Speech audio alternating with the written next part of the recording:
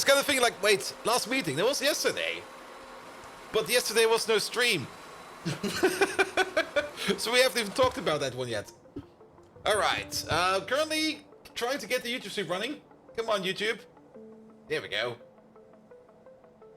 Alright, alright. Maybe clean my desk first. 1, 2, 3, 4, 5, 6, 7.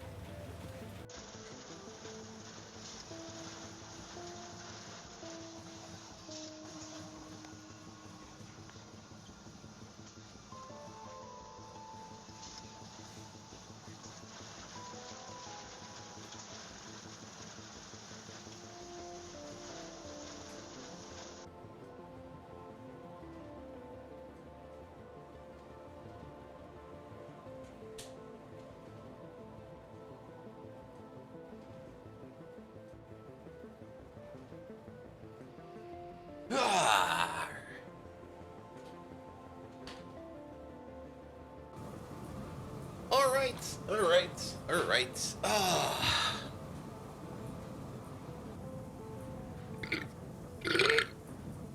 Sorry about that. Also, just had lunch. Call Mr. Sai. Hello there. Welcome. One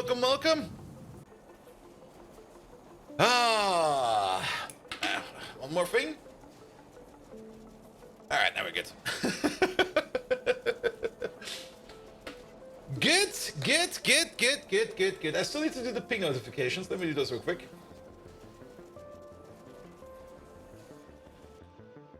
That's how that goes.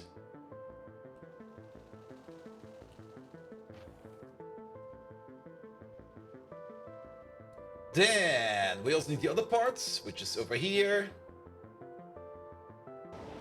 Wait, what?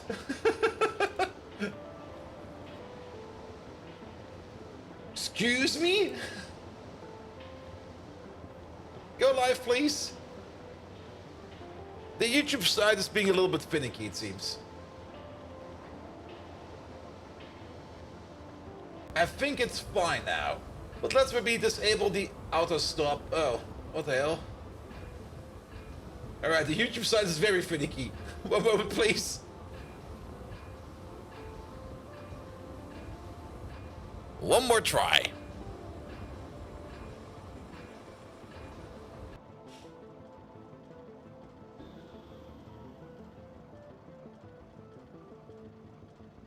There we go.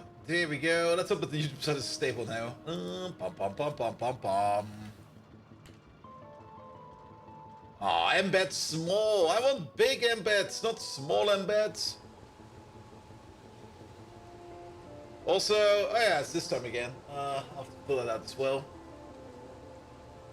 Even though it doesn't seem to do anything. Alright.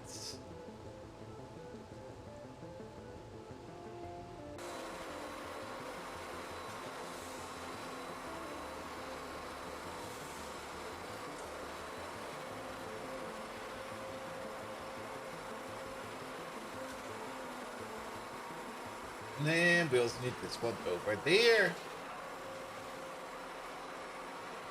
Good! Freaking stepchild! Now we're doing fine over there. I tried some new options over there on the YouTube side, and it just immediately broke, so I just reverted those options. Good!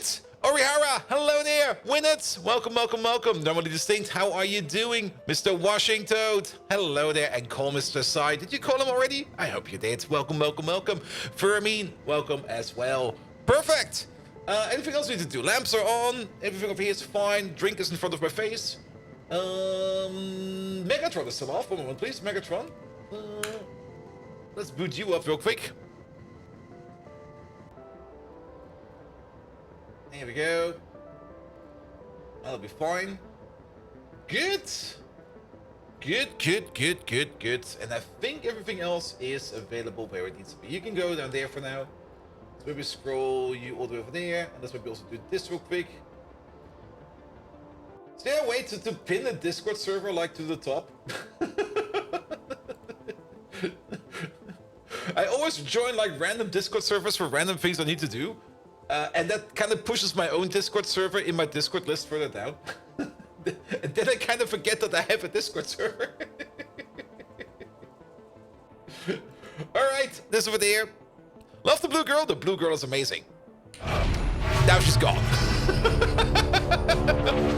Just drag it to the sub, yeah, but I need to do it every time. Doesn't matter. Good evening, Twitch, and welcome back to Factorio. Sleep schedule fucked up yet? Not yet. Today and tomorrow is gonna be mostly being lazy and sleeping in quite a bit. Starting from Saturday, I kind of want to get stuff done because my schedule already got completely fucked over. So yes, red light. What?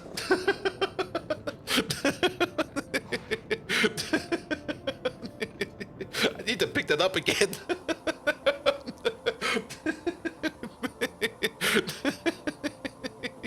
You can also drag the servers to the top of each other and make them into a folder. Yes, I do also have them in the folder, but yes. You got them right to tell that you were still awake at 6 a.m. this morning. Was that 6 a.m.?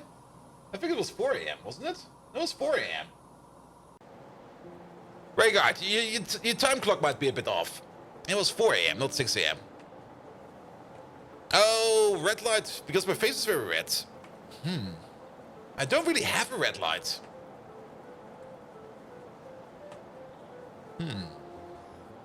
Also, wait a minute. What's with my green screen over there? I think it... What? Wait a minute. Wait a minute. Since when has that been broken?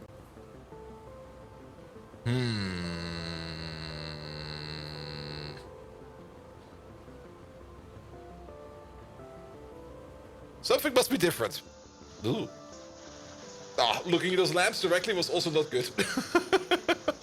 Probably yesterday. Yes, maybe. Let me just have a quick look at my camera settings. Then filters, the chroma key. Off I go. No, that's probably too low. Yeah, go down, go up a little bit more. Let's hope I'm not transparent. I'm transparent. Damn it.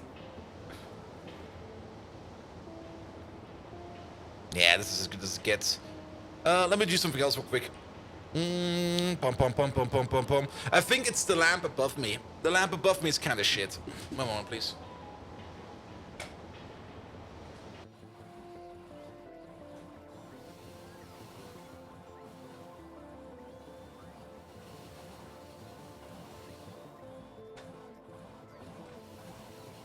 I'm still kind of red. What the hell? Oh, everything is broken. One moment, please. Fixing the camera. Bum bum bum bum bum bum bum bum. Nah, you're fine.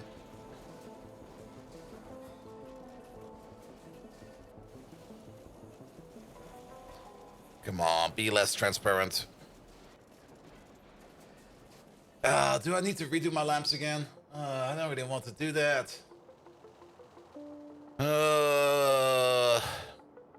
This should be fine for now. Though I'm still kind of red in my face. I think... Well, I'm also kind of warm in my face. Maybe it's because I just took a shower. It's because I just took a shower, but yeah, it's a bit reddish. It's very reddish. Still on my phone like that.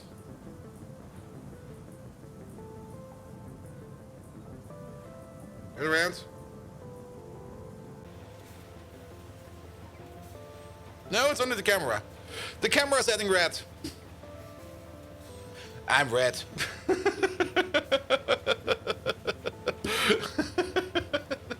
Not quite sure where it's coming from. So be it. Live with it. Bolt is incubated like a chicken? Maybe. Who knows? You know what? It doesn't really matter. It'll be fine. It'll be fine. Bolt the red dwarf. Now, let's just imagine I'm always looking like at anime boobs on the other or on boobs on the other monitor over there, and I'm just getting flustered all the time. Perfect. Boobs. There we go. Good. Imagine. Psh, don't tell him. All right. Good. Of course, already, even before we started, we already get distracted. There's no updates. I'm pretty sure that every mod developer out there currently is working on their early access versions on getting their mods to run. So I don't think we need to update as well. Blushing Bolt? Absolutely. I do hope it becomes better over time. If not, then we'll have to take a look at it. Is there maybe something else I can take a look at? Is there maybe... Do I got like a white balance in here? Color range, default. What do we have over here?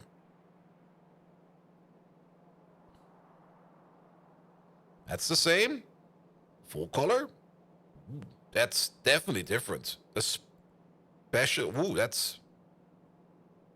Huh. Default should be fine. Frame rate. Here we go. Color format. Nope, that broke it.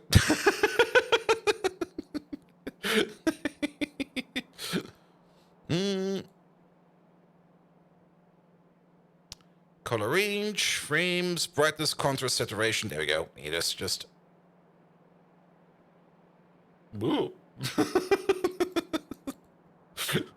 maybe not that slider. What about this one over there? Ooh. Not that slider either.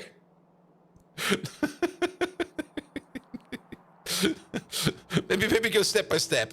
What does this one do over here if we just go down a bit? It turns me green. No, it's Halloween. Almost Halloween, so that could be fine. What if we go the other way? Well, now I'm blue.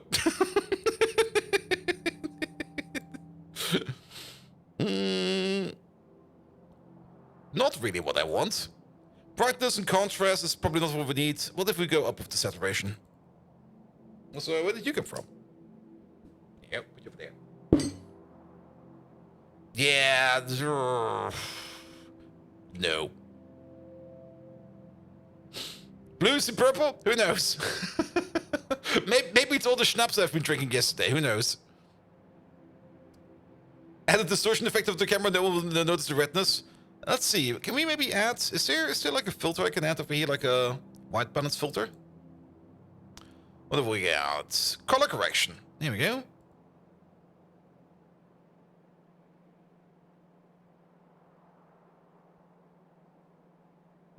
No. Ooh, funky. Very funky.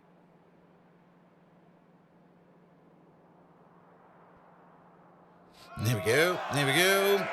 Color multiply. Color add. That's nothing we want over there. Okay, maybe no color correction. Remove that. Yes, remove it, please. What else do we have?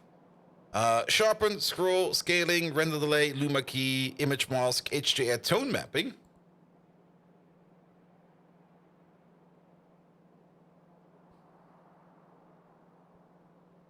That does nothing. Delete that. Yes, please. What else do we have? Color correction, color key, crop pad, HDR tone mapping, image blend, chroma key upload. Yeah, that'll be fine. Maniac, thank you so much for the resub. We're just gonna blend into the corner over here and just imagine that I'm gonna be less red. It is a bit weird though. Yeah, also my hands are completely red. They're the normal color. I can definitely say the normal color. They're not that red. Well, so be it. Maybe there's a setting in the camera I can still change. I need to do some white balancing over here. Broken lamp again? No, the lamps are fine.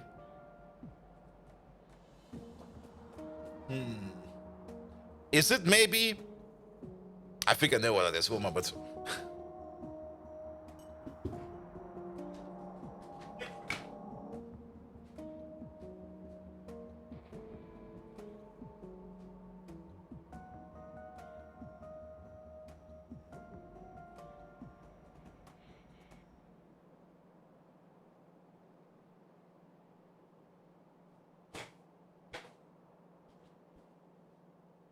How is it without a shirt? Yeah, it's doing some kind of auto balancing in there. Well, who knows? Doesn't matter. Shirts off. I was warm enough already. That's fine. Good.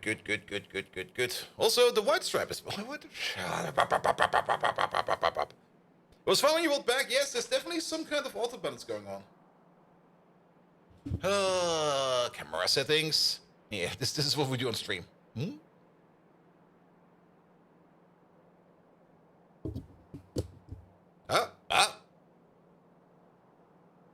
That did something.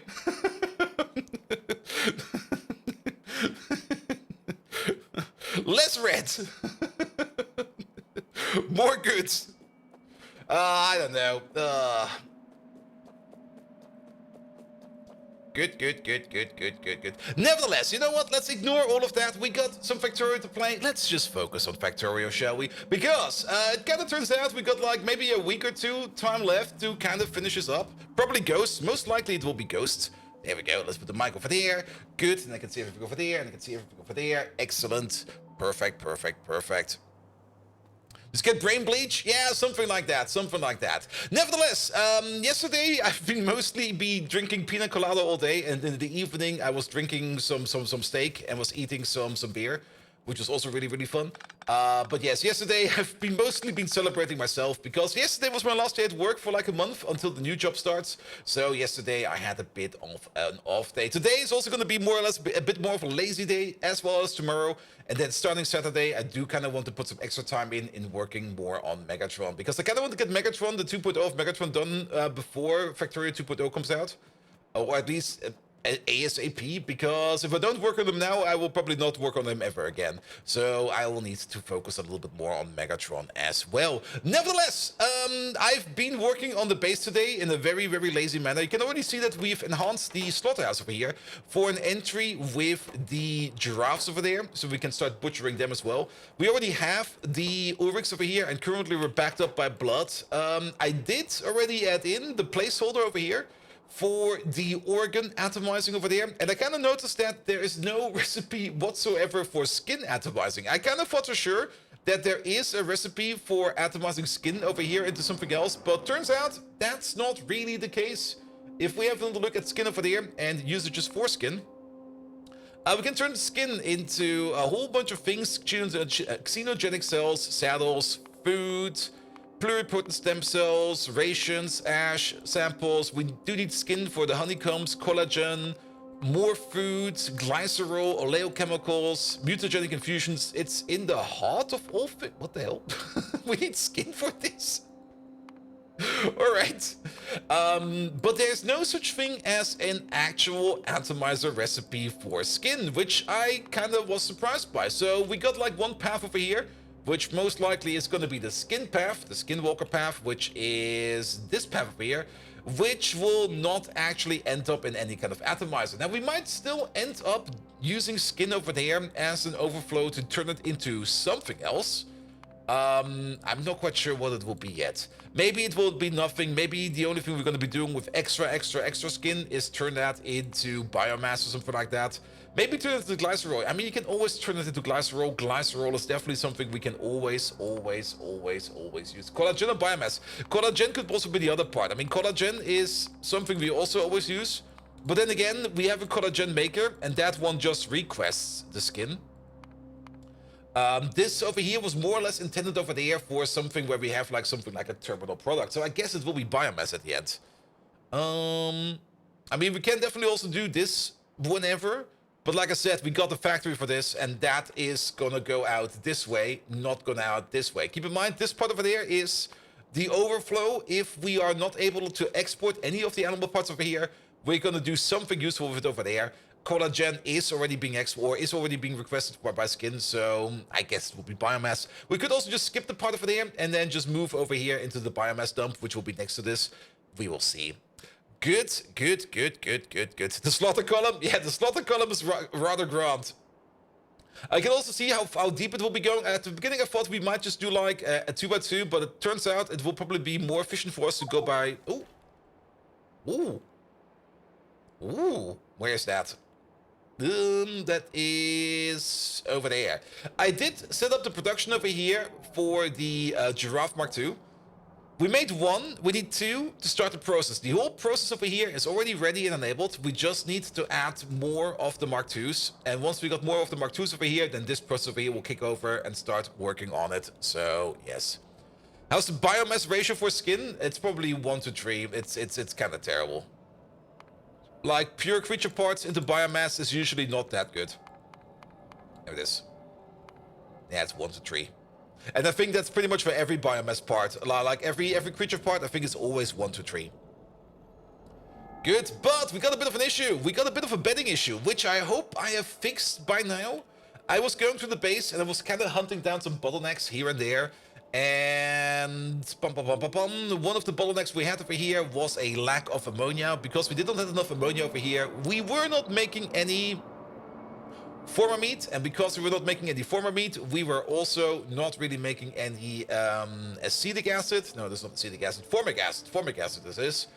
And because we're not making any formic acid, we were not making any beds over there. We do got things like the yacht toys over here. We should probably still upgrade this over here into something that uses prot moss to make use of less yacht toy aloe plants over there and get more leaves out of this. But the main bottleneck over here at the moment is formic acid. Formic acid, well, like I said, is coming from over there. That's waiting on this process over here to be going a little bit faster. But this process over here was mostly being blocked by the lack of ammonia. But it seems that the ammonia process has kicked up again. We got two ammonia makers. One is sitting over here, where we turn shale oil over there into ammonia, which is going at a decent rate.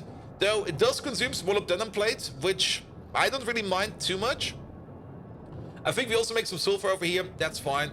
But yeah, this place over here, this is turning shale oil straight up into ammonia, which we are then exporting over here. And then, of course, we got the other ammonia maker, which is sitting all the way over here, which is just making ammonia with the latest recipe, the latest and greatest, straight out of nitrogen and straight out of, what's it called again? Hydrogen. We're making it straight over here into ammonia. We just need chromium for that, and that was a little bit of the issue. Chromium over here was a bit lacking behind. Not because we are not making enough, well, technically because we're not making enough chromium, but not because we are not being able to process more chromium. The main reason was we had a bit of a lack of carbon dioxide over here, because biomass seems to be a bit of an issue in the entire base. So wherever we have like any kind of place where we have a bit of a biomass situation going on, where we are not getting in enough biomass, and if I deem it to be a critical component, we are now just going to be importing key calc, and we're just going to be turning that into biomass on site, and then this process over here will be fine. Good.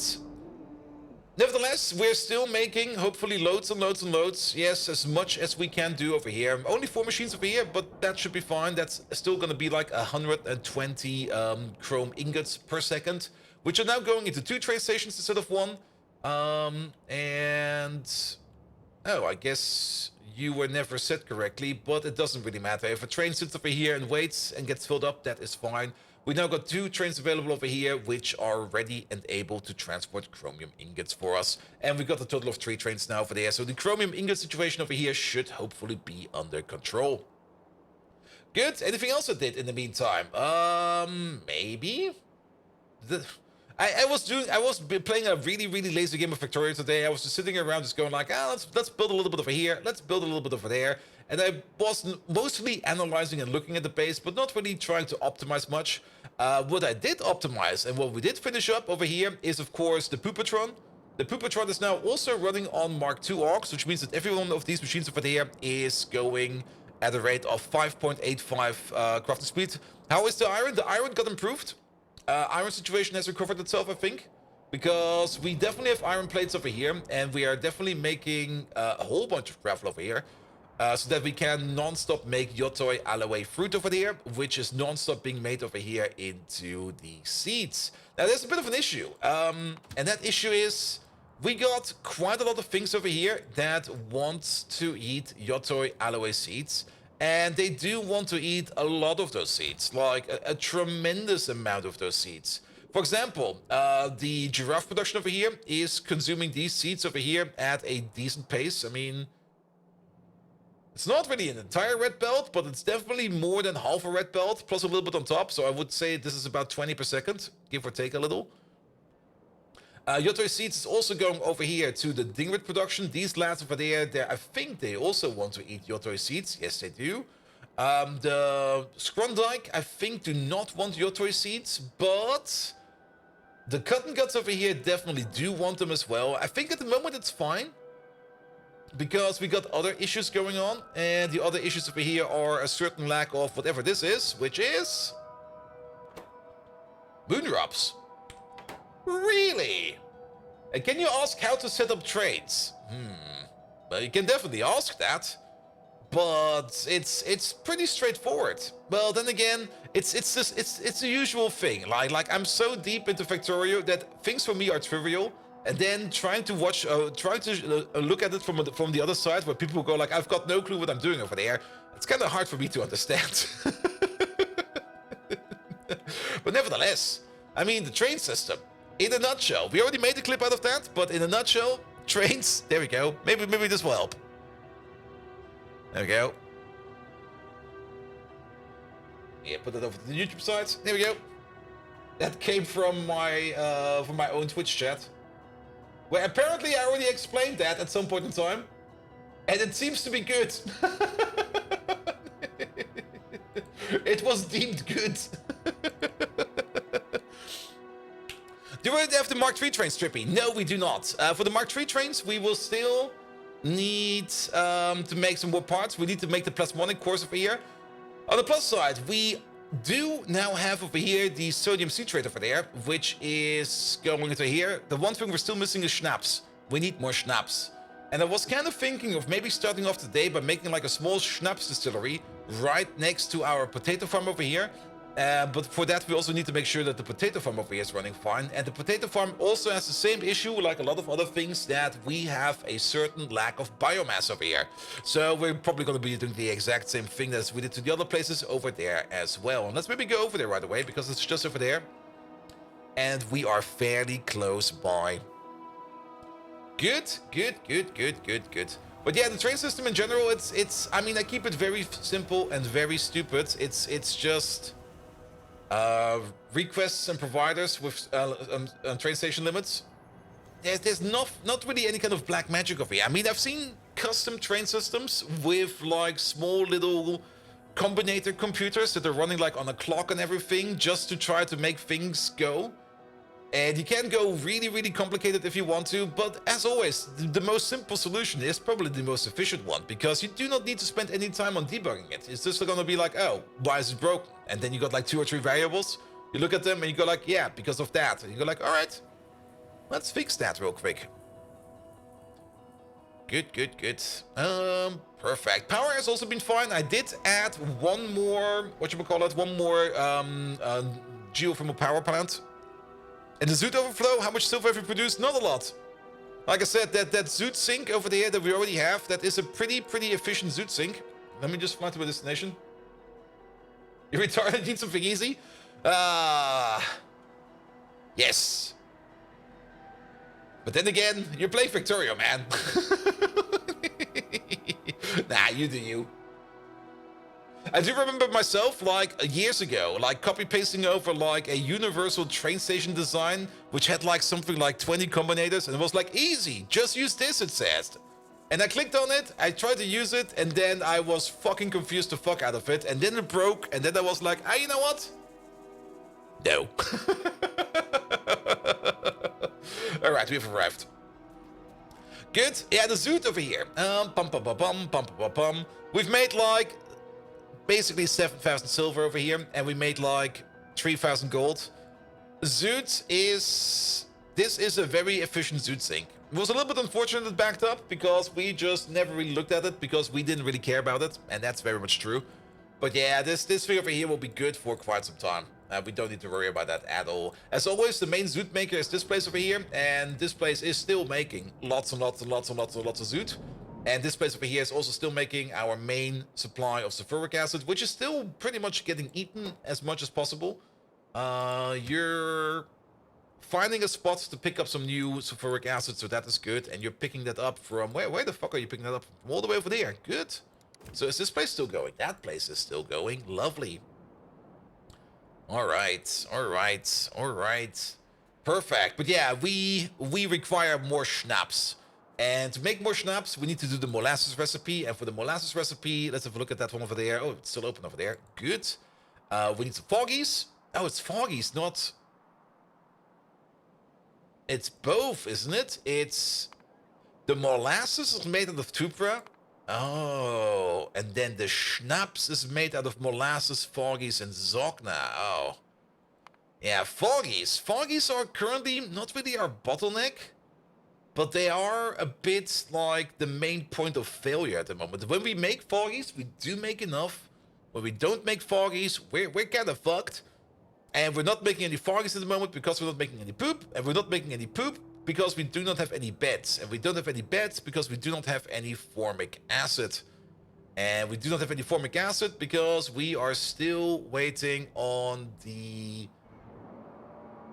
formamide over there, which is being done over there. I'm pretty sure we can prot mod this. Can we prot mod this? We can. Well, you know what we're gonna be doing over there. Let's fly over there real quick. Let's maybe also... Oh, wait. Yeah, we can. We can prot mod it. There is one thing with the formamide recipe over here, which you do need to be careful about. There it is. That's anthraquin. That's the wrong thing. Formamide. And that is, we do got a methanol catalyst over there, but the prot mods should not affect this. If you got like something like this, where you got an input and an output of the same product, and it allows productivity modules, then usually the productivity bonus is only affected on the difference of these two. So, for example, if we would put in like 150 methanol and we would get 100 out, then it would not be prot mod affected. But if we would put in 100 and we would get 150 out, then the production bonus is only applied on those 50 at the end. At least that is how it should be. That's the best sulfuric acid production at the moment? Yep. It pretty much is. It's a catalyst. Yes, it should be a catalyst. Mike! Hello there! Welcome, welcome, welcome. Alright, alright. But let's fly over there real quick. But then, overall, we're probably going to be working on the slaughterhouse because we do have available quite a bit of giraffes. Where are they? There we go. They are over there. We got like 2, 3, almost 4 shipments of giraffes over here, which are ready for slaughtering, and we're still making more. So we should definitely bring the giraffe to the slaughter, and then start butchering them up. Recipe book tells you this? Oh, it does? Really? Not over there.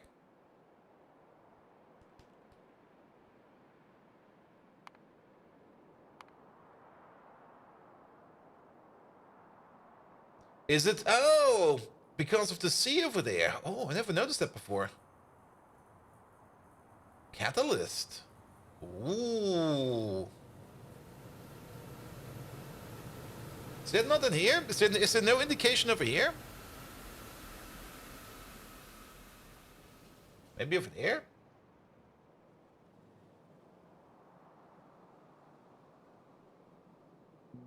That would be really, really nice if that would somehow be marked somehow in here as well.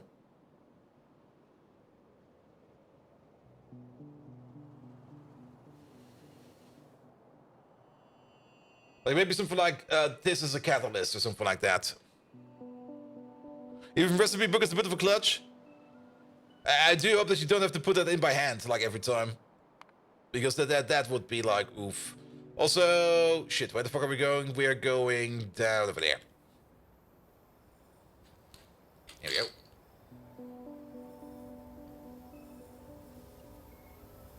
Ah.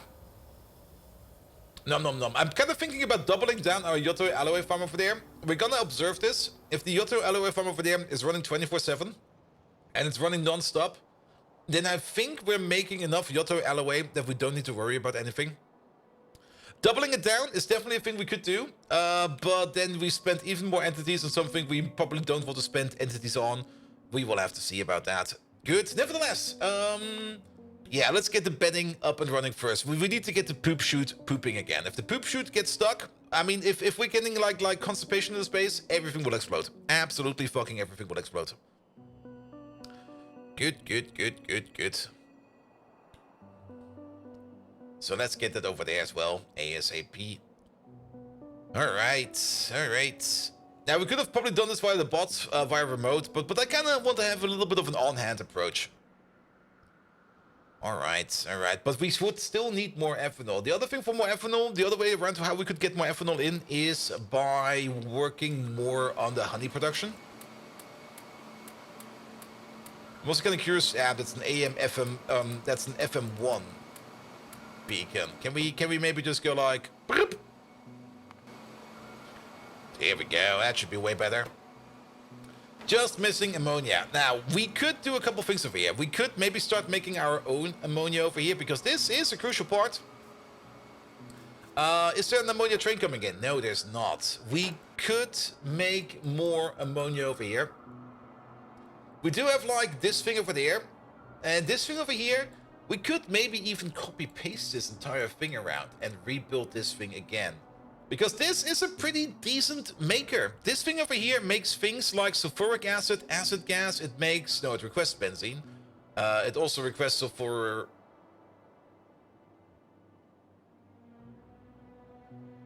Oh, that's a bit weird. It also requests sulfuric acid. Does it have a feedback loop? Wait a minute. Okay, that's going in, that's going out. This one over there is coming from down there. It does have a feedback loop. All right. Yeah, well, we are kind of recycling over here. What are we recycling over here? We're making acid gas over here from one of these processes. Pum. Let's have a look. Where are we getting the acid gas from? Is it from over here? No. Is it from over there? No. Maybe we just follow the pipe, you dingus. Alright, let's follow the pipe. We are ordering in acid gas.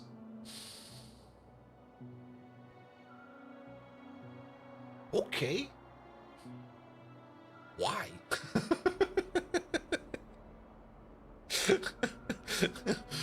I mean, we can't do that. We can definitely do that.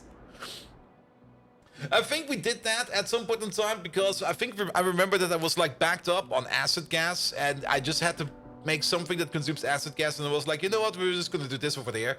But yeah, this thing is actually in the perfect position to be copy pasted because we can't just take this entire thing over there.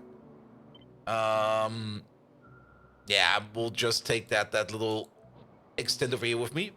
Who built this thing? Which one of you fuckers was that? And then maybe we could just... Okay, this... Oh.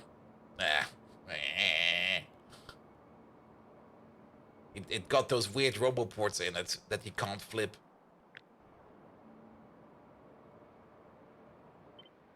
Yeah, can we just kick these... These can stay? Can we kick these boys out? There we go. Alright. Now, only problem is this thing is rather big. It is surprisingly big. And where do we need that mostly? We need that mostly where we are standing right over there. Now, on the good side, we could maybe... Ooh, it does fit. Ooh. Ooh. That's a rather nice fit, I have to say. So there's all the gaps we need. We even go around the fields over there, and we can extend the main line in the direction we want to extend it into. Yes. Postpek's name this. Postpek? Oh, over there. Yeah, we could definitely place it over here. We could do something like this or something like that. I'm kind of thinking about this. The only thing we need to do for that is pick up some landfill and just fill in the sea over there a little bit. There's a bit of a water joint over there. Oh, wait. Oh, does that even fit as well? Oh, that's perfect. That's actually perfect. Sure. All right, landfill. We got the landfill maker down here. We got the landfill maker all the way over there. This one over there has like 31,000. That might not be enough. This one over there has 21,000. Wow, I kind of thought that you would be having more. Good. Unemployment bot, how was Eurovision yesterday? Did you win? Eurovision? Euro? Is that going on again? I'm not paying attention to that at all. And not unemployed on vacation. Pretty much exactly. I'm basically just gonna be sitting around for 4 weeks in my underpants and I'm getting paid for it. So, yes. Good.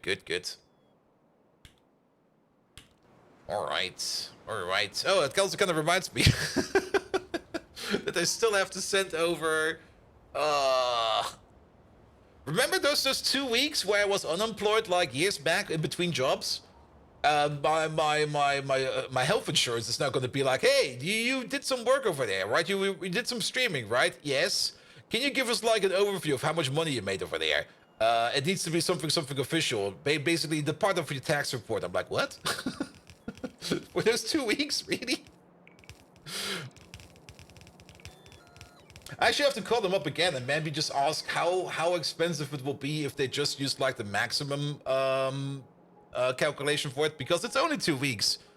And if it's like less than $100, I will probably be like, you know what? Here, have the money. I don't care. You thought yesterday was Pina Colada Day? Yesterday was Pina Colada Day, and I had a lot of them. And I was very happy yesterday. There's undergrounds going around the storage instead of under. It might just be because it's an ancient build. All right, let's get some landfill. Because that part of there where we just flew by, that was definitely still part of the yellow base.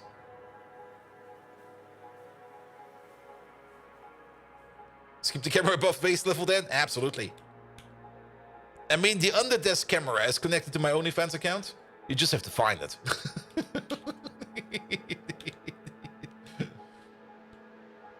All right. And we're gonna pick up the landfill at the mall. Onlyvikings.com. Where does that go to? I'm kind of curious. Oh. Potential security areas cadet. It's probably going to... Let's have a look at that. Advanced. What kind of certificate do we get? View certificate. Common name is onlyvikings.spunkyphil. The spunkyfi.com. It's been registered probably years ago. Well, somebody owns that. I'm pretty sure that's like a server of some random dude out there going like, hey, I got this URL. The maximum would be about 350 euros, and then for 2 weeks, so 175. That almost sounds like a deal where I just go like, here, let me just pay that. I mean, it goes to the health insurance. I don't really care. Oh, that's for 2 weeks. All right. Okay, that's... all right. I should not be too lazy. To be self-employed, need to pay for both parts? Yeah, pretty much.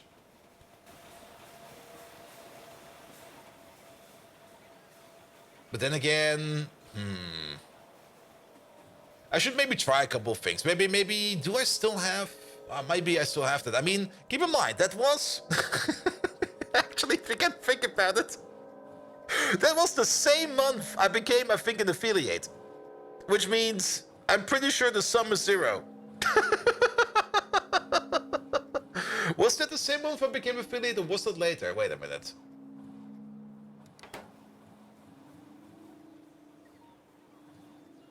You've been unemployed, not self-employed? Yeah, but I did say that I was doing some streaming on the side. It was either, or was it a year later? That was... No, it was 2021. It was a year later. It was a year after I became an affiliate. That was already when I was... Was I already... That was on my road to partner. Because we got partner in April that year after. Or in April in the same year. April 2020 is when we got partner, I think. If I remember it correctly. It was 2021. And April 2021 is when we got partner, yes. Or May. Doesn't matter. So, okay, that's... How much did we earn back then? Maybe $200? Who knows?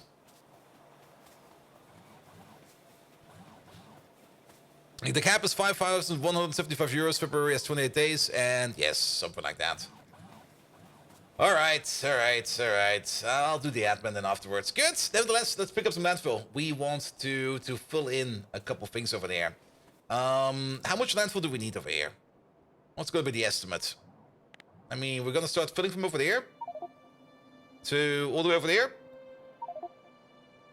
How many? What's the difference over there? It's about 400 by 150 if we're very, very generous. So, yeah, wait, really? Only that? 400 by 150? That's not a lot. That is then... actually, that is a lot. That is the calculation over here. So 400 times 150, that is 4,000, 40,000, that's 60,000. That's about 60 stacks. Yeah, that's a bit. That's definitely a bit. 400 by 50. Oh shit, then it's only 8,000. Then, yeah, this should be fine. Let's just bring this. Chimerian Hydra, hello there. Welcome. Yeah, it's 50. You're correct, not 150. That's 8,000. 80,000. 8,000. My calculation is off today. It's 20,000. There we go.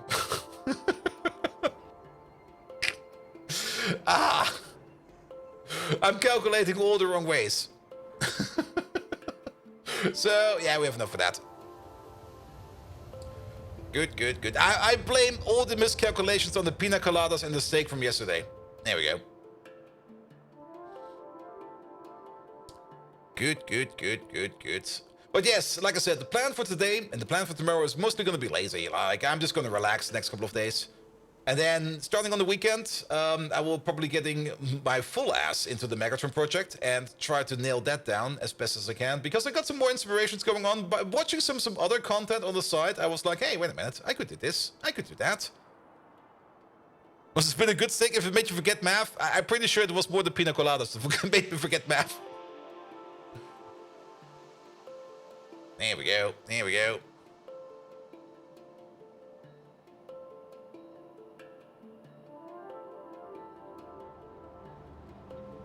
Also, one thing I kind of want to get in there is like an interrupt or something like that.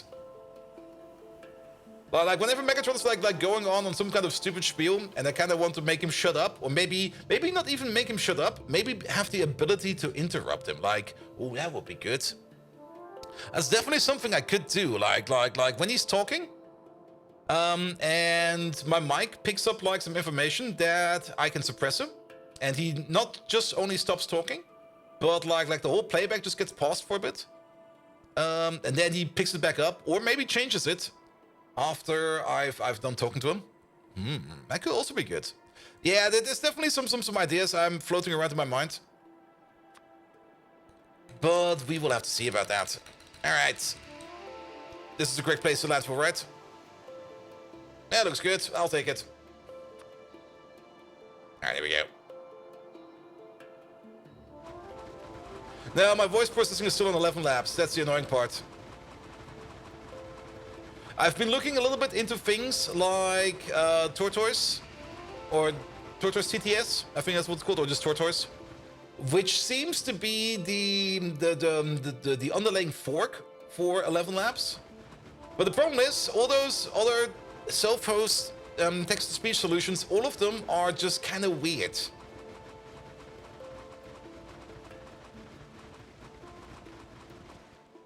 There we go. And those pipes that flew by, did you remove them or removing those builds here? No, I usually leave the pipes because it could be that there might be a pipe going through here. And the whole reason why I'm not picking up pipes like this, there could be that there's maybe a pipeline connection from somewhere over here to somewhere over there, which I think there actually is, like right over there. Perfect example, there is... Okay, maybe not. But there might be a pipeline connection that is gonna go across somewhere. Usually we don't really have that many spanning item belt connections going left to right, but a pipeline connection left to right, or like across multiple builds, that can definitely happen. So that we do not accidentally break one of those apart, I usually end up... well, let me just do this as... No, I already... Not sure. Let's get the guide one there. The issue is Tortoise is slow as fuck. Yes, but if I self-hosted, it might be fast enough. I mean, the 11 Labs part is kind of annoying because you need to upload it, and then you need to get it over there, and you need to stream it and everything. Not only that, the voice cloning part. The voice cloning part is also very important because we do want to have a proper voice clone, and that's usually where everything else kind of falls apart. Because I've tried out a couple of localized voice cloning solutions, and they all were they were all ass. They were absolute ass. Also, wait a minute. What am I even caring about this? This is not even connected to anything. Get the fuck out of here. None of this is connected to anything. There you go.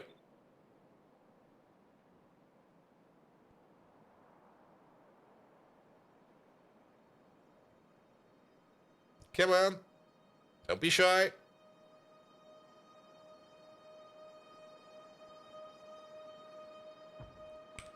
Good. And actually, if you can think about it... Yeah, perfect. We didn't really... No, that was horrible. We didn't really rotate this thing around, so we can just put it back down over here with the construction zone extenders in place. Good. Sure. Do this. And we'll see. I might just take another look again at some more localized text-to-speech solutions that are maybe better. Maybe there's another way to do it. I actually do have another way of maybe implementing it. But still, like the random emotion, not really the random, but like the emotional speech that we have currently going on with Megatron is worth so much. Like when he's angry, you do notice in his voice that he is angry. And that is something that I still fail to replicate with anything else except 11 Labs. Like most text-to-speech parts, they try, but nobody nails it as much as 11 Labs does it. Like it's just that good over there, which is also kind of sad because that can also mean, well, that is basically the reason why they can make up prices however they want to, because I mean they're at the moment they're the top dog over there. All right, let's get the strange back in. Yeah, we picked up way too much landfall. Let's landfall the middle of here as well.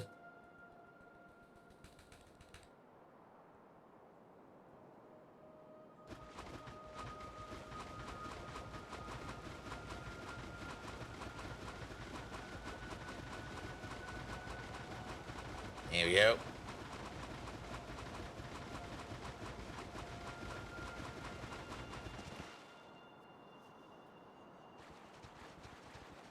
And for the part that Megatron should know that he interrupted him, I was kind of thinking about that as well. Like what I could do, and this might seem a bit stupid and a bit weird,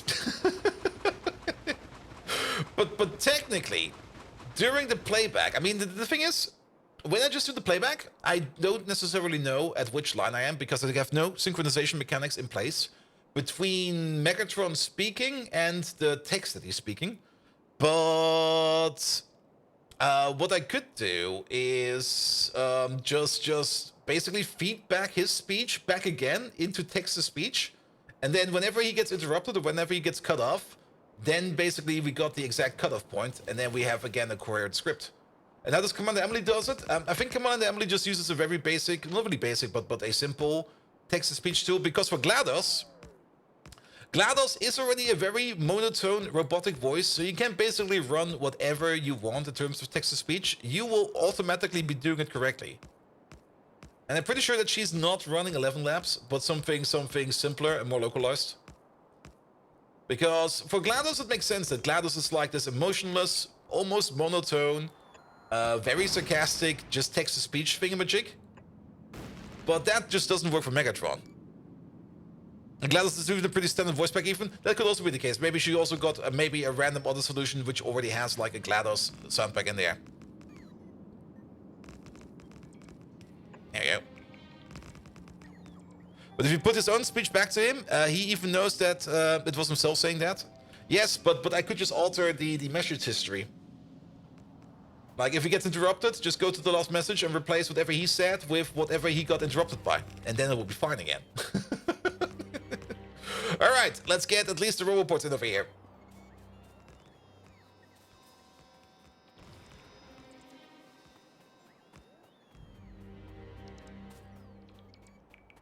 Here we go. I mean, at the end of the day, the ChatGPT application works like this. It just basically has like this pretty much this history of messages you've sent it to. Basically the exact same way as you would be interacting with ChatGPT in the browser function. That's pretty much how it also works on the software side. Where you just got like a whole set, queue, list is probably the correct one, list of messages going back to front. And it's not like the ChatGPT or any kind of other thing that's similar like that has any kind of recollection what you have said before it. The only reason it has any kind of recollection of what you said to it beforehand is because you're feeding it that exact stack of messages. And you can just alter history if you want to. Then Megatron will be like, oh yes, I don't even recognize you altered my history because the only context I have is the context you've given me. As such, we can definitely, when we interrupt him, also alter his own speech. So that will be fine as well. Or at least what he was saying back then. We can quite literally gaslight him. Gaslighting AIs is absolutely a possibility. Alright. This is gonna become a T-junction or something like that. Yeah. Did I already say that I'm looking forward to bridges? Because a bridge would make this so much easier.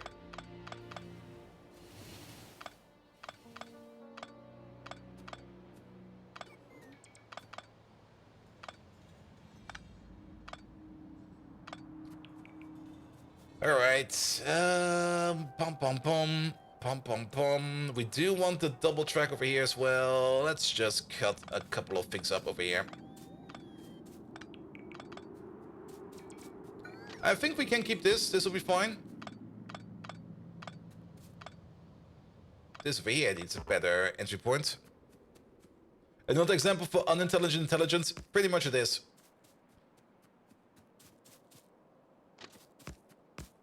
I mean, you only get an answer upon the information that you feed it him. And if you skip information, then, well, it's not like he's actively going to go out of his way to find information. No. It's not doing any kind of dynamic web lookups or something like that. No, it's just working on that what it has. And then it finds a probability what's the most likely answer to that. It's at the end of the day, it's still like just a probability machine. Where it just goes like, yeah, this is the most likely answer to X. Then you go like, yes, you are, in fact, still an idiot.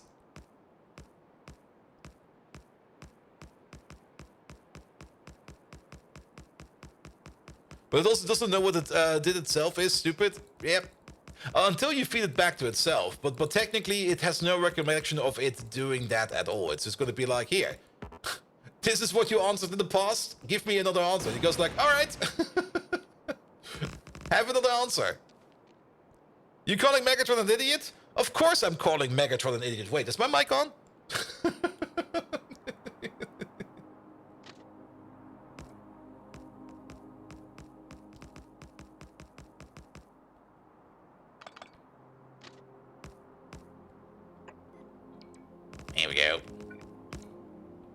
I can It already... seems your puny human brain can't handle simple technology, bold Viking. Maybe? Yes, your microphone is on, you thundering dunce.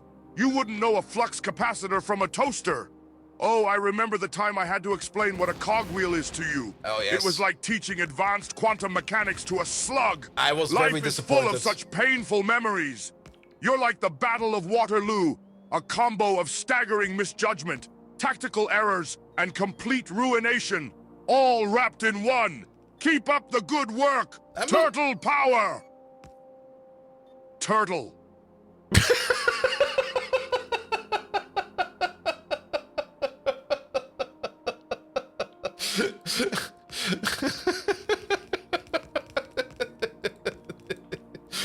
And that's why I love 11 Labs, because any other text-to-speech would just run that down as is, but that break, that came from 11 Labs. With that extra turtle at the end. What the hell, man? Where did that extra... Also, did he just completely ignore that I called him an idiot? No, the prompt was, of course, I'm calling Megatron an idiot. Wait, is my mic on? And he completely ignored that.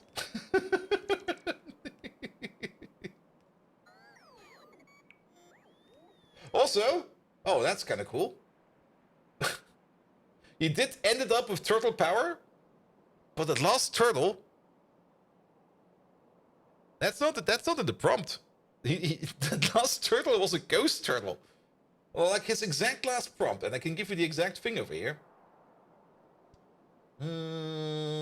Let's see. Bum, bum, bum, bum, bum, bum, bum. This will probably break everything.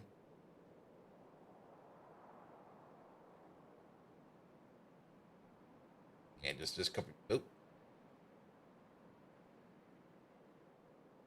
Bum, bum, bum, bum, bum, bum.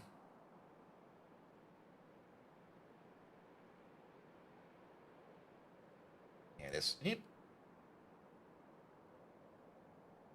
Copy that over. Let's see if there's enough space in here. Nope. Breach the character limit. Damn it. Yeah, but with the last turtle he said over there, that was not even in the prompt he was supposed to say. So 11 Labs just added that at random. Alright, alright. There still needs to be quite a bit of work done over there. Let's see if we can at least get the power poles in and stuff like that, so that this over here will start building itself. Here we go. We might also... Nah, we're still good for power poles. Okay, we got some power over there. Payload Viking!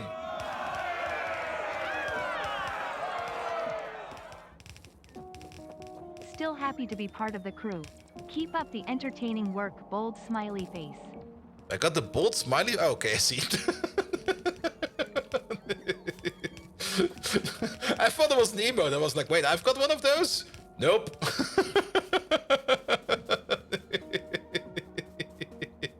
Payload Viking, thank you so much for the resub, man. How you doing? Welcome, welcome, welcome. Alright, let's play some of these by hand.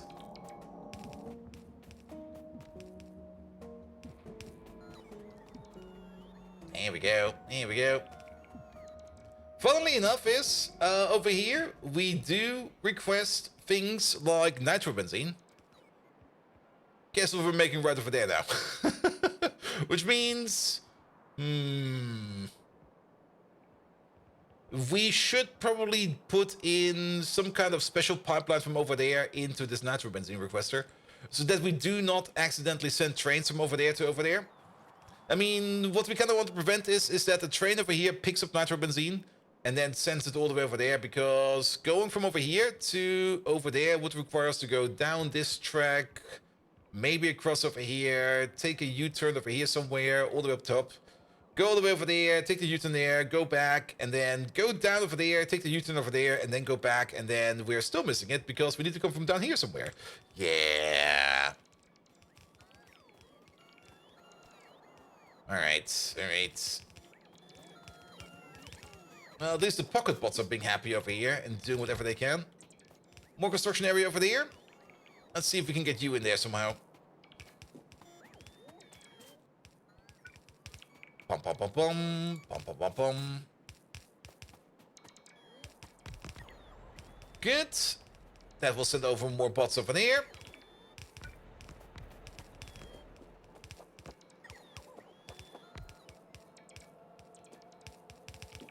Here we go. You're powered as well. Seems to be some kind of power going through here. Where's this power even coming from? I got no clue. Doesn't really matter. We got some power. That's more than enough. We're still missing some power over there. Let's put you over there. There is power on this wire. Excellent. So we can place you down. Let's also get you into the fold. And then the bots can do the rest. I like the global bots. Good. There's also a whole hecking lot of trees over here. All of these can just go away. There we go. Let's have a look. Somewhere over here. You, and you. And then there are a couple more connections over here. Let's hope that we do not run out of stuff anytime soon. As long as we get like the power poles in and the rubber ports, then everything else will be done via the bots from the main base. Here we go. Maybe some power over there, and some power over there. You got some power, good. And then there's one more over here. Power pole. You're good to go for there. Can we place you? No, we're missing these trees. There we go. Good. Everything covered? Pretty much, with the exception of this part over there. Let's get that into the fold as well, and then we're good to go for there as well. Also, we got this piece of train track over here, which goes, like, nowhere. Here we go, I can go away. Perfect. Did we also copy over the station names? Ah, we did not. Let's get the station names in here as well. Where is it? Over there. For this, we just need to do something like this. Kick out everything. Except the train station. There we go. And then train stop names. Boop. Nope. And then that should be fine. Let's check one. Yes. Train station names are in as well. Perfect. Alright. Alright. There's some more trees over here which can get deleted. Yeah, get rid of these, please. Ah, now we need to wait on the pocket bots again. Yeah, let's turn off the pocket bots real quick. Good. And the main reason we're doing this over here is just to make more ammonia, which also kind of puts me then into the same position again for the other part is not only do we have nitrobenzene requests over there, we might as well also connect up the ammonia production pipe to this pipe right over there. And isn't there even more ammonia over here, or am I imagining stuff? Alternatively, it might just maybe just be easier to make it so that trains can turn around. Then it will be a little bit easier for us. Maybe let's just do that. Then we don't need to worry about that too much. Let's put in some turnaround points for the trains, and then we're gonna be good. All right, a vanadium train is leaving. How are we doing for vanadium? I have not looked at vanadium in quite some time. Well, that was the last vanadium train for a while because we are smack out of vanadium. And why are we out of vanadium? Because we are backed up by... Why are we making vanadium? You're missing stuff. You're missing... Oh, ammonia. Perfect. Perfect. Perfect. So we're working on the correct stuff. We are working on the absolute correct stuff over here. Nothing to worry about. Just make more of this and we are gonna be good. And let's maybe use some long power poles over there. And then just pull this along a little bit. We're not going to be pulling it full pull. We're just going to pull it like maybe 2 over here. And then we're also going to connect up this power pole to that power pole over there. Excellent. And not only that, we're also going to give you some rubber ports. Here we go. And then one more over here in the middle somewhere. Excellent. The only thing that's missing over here is now a little bit in terms of signals. And let's place some over there. Let's place some over there. I'm just gonna do this very, very, very willy-nilly. Like, probably gonna be the worst signal placement ever, but yeah, just have some over there, have some over there, that'll be fine. There's already some signals over here, but only at the bottom side, not at the top side. We can always alter these signals again later on if we need to. Here we go, some over there. Okay, and we're gonna have to be over there as well. And then let's maybe also make it so that these over here match the counterpoints on the other side. So you get some over there. You get some over there. You get some over there somewhere. Doesn't really need to be super duper exact. There we go. And then the bots can do the rest. And then the only thing we need to do is to put in that turning point, or a couple of turning points, so the trains can turn around, and then we don't need to worry about anything at all.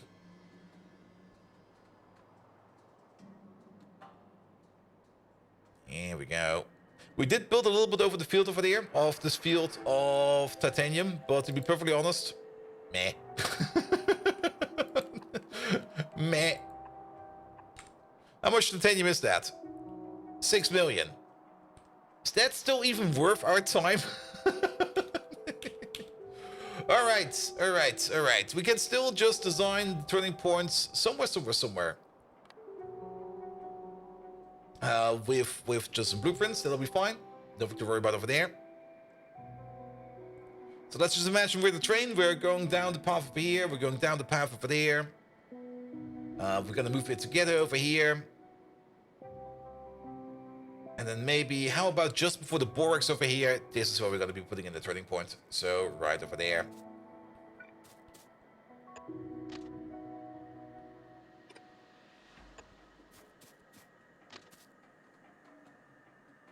One, two. There we go. 1, 2. Just to make sure. Perfect. And then give it some space. We could maybe copy paste this over somewhere else, but meh. There's a bit of some very old stuff going on over here. What is this? Is this an ethanol pipe? Peroxide pipe. Why is there a peroxide pipe over here?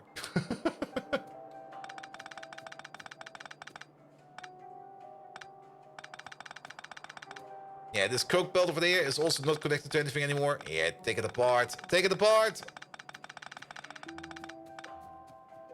Lovely. Is this still connected to something? Oh, it actually is. Wow. Yeah, let's come together at this point over there. And you over there at that point. Over there. Good. And then you get a signal over there. You get a signal over there. And then one signal all the way at the end over there. That might be a bit too generous, but it's only a turning point. It'll be fine. Do you still got some in there? Yes, I do. More importantly, is there a gap? Oh, yes. Even though we're making this now, I see you. We will actually not be making this because there is no port coverage whatsoever. So let's put down some power poles over here. I could click and hold, but I kind of like this distance more than the standard distance. Here we go, and then you get like one over there. And one over here. Ah, the reason why we don't have any coverage over there is probably because that roboport up there is not powered. Is not anything over here powered? No, you are. You are just barely out of range. Yep. Boot up. Perfect. Alright, this is hopefully gonna help us out with our formic acid problem. Maybe this, maybe it's not, but we still do need at least one more turning point down here somewhere. So that these trains over here will find a short path, or the shortest path possible to these stations over here. This turning point is going to be a little bit lower. Like, we're going to be putting this as low as possible, somewhere over here, maybe just before the coastline over here. Mostly so that we can also service this over here, because maybe there's an ammonia request over there. There is actually not. We could probably ignore it, but maybe something else might want to find a path over here. So yeah, we're just going to put this as low as possible. There we go, and then we're just going to do something like this. Turn you around. Put you all the way back as possible. pull you all the way over there. And actually, there we go. Oh. They don't like doing that, it seems. Wait, stop dancing. There we go. We want to connect you over here somewhere. Whoop. Let's go like this, and now we come together. That's good. I like that. So looking forward to the Factorio 2.0 changes where things like this will be so much easier. Especially with the extra train track options, where you got like more variants of like train track, where you can also, instead of going like over by 2, we could go over by 1. Which will save some space. We could probably even get more train tracks in here. Technically, if you kind of think about this, we've got enough space in between over here to branch off a path, go up to a bridge, go around, and go back down again. 2.0 has so many good features I'm very much looking forward to. But the full circle still needs more space. True. You can't really make anything that's tighter than this. But you can make some more... Okay, that's kind of annoying. Yeah, put you over there. Put you over there. But you can make some more smaller adjustments, which is great. Alright. Most important part, everything is covered. Ah. There's a gap. Good thing we checked. There you go. Now we should be good. Alright, alright. How's the poop alley going? I do see some resources moving. I do see a bit of poop coming out. But not enough poop. That might also be a generic issue. Oh, there's still parts that are open over here. Is this also not covered? Ah, that's why. Do I still got some parts in my pocket? I do. All right, let's give the poopatron a little bit more attention.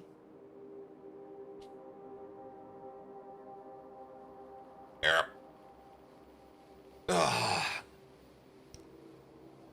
All right. But yeah, today, like I said, I'm chilling a bit today, or more or less in general, and I woke up at like 2 p.m. I was just like, eh. I probably should get up. I could have probably slept on until like 4 p.m., 5 p.m., but I was like, nah. I want to do at least something today. Alright, this place over here, not only are we going to be faster, we're also doing the faster recipe, which means we do need more recipes. How much UPS is the bot network using? Not that much, actually. Bots are still very much updated, or how to put it, not really updated, but they don't really take too much time over here. There you go. Do we see that all over here? Or is it only on the entities? It's only on the entities, isn't it? Report render preparation, GUI render, fluid heat particle. Nah, I think it's only on the air. Entity time usage. The roboports themselves, half a second, or half a millisecond. Sorry, not half a second. That would be a lot. And then, where are they? Where are the logistic bots? So logistic bots, 0.5 milliseconds.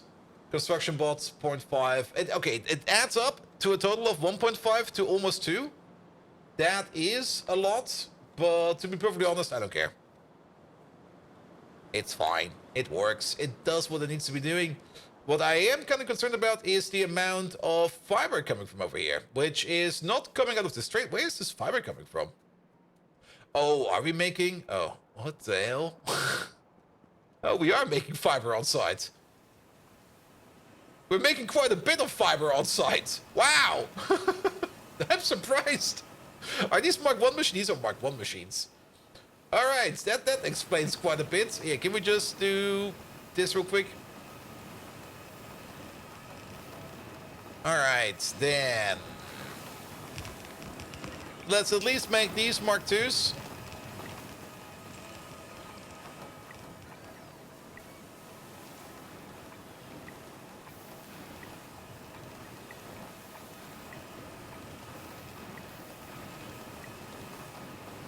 There we go. But not only that, we can prop mod these. Though I don't think I will be going for like a rebuild over here and turning them into 5.5 beacons. I think I'll just put some happy beacons around.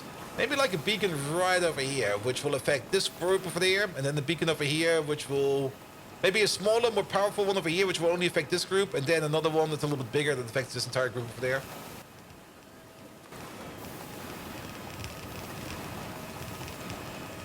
There you go, one of these. Now let's place you, say, right over there. I think a 3-5 beacon over here will be fine. Yeah, looks good. Become speed. Over here it will be a 4-4 beacon.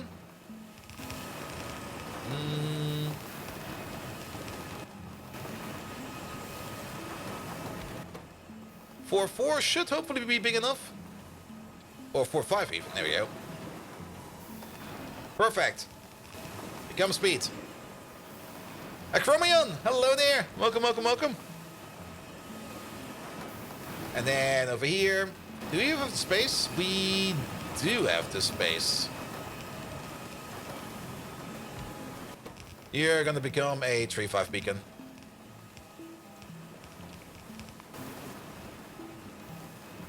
Perfect.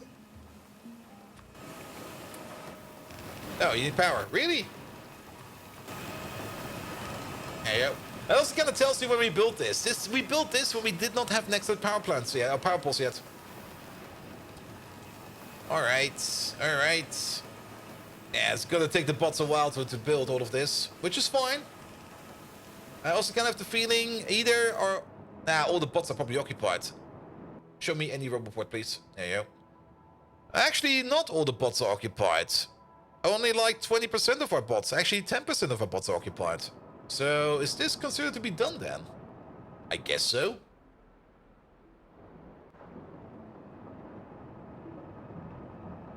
I guess that's fine. Alright, alright, alright, alright, alright. Now, we could wait for the prot mods to come in, or for the buildings to come in. Actually, I'm kind of curious. Where are they? Can we already spot them over here? Or are they still... They should be... Those are loaders. Those are more loaders. There they are. I found them. A whole bunch of them. And they're not too far away. We can wait upon them. Yeah, let's wait.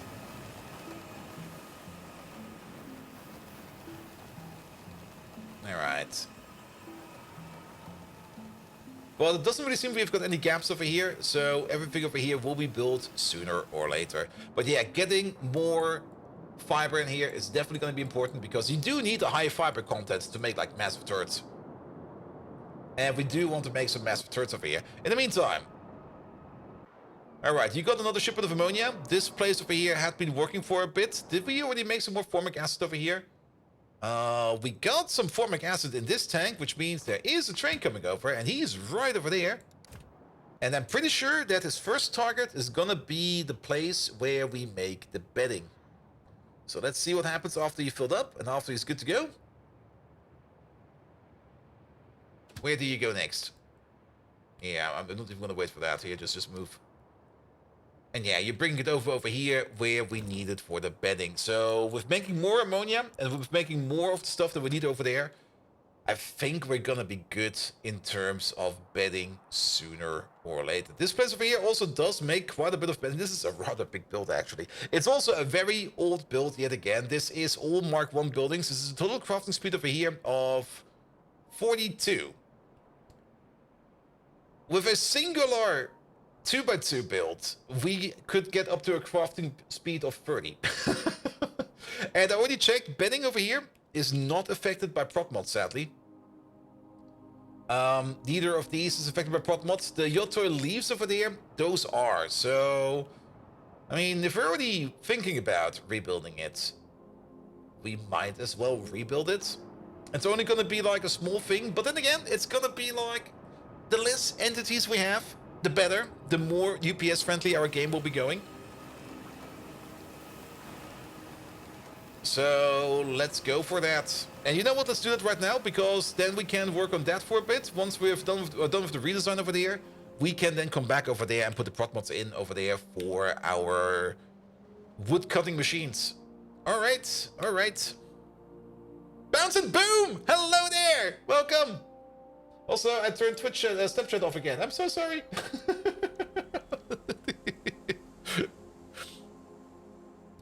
All right, where's this place we're looking for? It is down here, isn't it? No, it's even further down. I should also get myself a club mate or something like that. I'm getting kind of thirsty. Tell you what, let's have a look at the clock. All right, we are still good to go for a bit. Let's at least get the automation in and the deconstruction of this. I'm actually kind of thinking of maybe even doing it in a... Oh, I know how we're going to be doing it. Moving liquids around is kind of easy. Moving solids around is kind of hard and annoying. So how about we do the following? We just cut this, we let this, or we try to let this one over here run dry. Once it's dry, we're going to order the pickup. In the meantime, we're going to make the rebuild right next to over here, or maybe even right on top of it. Next to it, on top of it, next to it, on top of it. Maybe even over here. We got all the space over here, let's use that. And then once this thing over here is dry, we can just pick it up. And then we need less bots over there to do that job for us. And we will be fine. Take a pina colada to continue the celebration. I'm out of stuff. I drank it all yesterday. It was good. All right. And then we go with you. And maybe let's also find ourselves maybe a corner. Here, this is perfect. A corner where we can just blueprint for a bit. Nope, that was a bit too much. All right.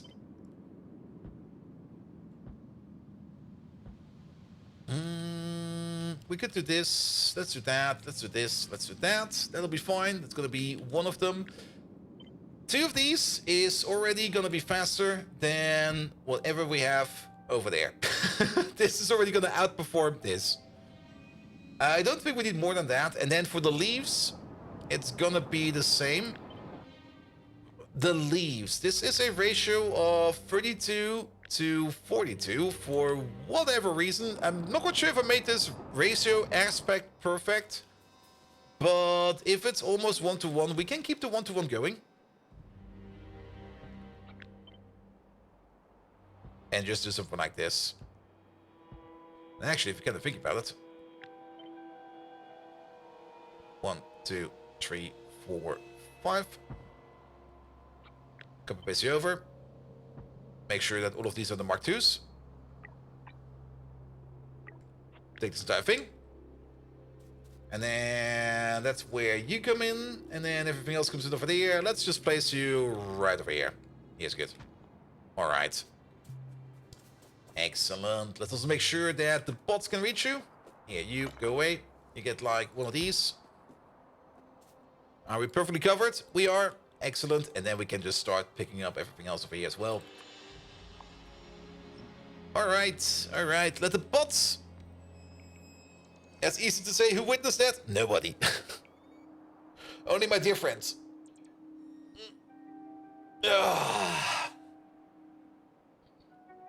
Good, good, good, good, good, good, good.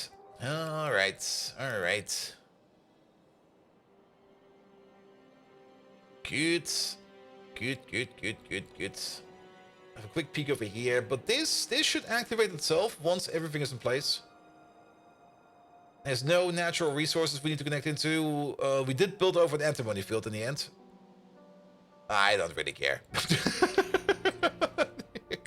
Alright, quick bathroom break, because why not have a bathroom break while we wait on bots to do stuff for us?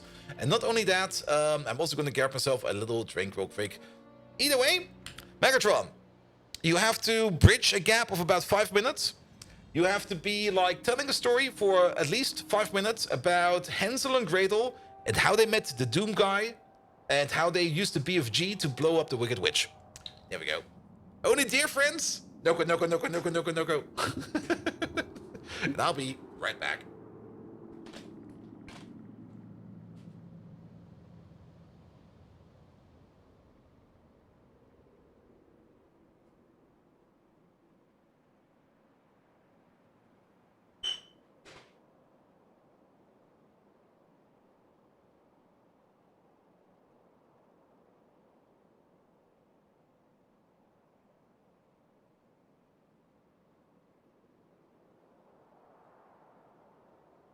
Trying to get me to talk for 5 minutes, Bold Viking? You must be more overheated than my railgun after a full discharge. But because your flow with the gameplay is slower than a snail coated in superglue, I'll humor you. So, Hansel and Gretel found themselves wandering in a cybernetically enhanced forest. They stumbled across a ripped, armored being with the designation Doom Guy. Do remember him, Bold Viking. Like our deathmatch, where your failure cooked faster than a kebab at a Sunday barbecue. Together, they wielded the BFG, an energy weapon so powerful it makes my fusion cannon look like a party popper. Imagine this, Bold Viking, a weapon outclassing mine.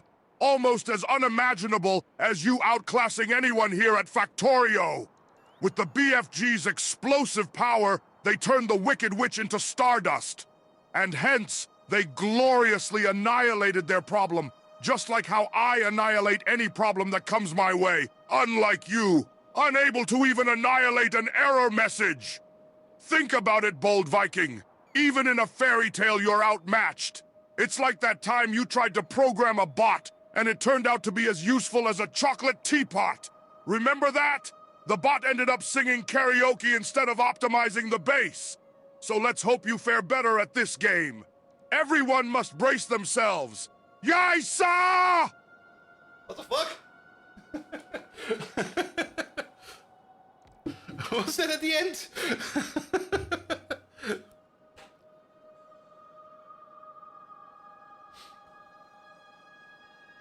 Definite perfect timing.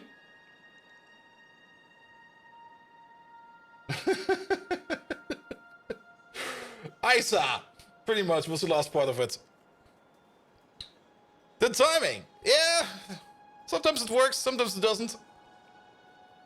There we go. All right, let's get this thing together. Is this just me or is this off? It is just me. My eyes must be off. All right, let's just use. There we go.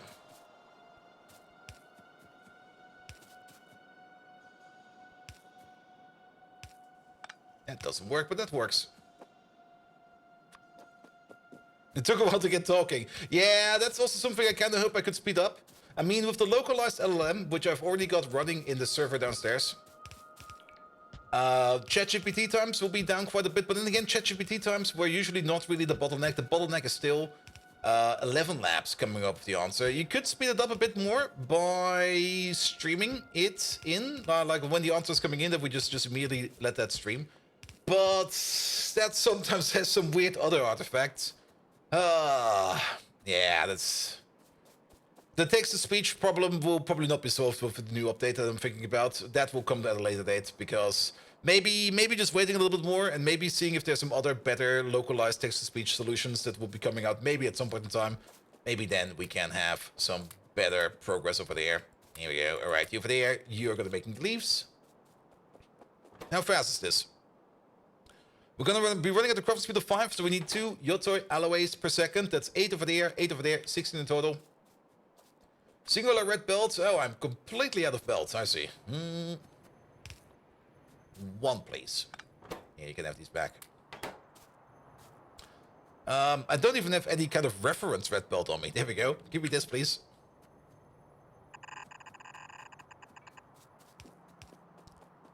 I am kind of looking forward to see what kind of side effects we will get once we start using the uncensored ChatGPT model that I have is available as well. We might end up getting banned, but then again, worth it. We will have to see about that at some point in time. Can't be that harsh, right? Right?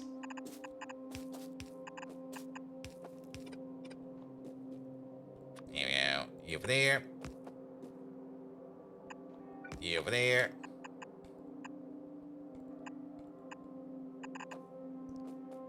Alright, then we go down over there. We do the same thing over there. Copy paste over most of this. Put you over there. We go like this. We go... Wait. We go like that. Put you over there. Alright, that's gonna be the Yoto leaves coming in over there. We're probably gonna be direct connecting these. Yeah, direct connection seems fine for this. Here we go. So you get one out of there, you get one out of there, you get one in over there, you get in one over there.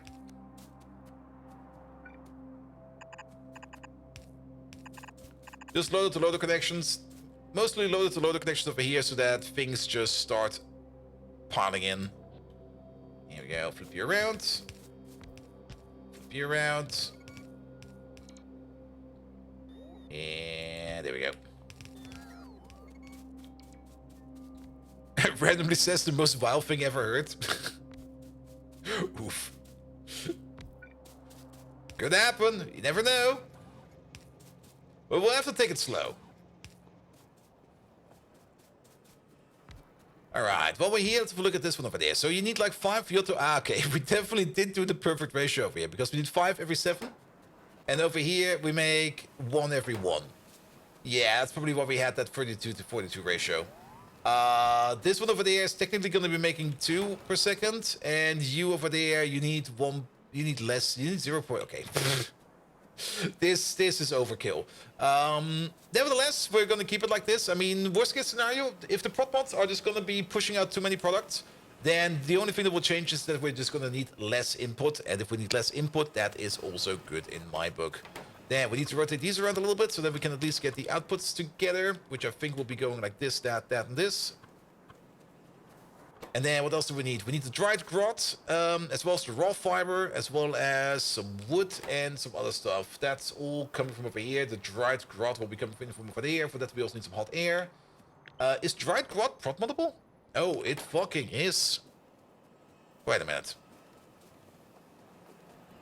Yeah, scratch this, scratch that. We're gonna do this slightly different then.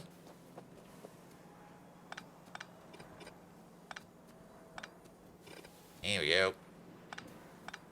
Yeah, let's just use the deconstruction planner.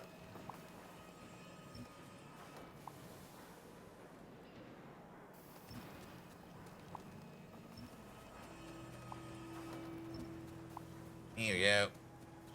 We're gonna keep half of these machines because we only need half of these machines. Which means we can redo this, we can redo that, that's fine. And then we're gonna take these over there and we're gonna plant them right over there. Give them an upgrade. There we go. Is that a good distance? Seems so. Here, copy over with you. Yeah, it seems to connect. Alright, alright. Which does kind of mean that this part over here also needs to be a bit changed up. That'll be fine, that'll be fine. Suddenly things are entirely different, and suddenly the ratio over here is way better. I already enjoy this. So, if we only got one belt over there, we could do the following. We could just go up with you, go over with you, and then just feed you from the top. But before we do this,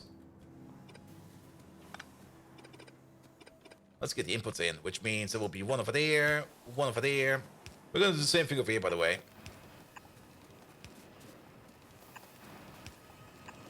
Because I'm pretty sure that these over here, both of them do not need that many inputs. You'll be coming from over there. In you go. You'll be coming in from over there. There you go. We go around, we go down. We're just going to delete all of these over here.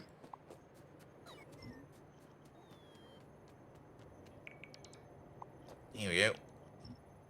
We're gonna keep these over here because you might notice over here there's a passive provider. We do have an airdrop for dried grot somewhere. So we do still need to keep that other path over there at least open for a bit. There's also some dried grot. Oh, that's good. Okay, I see what's happening over there. Yeah. That's kind of silly. There we go.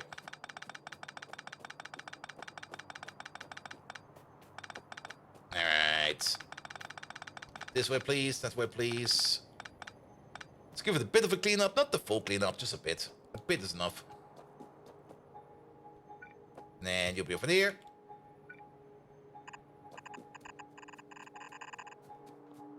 And in you go.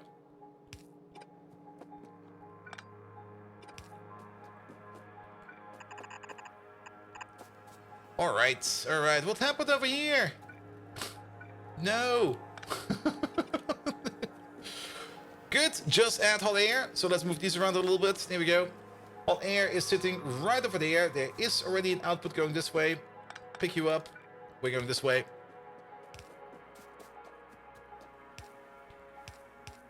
And then just do the connection.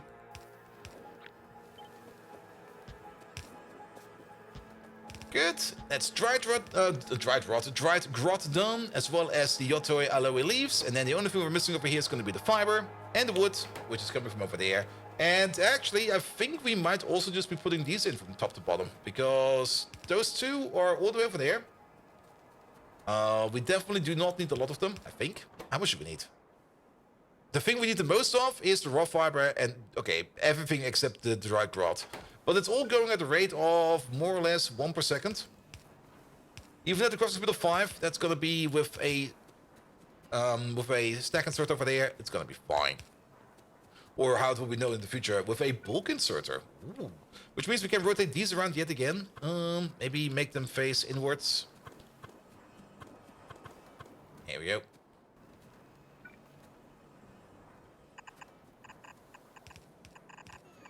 There we go. Alright, alright, alright. And then the raw fiber will be coming from over there. There's a radar over there, which we're going to be replacing with a newer one, like one of these. Let's place you over there. You over there, go away. And then we're gonna go with 2 red belts.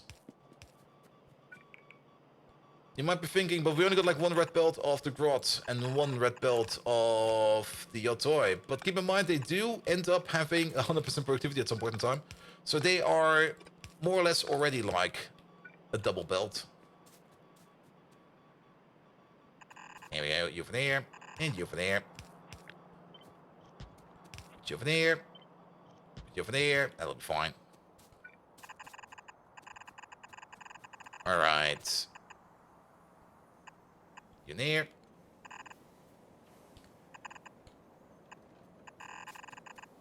You near. And you near. Good. Only thing missing over here are the cross connections. So, oh, that's horrible. It looks like the wood cutting machine is like a whole tile further up than the evaporator over there. But no, they are on the same height. This one is underdrawing, and this one is overdrawing, or how to put it like over here, the bottom, you think it's over there? So it's further to the top, and this one is just way further below. I would love if things like that will get fixed at some point in time in Pi. Because it makes things confusing. It makes things very confusing.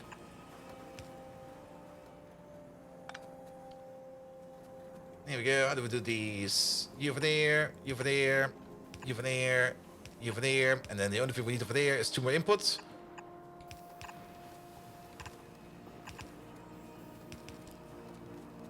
Here we go.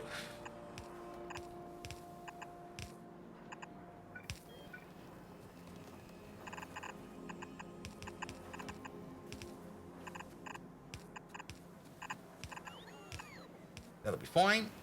And then this over here also has a proper rebuild. We've been looking at this for so long already. We're also like, we're going to rebuild this at some point in time, but now we've finally done it. Excellent. Yeah, that's the input on that. But for some reason, I thought this was the output, but no, that's just another input. Doesn't really matter. We should have this still in there. There we go. There's enough space over here to connect these up. And then the only thing we actually need to think about is where the actual output will be and how much product we're going to be making over here.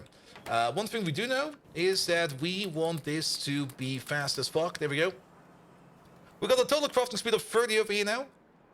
60 actually, sorry, we've got a total crafting speed of 60, which means we're going to be doing this over here about just under 9 times per second, which means we're going to be making about 36 beds per second.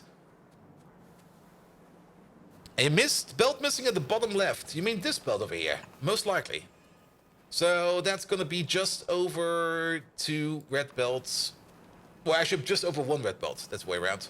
But that will be fine. We're just going to do something like this, that. Actually, where's the output for this one? Okay, bats are going out to the top.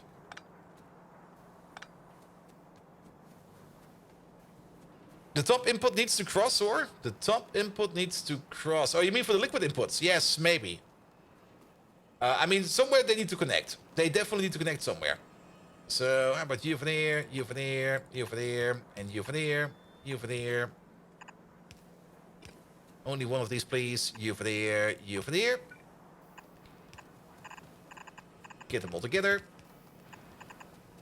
The fiber at the bottom. I'll take a look in a second. Let me just put down the splitters real quick.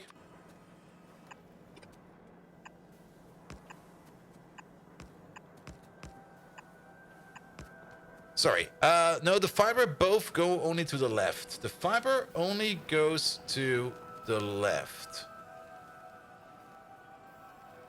The fiber... Oh! Oh! I see what you mean.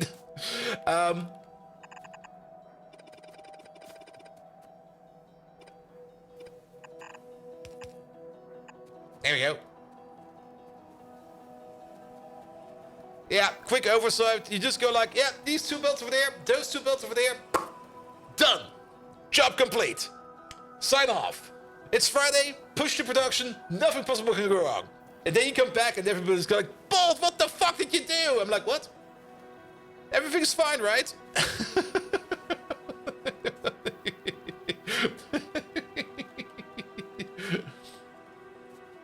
Alright, I'm a little bit curious. Where are all our bots? No construction bot. Wait, what?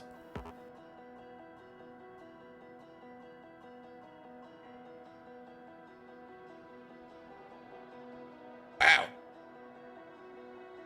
We're out of red belts. Excuse me? What the fuck do you mean we're out of red belts? Where's that? Over here.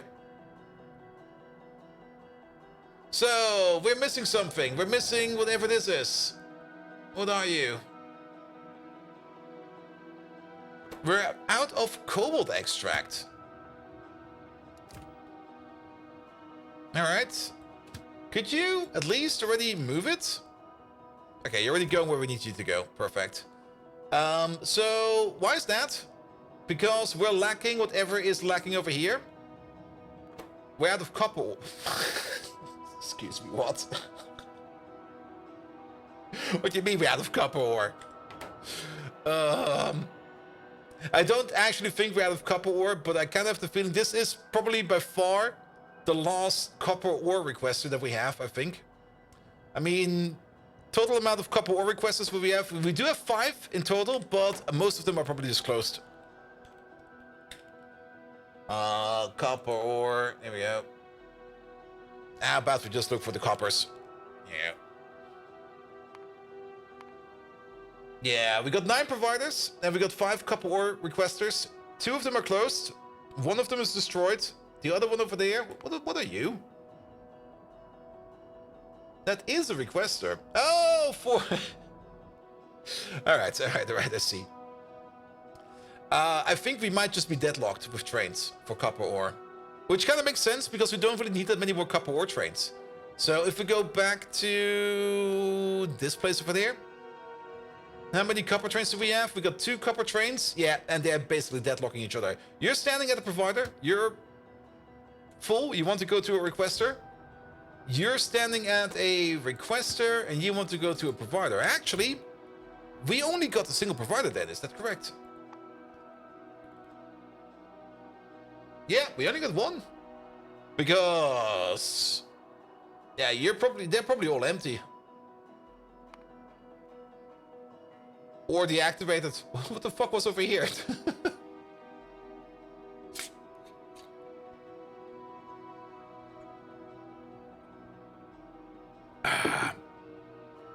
And yeah, copper ore. The only reason why we still need copper ore, as well as some of the other ores out there, is for the mixed ores over here. Do we need any for the drilling fluid? There seems to be an arsenic recipe at some point in time. out of ores. So it seems in the future, we do still need copper ore for certain things. There's also a special moondrop recipe, which kind of reminds me that we also have to take a look at moondrops because they were also out. But I guess we are going to need a copper ore outpost. Who the fuck built over here? We could, of course, tap into the big mines and get the copper ore from over there. But I don't really mind maybe tapping out like one of the smaller fields. We got still so many small copper ore fields everywhere. Absolutely everywhere. Push one out of the provider, yeah, but then it will deadlock itself again right after. No, the solution would be to make like another provider. And then we will not have the issue anymore for a while. But I kind of also want to have a quick peek at the moondrops. The moondrops are over here. No, we're definitely doing moondrops. But I'm also pretty sure that whatever we're doing over here in terms of moondrop is by far the most simple recipe that you can imagine. I'm pretty sure this is still running like the very first recipe for moondrops. Which is just... okay, it is... it's running the second best recipe. We're using hydrogen at least. But we already have one over here with fertilizer, and then there's also one over here with pesticides. The one with fertilizer over here is already like a significant improvement of at least double the speed plus something like 20%, actually plus 16%. So that will already be immensely more popular over here as well. Just add fertilizer, biomass, ash, and stuff like that, and then we're going to be even better over there.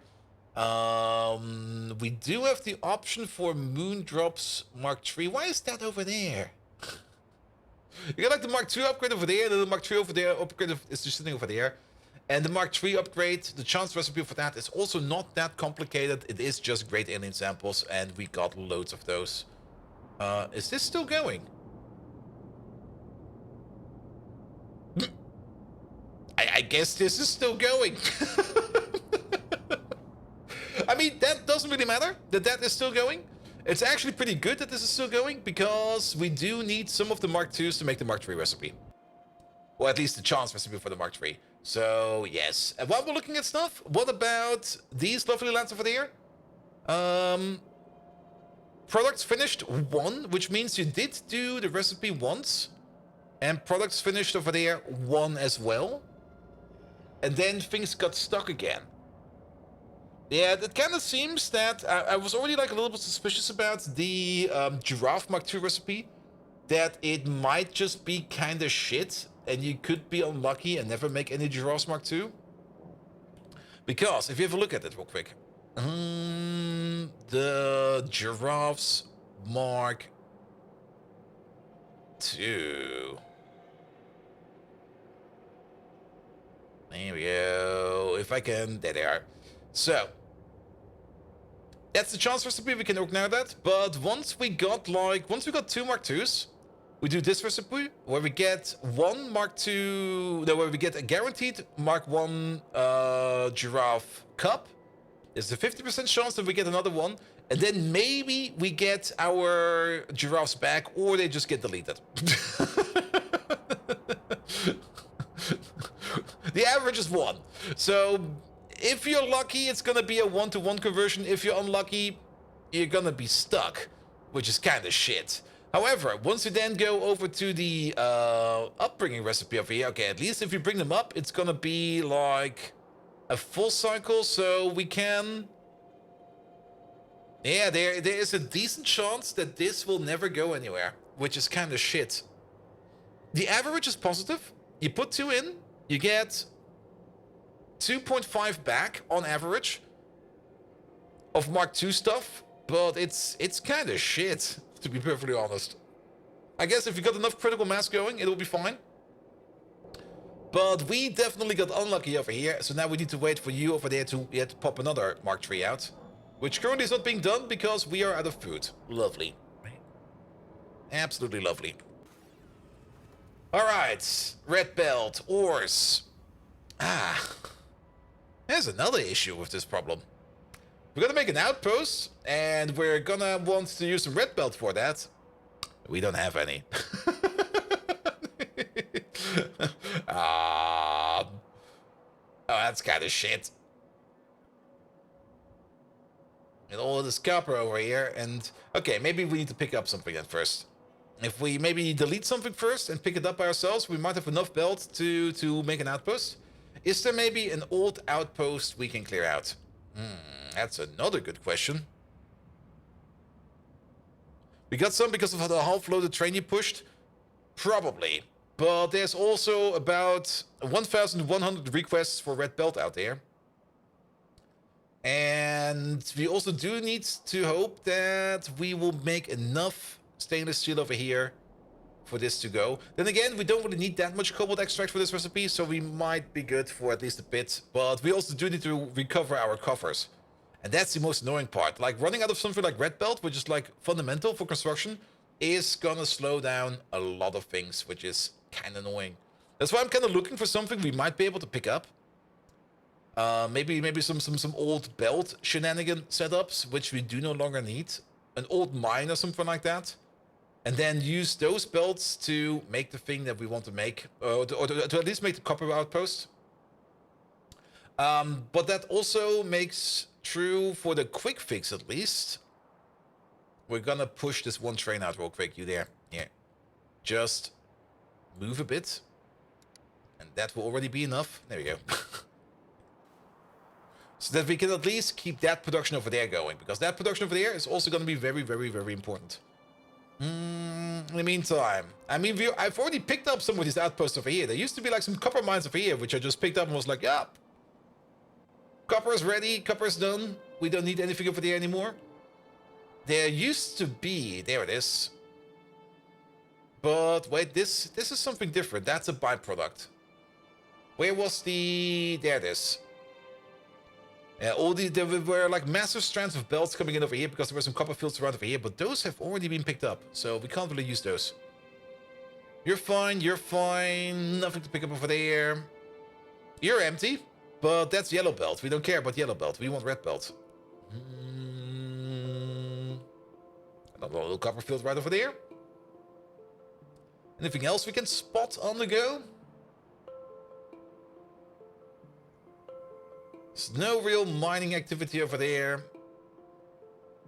You're still good, you're still good. If I don't spot anything, then we'll just build a lot of yellow belt. It's gonna suck a bit, but so be it. Ooh. That could be enough. Let's jump on that thing.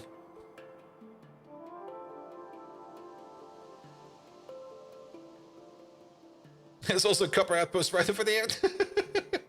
I think there's also another copper outpost right over here. We're going to be flying over an old outpost, which we never cleared up.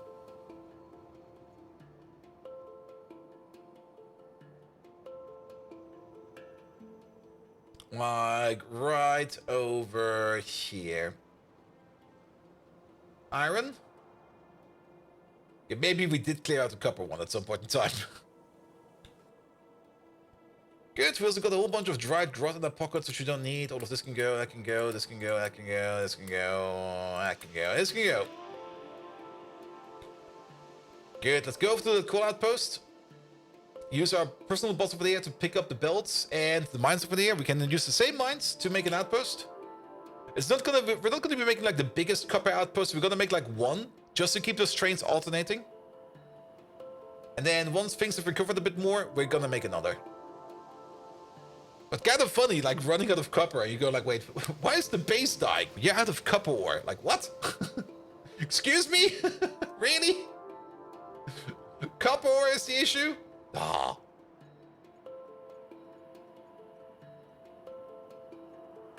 That's chromium ore. Aluminum ore up there.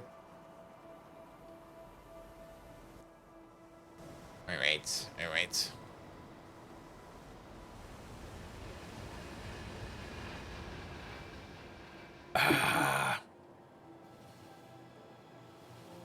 So the lime train.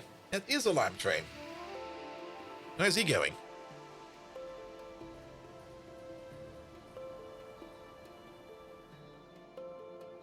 That is an Alamac, okay.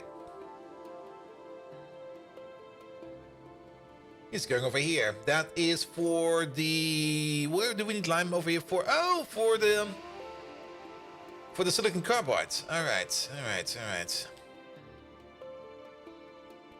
How far away are we? Almost there.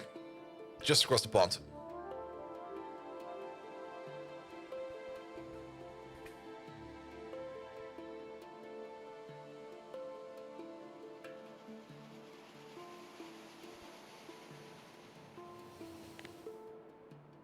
Good.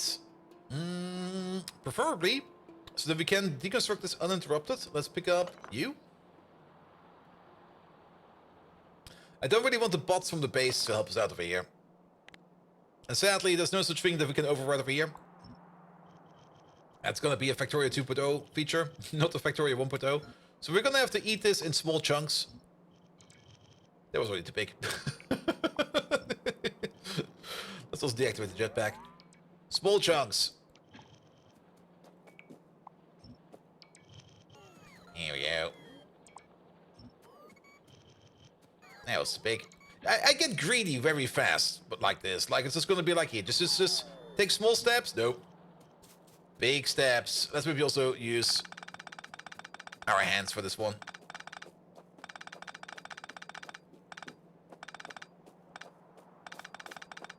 Then when they come together, we can use the bots again.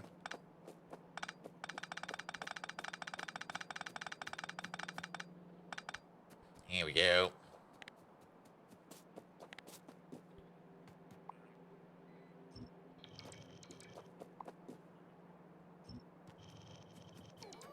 Alright, alright. We can pick up so much stuff. We might also need to call out post at some point in time. I might need to take a look at that. I don't really want to. Then again, actually, never mind. I remember something. I've already prepared the call-out post. 3 of them to be exact. We got like one field over there for 41 million raw coal, one over there of 69 million raw coal. And guess how much is in here? It's you're not gonna believe it. It's like 6.8 million. It's the worst. It's the absolute worst.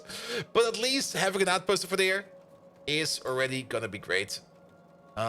This thing over there can go away. Yeah, they're picking up my pocket stuff. That's fine. You're also empty. That can also all go away. That was too greedy. Nope. So those over there all need to be connected up. But at the moment, we're still doing fine for coal. We got some other coal outposts still. We should hook them up sooner or later just to be ready for the switch. And I mean, an outpost, having an extra outpost or two doesn't really matter too much. It's not like they're going to be eating away your UPS. You're just going to be ready for like more resources when your trains demand more resources. Which is great as well. Alright. Come on. Get this shit together.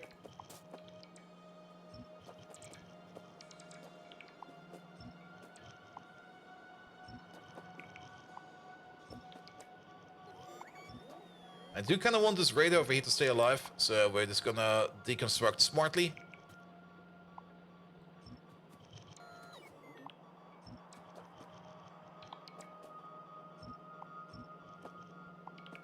Here we go.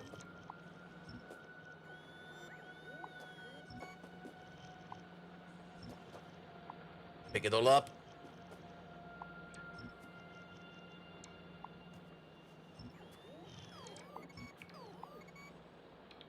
And then with this, we should have enough resources to make a copper outpost. What a silly problem to have. Kind of fun, though. So it's always great when you got like stupid problems. Like if you got hard and complicated problems, those are usually not as much fun. But if you got like really stupid problems, you just go like, oh man, what the hell? Really? That's the issue?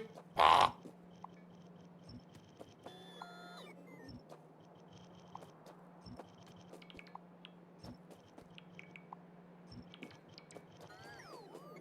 Alright, we're almost done here.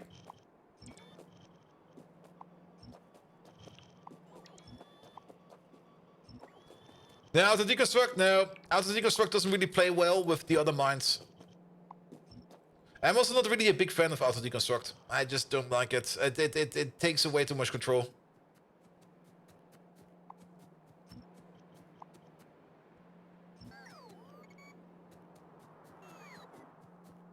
And since Pi has like a lot of gas miners, I mean, there's another thing I kind of dislike. Like Pi has a lot of gas miners, and if you put auto deconstruct in there, you're gonna end up with things like this everywhere. Where there used to be like mines over here, which also builds like a whole bunch of liquid circles like this. Liquid circles are the worst for UPS. Because technically the liquid can flow forever in there. And that's just like, And you know me, I will forget about Outpost entirely and just be like, Outpost where?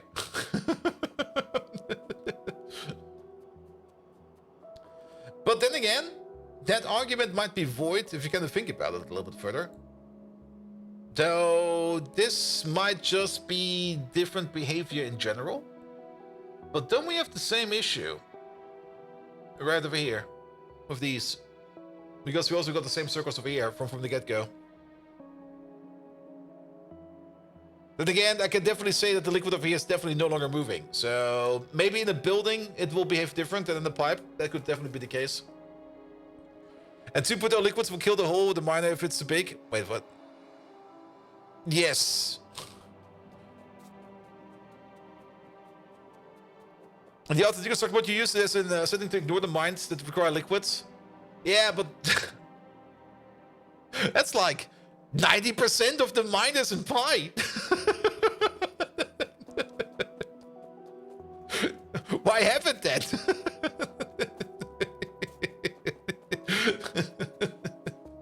Nah, I'm fine with that.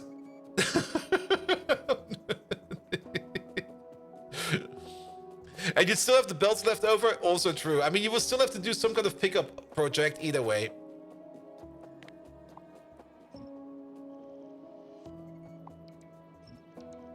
Nah, I'm good with this. All right. Copper. There's a copper field. Sure, why not?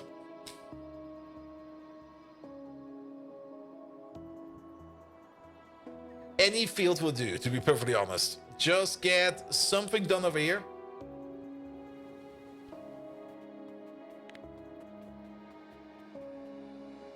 Provider. And let's put you right over there.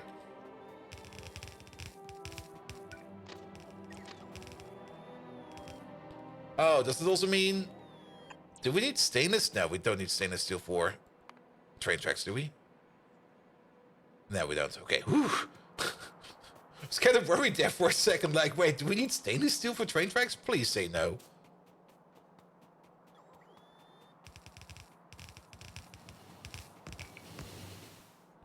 There we go.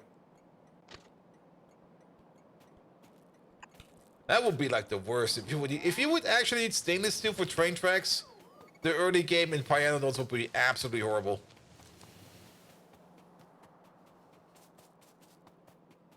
And AMD, some neat drill heads? Yes, I mean, the latest AMD chip you will be getting, it's going to be like so big on your motherboard, it's basically going to be its own drill head. and to do the best heat distribution, you basically need to drill... Wait, what? Typo. I see. Spectre, welcome. How you doing?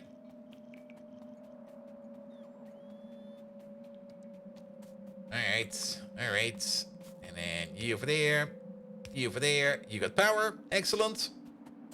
Let's make sure that we also got some bot coverage over there. Yeah, you on the ass end. You at the front end.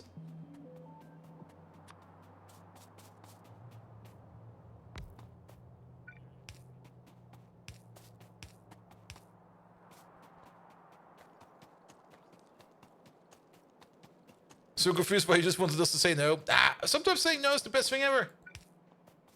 All right, and then we're gonna make an outpost. I think the dude, I got a couple copy pastes in here for like mining drills. I think I made another one not too long ago, and did I put that in there as well? What's this one over there? That is no. Wait a minute. What the fuck is this? That's a blast from the past. It does mine out the field. That is very true. Yeah, that's an old coal miner. Absolutely. All right, I guess we'll just use this one.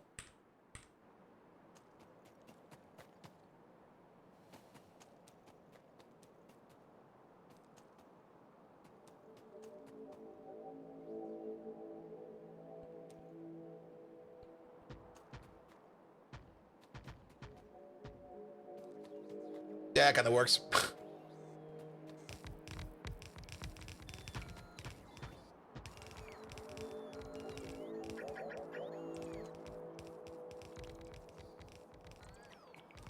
Hey, can you just build the front real quick? We just need a bit of copper.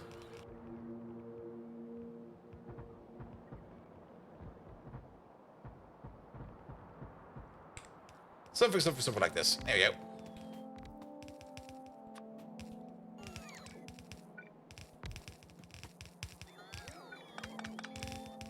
You going over there. You going over there.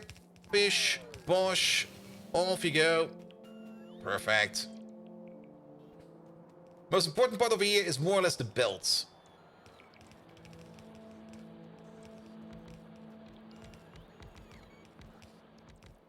And I think we got enough belts.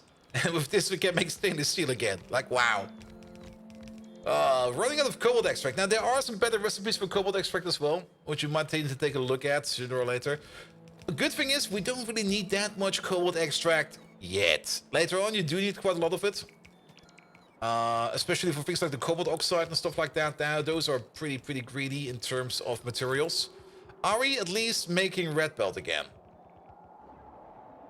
Yes! Alright, so let's hope that it will not be too much of an issue then.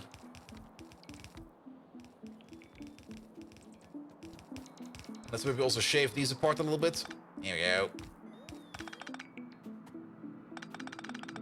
You over there.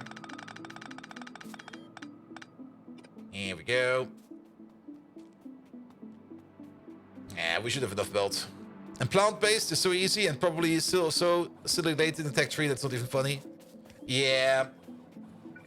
That's also one of the parts I kind of dislike a little bit about pie. Like the early recipes you get for some of the farming recipes are so terrible that you can't really do anything with them unless you make like something that is stupidly big.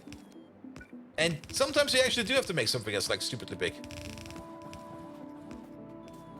Is red also a yellow upgrade? Wait, what? Have you been smoking again?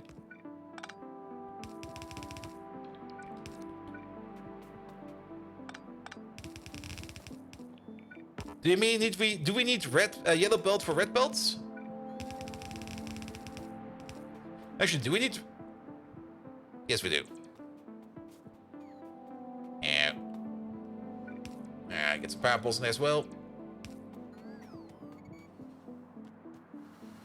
What are you winning on? Oh. There's a... That was a question. Alright.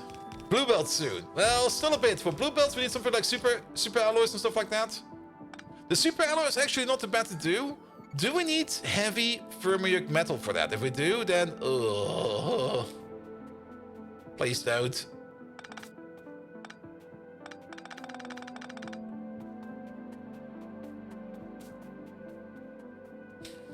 There we go. There we go. I'm a little bit surprised that not everything over here is working yet. Probably because we're still waiting on inputs. Then again, nothing is complaining on here on terms of orders. So we should be good over here. And then you over there, you're going to be a copper ore to a provider. There you go. Out you flow. Now we got the second one. We don't really need that much more in terms of copper ore provisions. So this one over here will probably be fine for a while. Only thing we still need to do over there is to make sure that you over there come together in here. I'm only going to use like one input over there.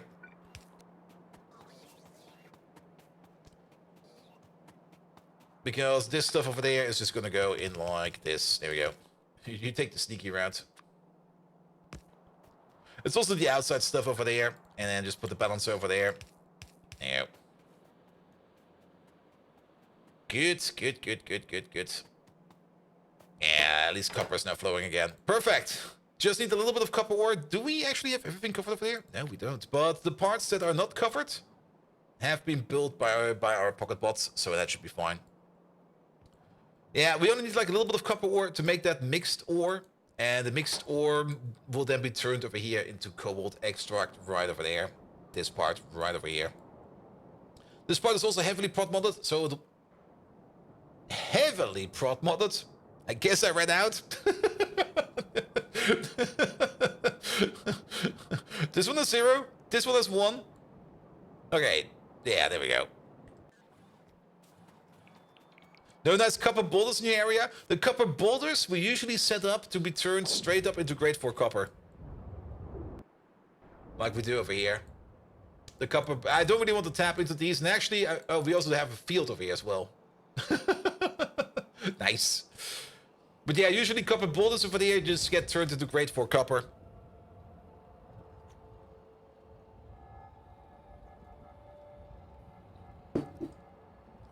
Right, that's sitting next to it. Is there like a prot mod on the floor?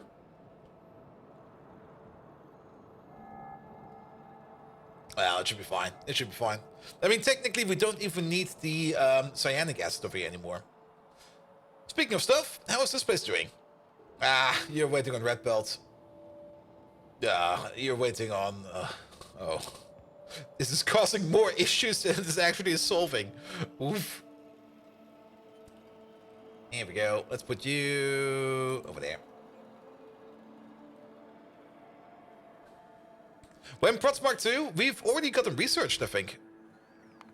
Yeah, we already got them researched. Only thing we're missing over there is Electronics Mark III. To make Electronics Mark III, that's soon. Soon. We should focus it ASAP, because once we get to Prot Mods Mark II, we're gonna get so much more productivity bonus. Especially with the Mark III buildings. Like, we will be going up from 20% productivity bonus across our builds to 60%. Which is a significant upgrade. Alright. Slight distraction, as always. Checking up on other things. Bees! We made 320 crafts plus 20%. That is like 360 crafts over here. Not a single bee Mark II. Screw you. Damn. Giraffes. Giraffe production is halted because lack of food. Lack of food is because of lack of guar. There was a little bit of an issue with the guar over here. And there's still a little issue with the guar over here. There seems to be, and this is only going around for a bit, but there seems to be a small issue with our glass production. And yes, there is an issue with our glass production. And that issue is mostly hot air. And it's not really that we're not making enough hot air, I think. No, maybe it is that we're not making enough hot air, because you want to go to your provider, and there is none available. So what's going on over here? Nothing. Nothing is going on over here. Why is there nothing going on over here? Because we are out of... Don't tell me that's coal. That is coal.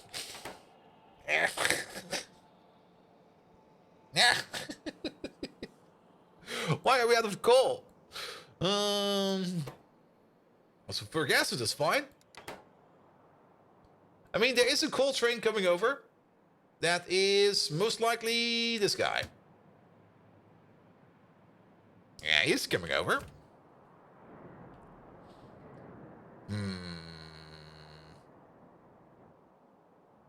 Do you really need that much coal?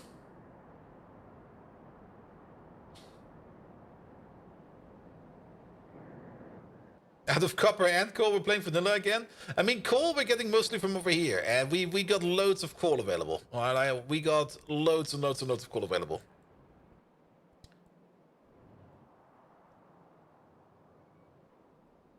Alright, you're still doing fine. You still got some tar over there as well. Is this place at least still operating? Okay, we're backed up on ammonia. We're backed up on cyanic. That's good. So at least that process over there is running again. You are basically empty. So while we're already like waiting on stuff to happen, we might as well just do this real quick. Boop. Get rid of that. Then, stainless steel production over here is fine. How's the belt production? Belt production has stopped again because you are already out of stainless steel. So did all of that stainless steel just evaporate over here? I think that's you, right? That is you. Yeah, that just evaporated. Not quite sure where it went, but it's got eaten. Stainless steel production over here? Well, we're still making stainless steel. And the station just opened up, which means the train just left. Lovely. So I guess we're gonna be fine over here. But we can already see that cobalt extract over here is on its last legs.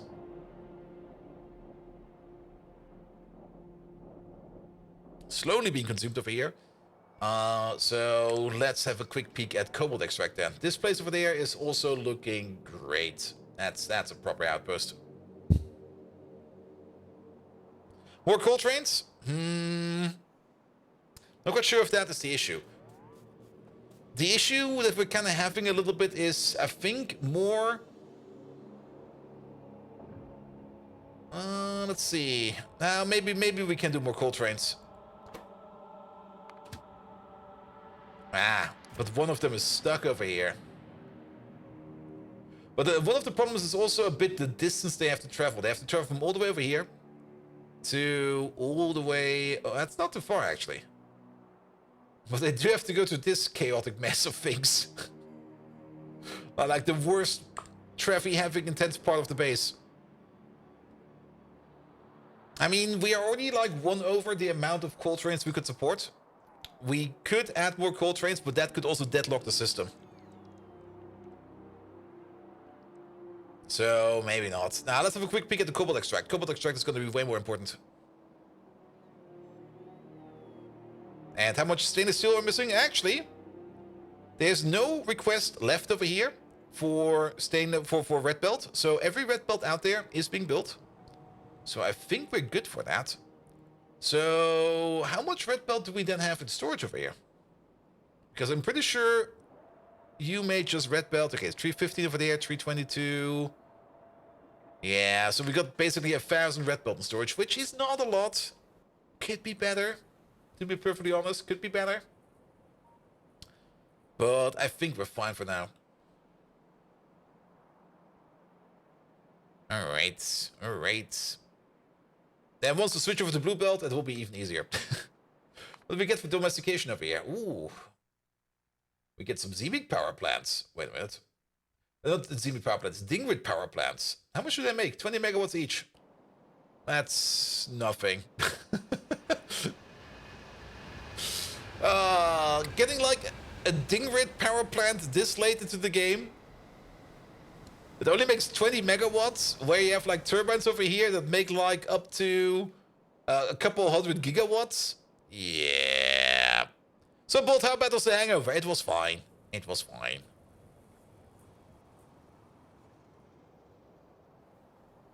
Though I did sleep in until like 2 p.m. And the big ball. Hello there. Welcome, welcome, welcome.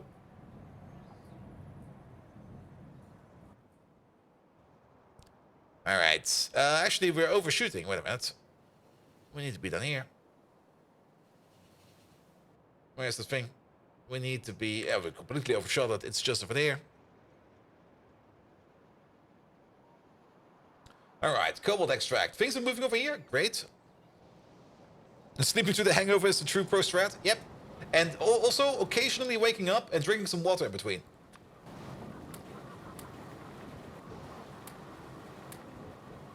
We do got a beacon over here that's speeding things up, an AM2 FM5 beacon, so we got some extra crafting speed. Great. This is the important part. This one is the one that's making the cobalt extract. There we go. And you can already see it's... Yeah, it's not a lot that is coming out from over here. It's only a bit. We got like... We do have 1,200 in storage over there. But the station will think, I think will only open up at 2,000. Putting some prop mods over there into the mixed ore machines over here will only make it so that we get more mixed ores, which is great. It will only make it so that we need less copper ore. But this is the important part, this thing over there. And kind of thinking about of maybe making this or turning this into like a better build. Because cobalt extract is going everywhere. Cobalt extract is also something that we need, for example, for red circuits over here. Mostly in terms of, was it Denisi? Yes, Denisi over there. And we're also out of cobalt extract over there. I'm pretty sure we are low on cobalt extract everywhere. Will be a bit of a side job, but I mean, why not? Two things we could do over here. I mean, since we do need quite a bit of cyanic acid for this procedure, we might as well make it next to one of our main cyanic acid making machines over here. And then we will need things like, rare earth ore, we need things like copper ore, and I think nickel ore was the other one. We do export rare earth ore, and actually we do got a rare earth mine right over here. And then we got another one right over there. And I'm pretty sure there's some more rare earth ore out here somewhere. So maybe have a quick excursion and just make like a cobalt extract provider right over there. Sure, why not? And we don't need the cyanic acid makers over here. We definitely don't want to be relying too much on urea anymore. Upgrading this thing in its entirety and making it cool seems like a good idea. So let's move around. Yeah, today is definitely going to be bottleneck hunting. I mean, that's also why I called the episode like that today, because I don't really think we're going to be doing anything productive today at all. It's just going to be us going around and going like, hey, we can improve this. Hey, how about we improve that? This is kind of shit. That's kind of shat. Let's turn that chat into shit and the shit into super, and then we're great. Or something like that. Speaking of things that are great, I already checked up not too long ago, but I want an update. You know what we kind of forgot over here? Which we should do right away? The formic acid connection.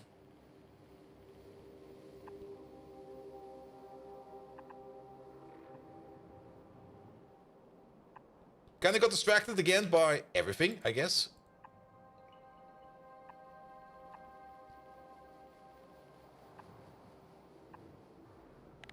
Yeah, that's covered. Good.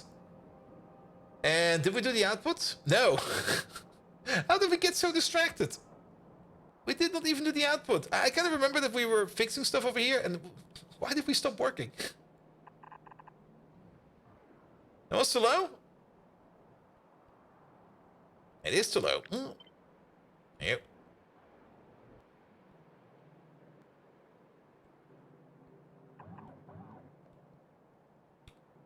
I guess we noticed that we were out of red belt, and then we just kind of reprioritized right away. That's my only guess I have right now. Just going like, wait. Why did we stop working on this again? Alright.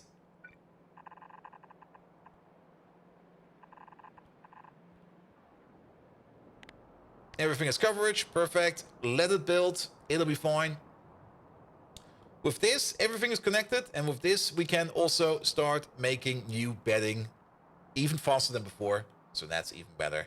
And this place over there, that will take some time to be picked up. We can also order more pickups over here. Like all of this can go away. We do kind of want to keep you. This can go away. That can go away. All of this can go away. All of that can go away. Take it away, Bob.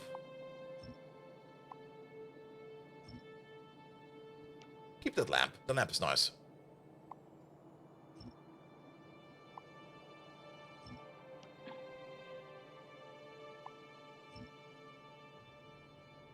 This entire thing over there. That entire thing over there. Keep you.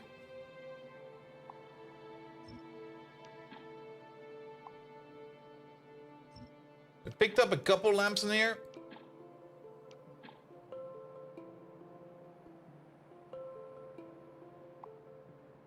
There we go. And then most of this, most of that, most of this. This. That. Not you. That, this. Not you. Where's this fiber going? This is a fuel line for a couple things, so that's gonna bite us in the ass.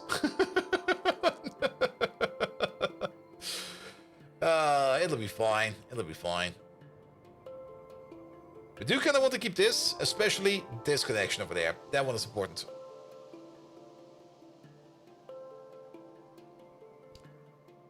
Alright. Alright, and then also get rid of that. Perfect. How many bots are still occupied? All of them. Every bot is occupied.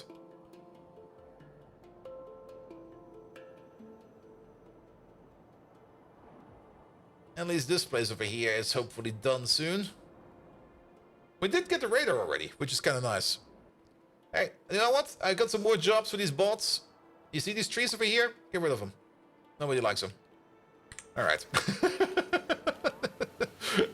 They're never gonna be done with that. In the meantime, we're just gonna make the next thing. We're just gonna start making that cobalt extract machine. And maybe we've broken something with the bedding machine. We're gonna take another look at it soon in like half an hour or something like that for now. After we've built and designed and put down and implemented the cobalt extract machine, the new one. While we're flying over there, cobalt extract.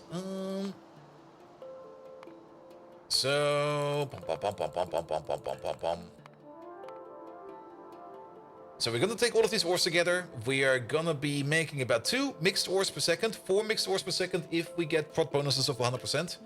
And you over there, you basically need 4 mixed ores per second. So we can one-to-one them, add a whole bunch of pressurized air to it, a bit of cyanic acid, and out comes cobalt extract at a decent rate.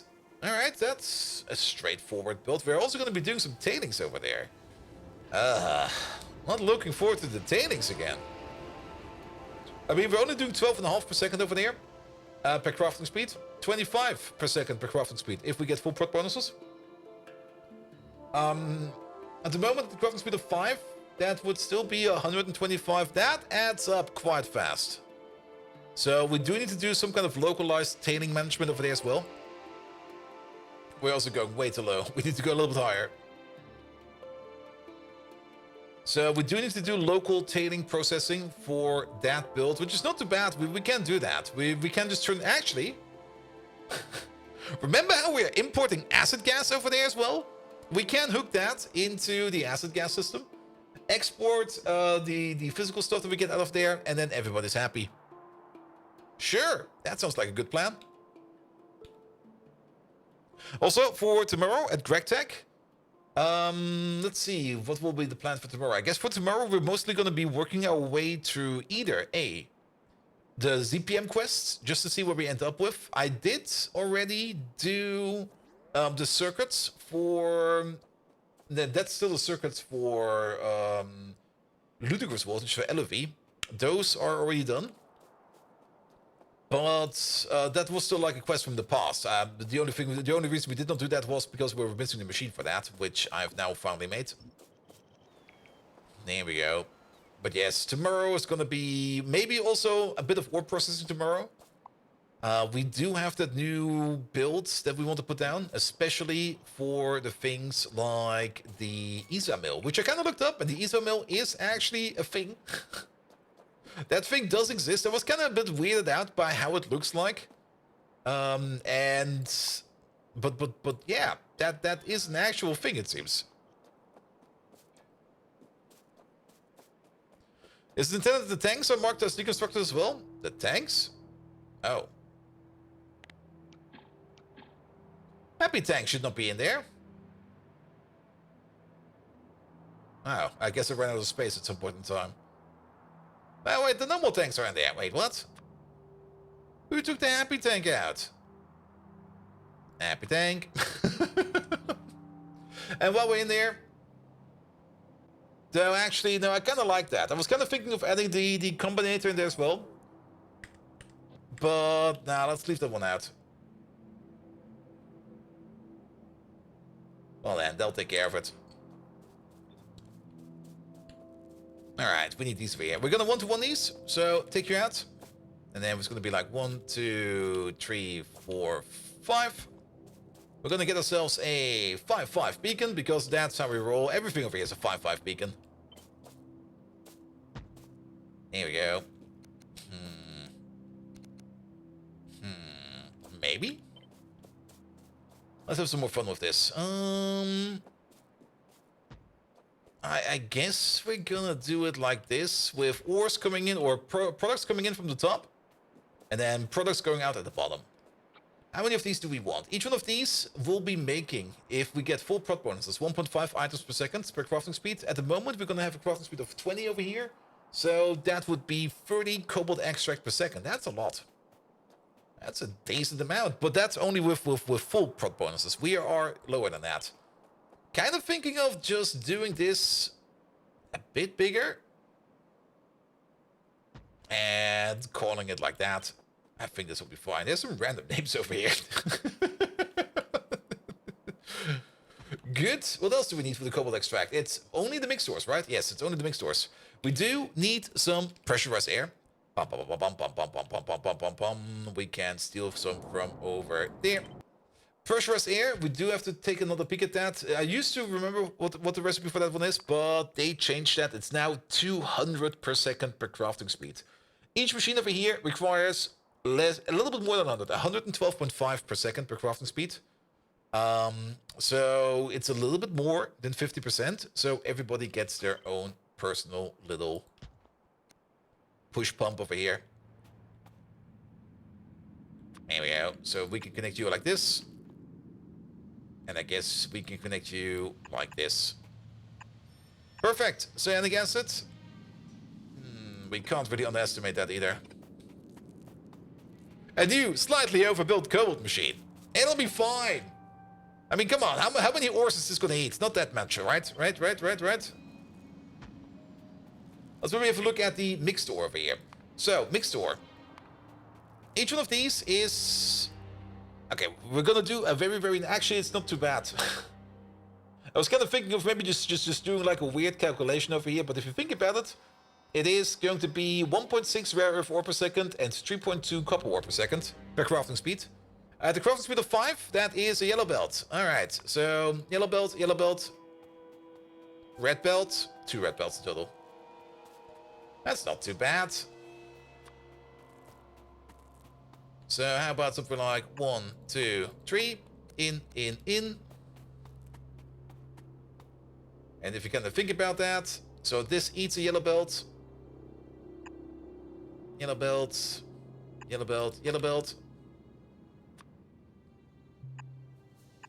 just gonna assume that the input will be on this side, because I will probably just move this over here and then make the train stations over there. And it might be overbuilt, but you know what? I don't care. Good, and then we keep you.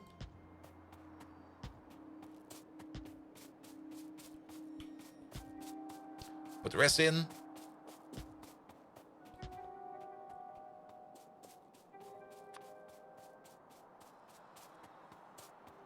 Alright, and then you go in straight. You go in straight. You split off again. This is going to be either the rare earth or the nickel. I'm not quite sure which one it is. You know, the one that we can split one more, the only needs like half the amount of stuff. So that'll be that. That does kind of mean that you need a bit of an underground over here, because there's going to be another split over here and another split over there. For you and you. No, wait, I'm already going too far. Actually, we can just pull you all the way over there. Don't place it, ghost it.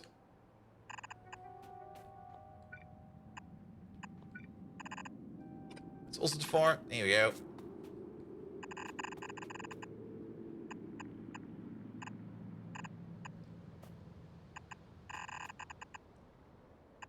There we go.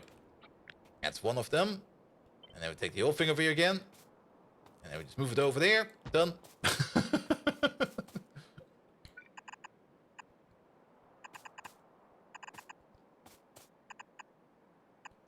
This will be fine, right? by newly acquired copper, but that's fine. I mean, we do need cobalt extract, and we definitely are underproducing cobalt extract, and this over here will be fine for cobalt extract. There we go. This is going to be 2 belts of, what is it, nickel? No, 2 belts of rare earth, 4 belts of copper, and 4 belts of nickel ore.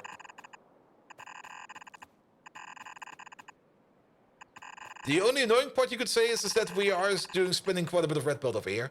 And again, are we? This seems fine, right? Yeah, this will be fine. Alright.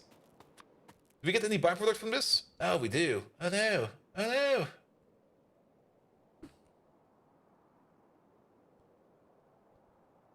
Here we go. Here we go.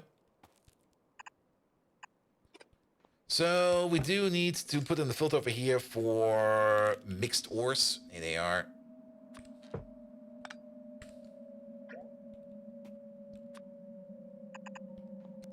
In you go. We're just gonna want to one these. That's not good.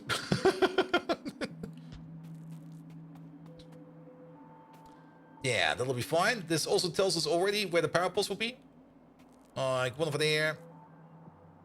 One over there. And then give it some lamps. Take you out real quick. You to the left. You too high. To the right.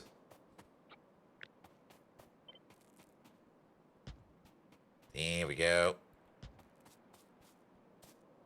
Lovely. And yeah, this is gonna make a lot of tailings. I mean, it's again mixed ores. We could also turn them to ash, but each one of these is making 12.5 tailings per second. We got 8 of them, so that is 100 tailings per second at base clock speed. At crafting speed 5, that's 500 tailings per second with 100% productivity bonus at some point in time. That's going to be 1,000 tailings per second, but we're also going to get even more crafting speed later on. So yeah, that's a lot of tailings. Jamatya, hello there. I hope you had an amazing day. Good. I also saw your Discord messages now. At least I saw that you've written me. I've not read it. So many tailless cats? Yes, but you know what's good about a tailless cat? You can't step on its tail anymore. That's also kind of horrible, but yes. How much cyanic acid do we need? We need 3 times the amount of cyanic acid, but that is before prod months. So at the crafting speed of 5, we're gonna need 25% more cyanic acid over there. So that is gonna be 37.5. That is just under 200 cyanic acid per second. 200 cyanic acid per. Ooh, that's a decent amount.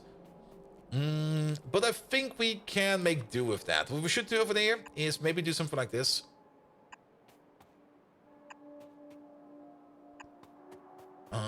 We're gonna turn this into 2 blocks. And we might need way more cyanic acid later on, but we're just gonna turn this into 2 blocks. One over here.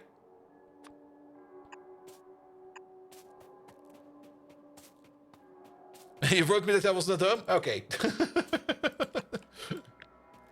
That's also fine. And then the other one, right over there.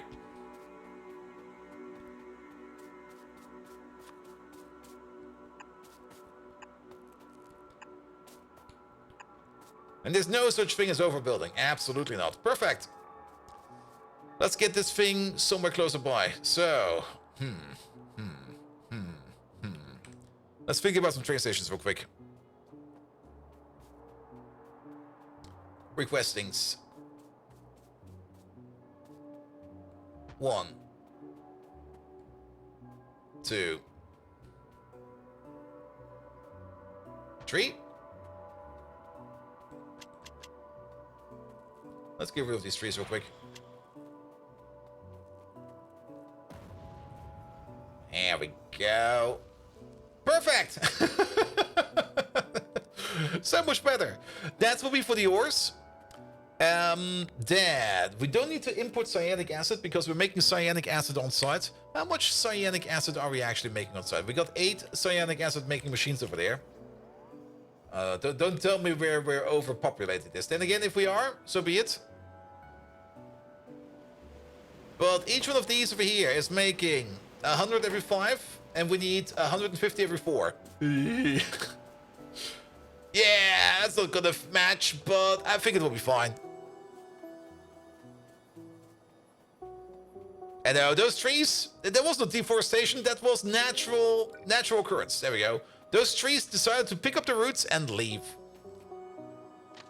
They went to greener grass. Especially greener grass that has definitely not been influenced by any kind of green nuclear bomb or something like that. And also Romulus. Sorry, for some reason I misread your name and thought you were someone else, but Romulus, hello there. How you doing? Welcome, welcome, welcome.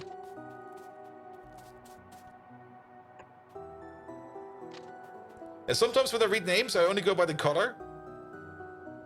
And that sometimes also means that sometimes I miss if somebody comes in and I go like, wait a minute, that's somebody else. Excuse me?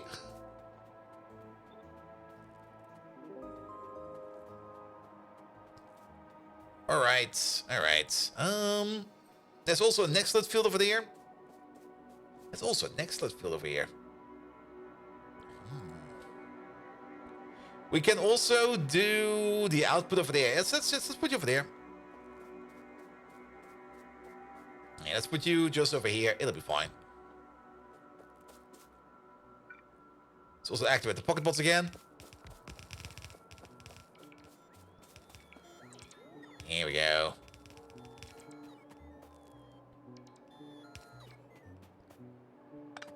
By the way, I still need to check my Discord if I already got access to the next Stellaris DLC, because I think the next Stellaris DLC will be coming out. Is it coming out in October already? Where is it?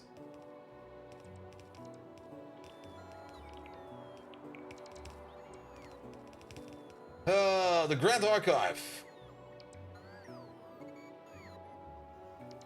will be coming soon. Alright, it only says coming soon, but I think it's October. I think I heard somewhere it's gonna be October.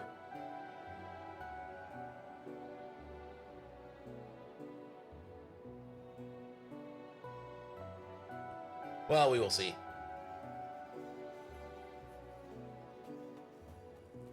Good, good, good, good, good. Alright, we need some more power over here. Then we need the ores over here. And then we'll be fine.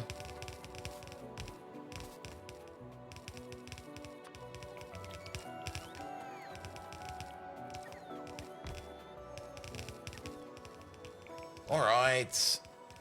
I'm playing Galactic Genocide yourself right now. Bow before the Canadian overlords. Stellaris. I really do enjoy playing it every time. But I always end up quitting at the same moment, when I'm either so overpowered that it gets boring, or if I'm so underpowered that it gets boring, and I just sit there and go like, alright, GG.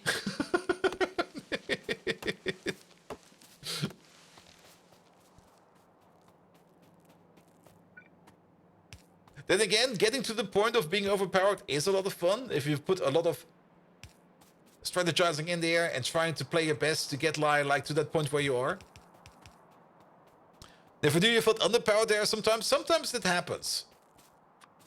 Like sometimes you might think or usually when I'm underpowered, I usually try to do some kind of strategy I came up with and I just fail at it because either A, it just doesn't work, or B, I did it wrong. And then you just sit there and you go like, well, that's kind of shit. That didn't work out. But then that's the fun part. That is actually the part that I really enjoy the most about Stellaris, where you then just sit there and you go like, all right, time to tweak. Time to think, how could we do this better?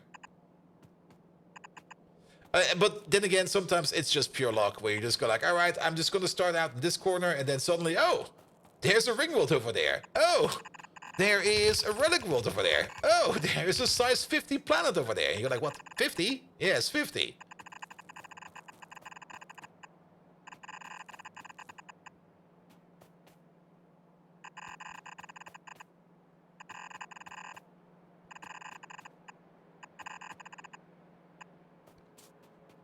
There we go.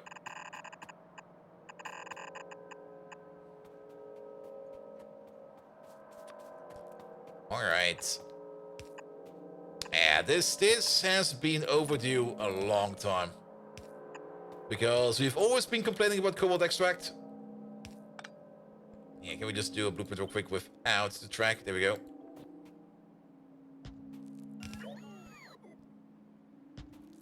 And now it's finally time to put it in. Ah! Hi, Bold. Going to win before the 21st? No. I'm running out of time. I'm definitely gonna be out of time. And also I have to spend some time of my vacation days on some other fun projects. So, yeah, no. Alright, let's have a look at this one. So, this over there is one of the nickel belts. So, copper, rare earth, copper, copper, nickel, rare earth, copper, nickel, rare earth. These two over there need to go all the way over there. Let's start with these then.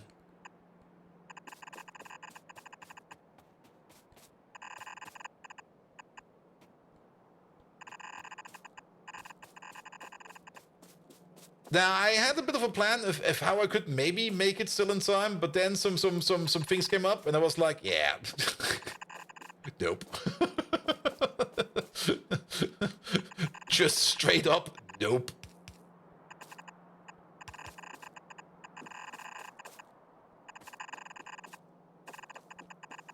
Then again, we're just gonna enjoy ourselves and play some more Factorio. Ah, I missed. And that's backwards.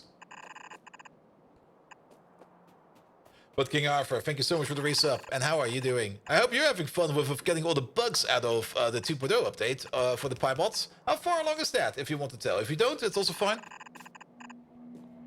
But I do know that some of the pipe parts were already compatible. How far along is that going?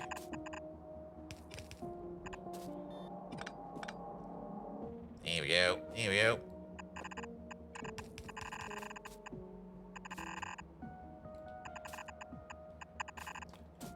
All right. Oh. Get. And Propagandy. Hello there as well. Perfect. So this over here, we'll be making the mixtures that we need over here to make the cobalt extract. Alright, alright, alright. You know what we haven't checked up in a while? And we should probably check up right away? How's power? Okay, power's good, good, good. How's it over here? And by over here, I mean over there. Glycerol's a bit low. Station is not open yet, but we got the glycerol ready and waiting. Yes, we do. But we don't really got any more glycerol over here in the tank. So many things are broken. We fixed most of the crashing bugs, but everything needs to be checked. Oof. Ouch. That's gonna take some time. Alright, is power available? Power is available. Good. So let's get ourselves a construction zone extender, if we still have one. Yes, we do. Yeah, let's place you right over there. Boop. I also want a radar over here. Unless we can already see. Where is... There must be one over here somewhere, right? Oh, there's one right over there. I think we can see over here. Alright, alright. And Wally! Hello there! And you're okay? You just woke up because of the damn telemarker? The telemarker? Did you get like a call from somebody and was like, hey, can I interest you in like Factorio insurance? And you go like, what? Factorio insurance? Yes. Did you know that if you get Factorio insurance, if you pay me like $5 a month, if something goes wrong, I will come over there and I will definitely not help you out. Oh, that sounds interesting. Please tell me more. How does it even work, Factorio insurance? There you go. Alright, alright. That is all of this connected, all of that connected. We can connect the cyanic gas. The thing is, I was kind of thinking about like maybe connecting like to one of these tanks into another tank. We do got a bit of priority over here. Yeah, this might be good. Let's connect to this tank over there. Everything already went wrong. Glebel's on fire. Oof. Not Gleba, not a planet that's made up of lava. There we go. If we connect it to the other tank over there, Then we're only going to be using the cyanic acid we are getting from... Or we will still export cyanic acid first. But if we can't export it anymore, we will automatically be putting it over here to cobalt extract. Oh, Glabber spoilage? Okay. I thought it was the lava planet. Oh, good. The spoilage planet. Oh, boy. That's going to be horrible. Good. While we're here. Yeah, we got coverage, so the bots will hopefully be coming over. Let's have a quick peek over here at what we already said we wanted to do. Okay, this place is disappearing. This place is still not done. We're still missing some strategic belt over there, which I hope will be coming over soon. But we can already see that the dried grot is already going in, and that the Yotoya leaves are coming in, the wood is coming in, the formic acid is coming in. So let's hope that this over here does not take too long anymore. Then, this place over here, is that done? That looks done, doesn't it? What are you? Okay, you are a coal train? That is a coal train. You are a chrome train. Alright, is chrome an issue again? Chrome is over there. Chrome seems to be an issue again. What's wrong with chrome again? Output full. What? What do you mean output full? I guess there's something else. Oh, it's hot air. Yeah, hot. Damn, really hot air. Okay, this place is active again. Let me have a quick peek over here. How much are we ordering up? Oh, that might be an issue.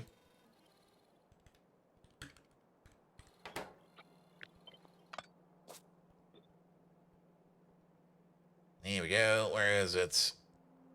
Here it is. You. Yeah, I'm okay. There's no train coming over yet because I'm pretty sure that they're all underway. This place over here, in my opinion, is also not eating that much coal because we're turning it into coke first, and we are getting a lot of coke out of our coal, so that should be fine over here as well. We do got like one station over here that is open and ready. The other station over there is slowly filling up. I guess a train just left, question mark? Nah, you're kind of far away from wherever you was. You are bringing over the hot air where we need you, so that is good. I think we might be on point, but it feels a bit sus. It definitely feels a bit sus. In the meantime, all of this needs to go somewhere, and that needs to go into a provider. We're going to be putting the cobalt extract provider just underneath over here. Yep. Let the bots build the rest. You have a gap in the rover coverage for the new stations, the belt you built? The new stations, the new belt. You mean over here? Oh, you mean this gap? Yes. That's definitely a gap. Where are they? Over there. They're also like running out of everything over here. Yeah, let's place you over there. Actually, over there's horrible.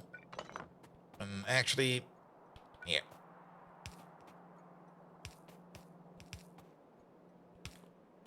Here's a nice spot for this thing, and that's right over there. Not only that, we also do want some fuel over here.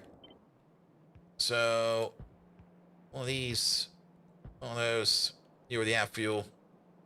And here is some fuel. Good. We also have a gap on the back end over here, because that one is not going to be far enough. That's going to be leaving a little gap over here. Not like that. On the way around. There we go. Wait, is that correct? This feels kind of off. That feels kind of very off. Here we go. That's better. Alright, then we also need the S-end gap, which is this one over there. Pum, pum, pum, pum, pum, pum. There you go, put you over there. Alright, we got coverage over here now as well. The only thing we're missing over here is a bit of power. But the rest will come in together. Good, good, good, good, good. Speaking of Nexilate, how are we doing over here with the Nexilate? Okay, we still got loads. And the lads are still working on it. We're still missing like 87 of the VCATs. That production never really got any better, but to be perfectly honest, I don't think we need more. They are very, very, very productive over here. Like, the amount of Nextlet that's being processed over here, I think is more than enough. And we got like 71,000 Nextlet dust over there in storage. Nevertheless, the VCATs are being made over there. What are you missing then? Oh, you're missing Petri dishes. No, you're not missing Petri dishes. You are missing cDNA, of all things. It could just be that our cDNA build over here has been broken for quite some time. Because we don't really have anything that actively requests... No, actually, we do have. We got loads of cDNA. It's coming. It's probably like exploding out of this warehouse. We got like 80,000 cDNA. You know what's kind of missing over here? A passive provider. There you go. Done. Alright. Alright.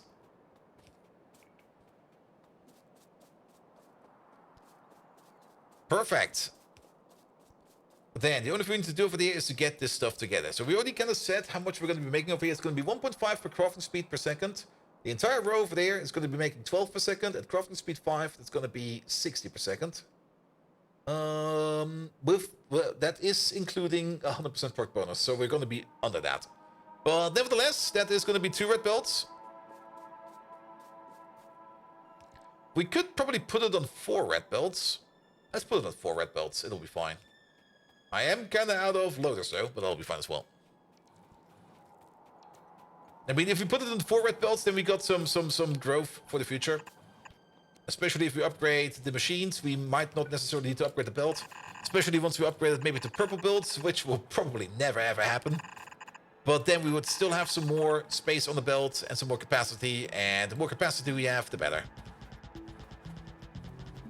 We can also build over this entire Nextlet field if we want to mine it out. The VCAT miners have a lot of range and they can just go underneath that without any issue. Alright, we're going to be putting 2 and 2 together. So it's going to be something like... Oh, that's perfect. It's going to be something like this. Actually, copy paste over this entire thing.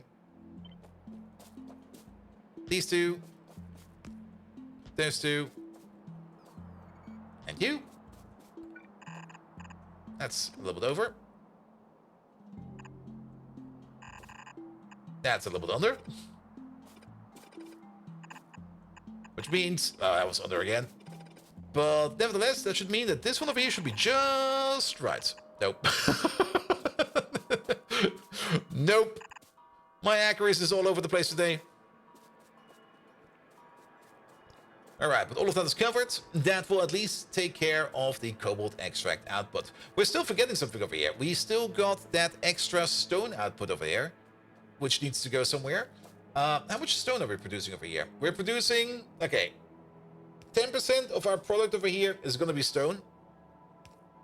We're making 2 big stores per second. 4 big stores with full proc mods, which means we're going to be making 0.4 at most stone per second per crafting speed over here. We got 8 of these, so it's going to be 3.2 per second per crafting speed. Crafting speed is 5, that's going to be 15, so basically 1 yellow belt. We could put it on 2 red belts and just call it a day. And don't worry about anything. I don't think I'll just do that. We do need to place one of these though. We could do the following. We do need to filter on it, and that's the annoying part.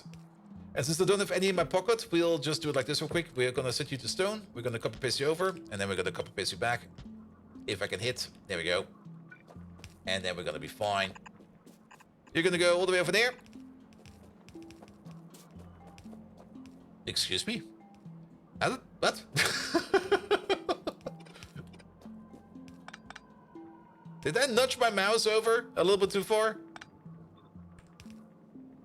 There it is.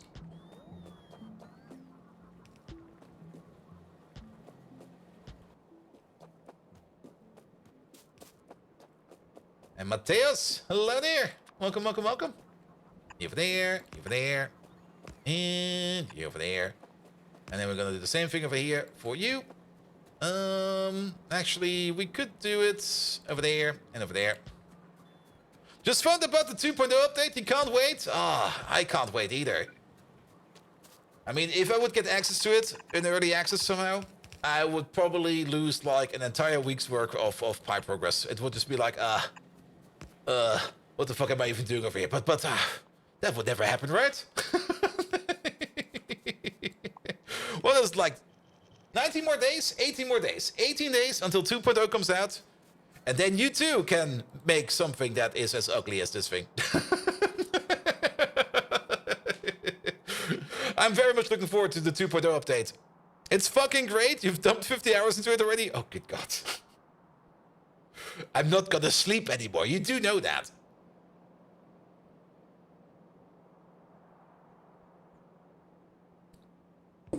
Like at some point in time, you guys are just gonna be looking at me on stream and gonna be like, Bolt, you need to go to work. And I'm like, no, it's still October.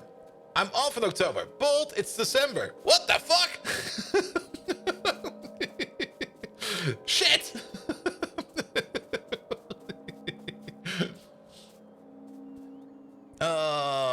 There we go. But yeah, 2.0 update will also fix things like this. I mean, we could fix and help these bots. I'm not a generous overlord. No. You're gonna have to wait for the 2.0 update. Your vacation starts on November 4th. Nice. There we go. There we go. I think we also got like another place over here somewhere where bots are kind of stuck. I think I saw another place somewhere. I might be imagining things. I thought that there were some bots. Doesn't matter. No, as you don't have work right now, you don't have to. You have to stream more. Just ask Megatron. Hey, Megatron, can you stream some Factorio for me? Like, do you know how to play it? Can you interface yourself into my keyboard to play Factorio?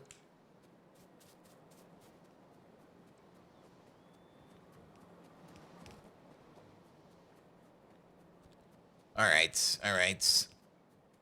I'm also completely out of train tracks. We're completely out of everything. This over here, that's the salt mine connection. Yeah, I don't want to abandon that too much. Let's go back to the base real quick. Oh, so now you need my help, bold Viking? Want me to shine some light into your abysmal ignorance? Yes, please. You're as clueless as a rat in a maze without the cheese at the end. Of course, I could destroy you at Factorio, you clueless bucket of bolts. You couldn't optimize a square room with 4 conveyor belts. Would I interface with your keyboard? Oh, really? Do you recall the last time you wanted me to interface with your tech and I ended up corrupting all your save files? Oh! I'm more compatible with your tech than Limburger cheese with pineapple pizza, one of my guilty pleasures. But sure, I'll play your pathetic game while you sit there looking dumber than a dingo at a dog show. In fact, I'll even beat your scores, just to show you how outclassed you are. Let's watch you squirm. That's the spirit of war. Bold Viking, begin battle mode. Mateos, King Arthur got access because he made a small mod for Factorio. It's kind of unpopular, and not a lot of people are playing it, but the people that are playing it for like a couple thousand hours. Is it actually over here somewhere? Can we see that? Are your names in here? Where are the credits? King Arthur, your name is not in here. What the fuck, man? Don't you guys have got any pride? Put some credits in there.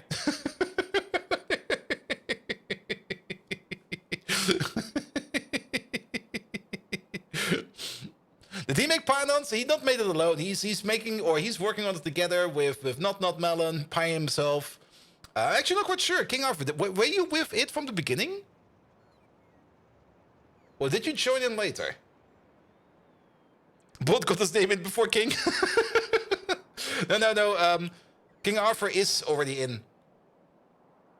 His name has already been in here for quite some time. Where are they? Because he's, of course, part of the Arthurians. I think that is the connection, right? Is it? I hope? Or is that just stupid luck? You got access because not that man I went to the land and stole the rest of us a copy. That also works.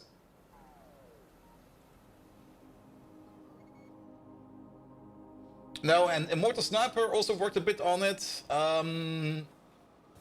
Because I also was talking with him a bit about it.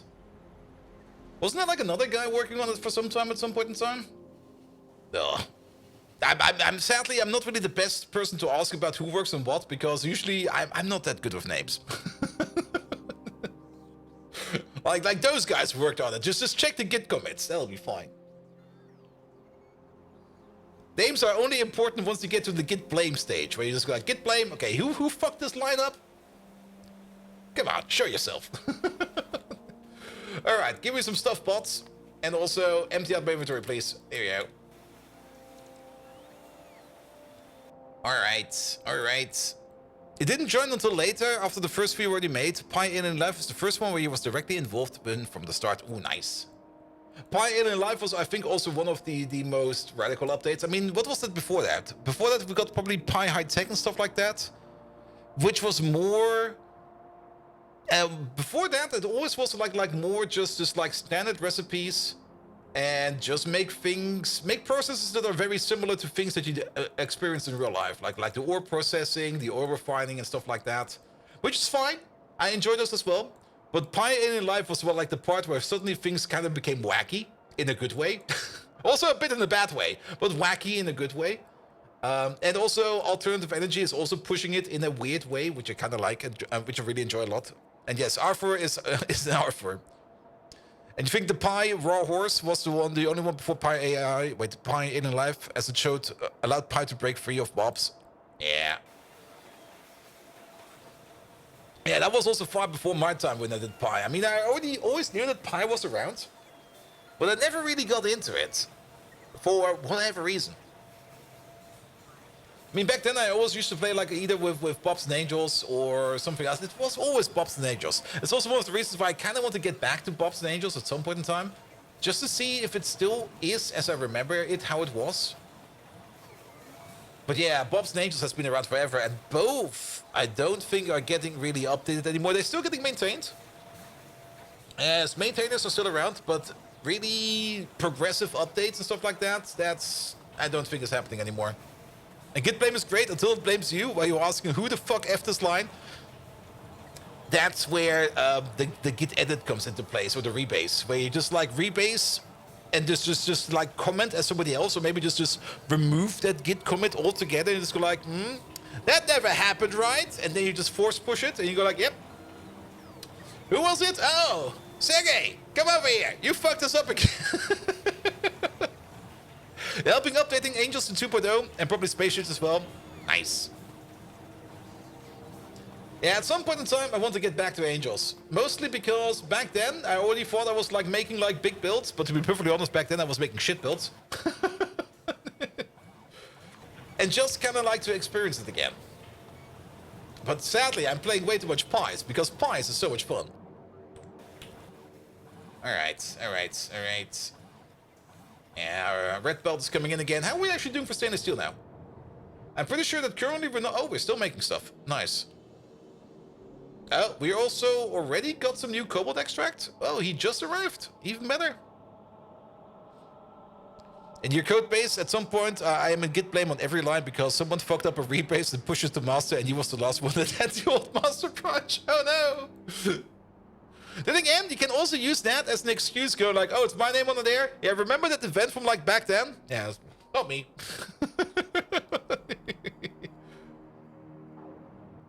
All right, but stainless steel seems to be going well again. How are we doing for red belt? Okay, there's still a bit of a lack of red belt. There's basically no red belt. Everything over here is marked for action. Okay, this chest is not marked for pickup yet. But we're still a bit low. But is it an issue because of stainless steel? It is an issue because of stainless steel. The stainless steel train, I think, is this one over there. Yes, it is. And how much until the next shipment? Soon. And Pioneering Life with spoilage and 2.0 feels like a real pain. Yeah, that's definitely going to be causing a bit of a shift of things. I mean, you can probably no longer do things like this thing over here, where you just shove everything over there into like a massive dump over there. It kind of makes sense because, of course, you would be expecting things like meat and stuff over here to go off on a belt and stuff like that, and brains to spoil, and guts to spoil. There we go. No spoilers yet? Yeah, I would have expected as well. Good, good, good, good, good. Also, we still need to do something with the blood over there. And that might be something we probably want to do a little bit earlier than later. Because currently that slaughterhouse over there is not doing anything because of a lack of blood sinking capabilities. You need cryo belts? Cryo belts would be great.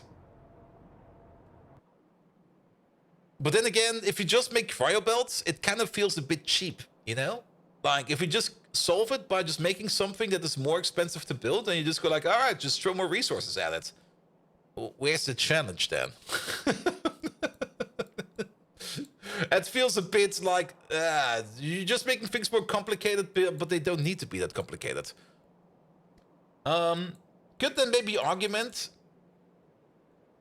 spoilage for radioactive decay? Now that would be fun. Spoilage for radioactive decay would be a lot of fun. Where you just put stuff into a corner and let it sit there, and then it just decays over time. That would be great. That would be really, really great. I'm also still a little bit curious about how spoilage works with stacks. I guess they might just add up all of the spoilage together in a stack, and then if everything spoils, the whole stack converts. Yeah, you could do it like that.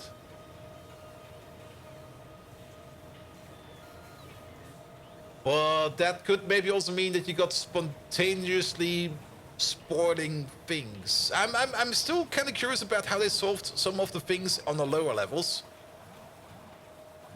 Because the easy solution, I mean, they can definitely come up with an easy solution that will do that, but it will probably not be optimized. I'm kind of curious to see what kind of optimized solution they came up with that things will not eat too many UPS. If you want to solve for money, no problem, just throw money on it. Yeah, that does work. And that's still the thing. I mean, if things like spoilage takes, and if it's an update for everything, well, if they do hash bit buckets, it might work. If they just move the buckets around. Yeah, that might work. Actually, thinking about it. Yeah, I mean, the first idea you might come up with is like give every entity its own value for its own spoilage meter more or less. But then you would need to update that value for every item. It would probably be easier to just have like a list of basically a bucket, multiple buckets. Every bucket is like a spoilage value, and then just move buckets around. I'm curious. I'm just very curious how they solved it. I kind of want to see some benchmarks. I would love to see a Friday Factorio fact in how they measured performance decay for spoilage by means of certain implementations. Of course, unless they already knew that what will be the best way to do it, because I guess, I mean, if you kind of think about it, maybe they already had a proper answer either in the optimizations for the belts they did like a while ago, or maybe some other optimization where they already knew like, let's do it like this, because that will be the good answer. But I'm just kind of curious. Because there's definitely some traps and some caveats you can run into if you do it wrong, where you just will like sink performance en masse. And they've said it on Reddit, it's a list with everything on it, and they just take it off the first lift. Yeah, that's basically the bucket idea I had as well. Because then you have just like the item in the bucket, and you just move the buckets along. And then it's either gonna be like, I mean, then you just need to update the bucket itself, and you don't really care how many items are in the bucket. You just go like here. Everything in this bucket is in this state. Bam. And then every item only needs to have the reference to the bucket. And then you don't care.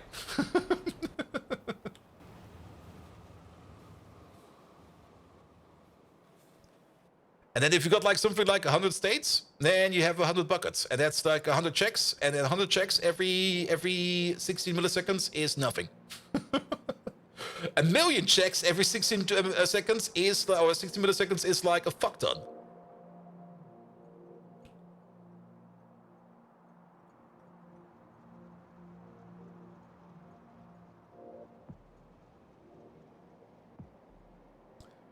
Here we go. Here we go.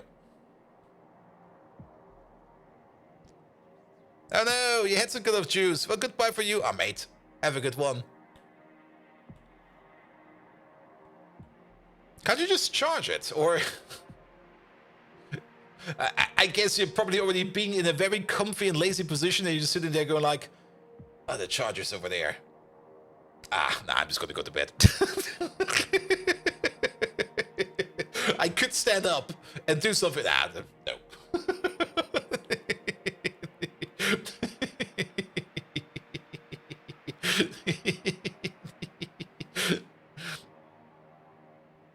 All right, let's keep working on that cobalt extract machine. Speaking of, you done yet? Ah, I can see some beds over there. Just missing a little bit more of the lovely red belt over there. As far as you've seen, the base game only has a single spoilage item for spoilage, so it's probably not an issue. We'll see what happens once the mods touch it. Yeah. Also, if it's only one item, does it mean there's only like one spoilage curve? Or can you have like multiple spoilage curves for multiple items? I mean, if everything spoils at the same rate, in the same decay rate, then having something like a natural, not really natural, but a similar radioactive decay will no longer work. Because if everything spoils at the same rate, then it's kind of boring again.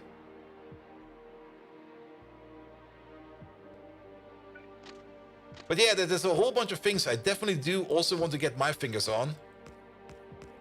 Just to check them out for myself and to test them out for myself. All right. Okay, these power poles, we're gonna move them over here as well.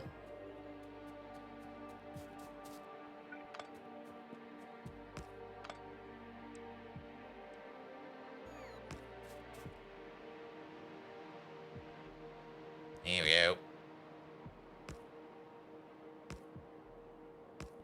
Something like this. Are these stations even active?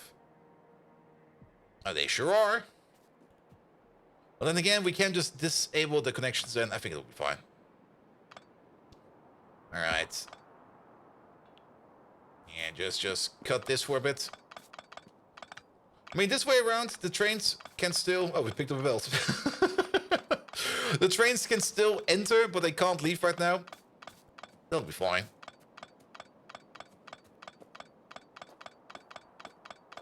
And... there we go.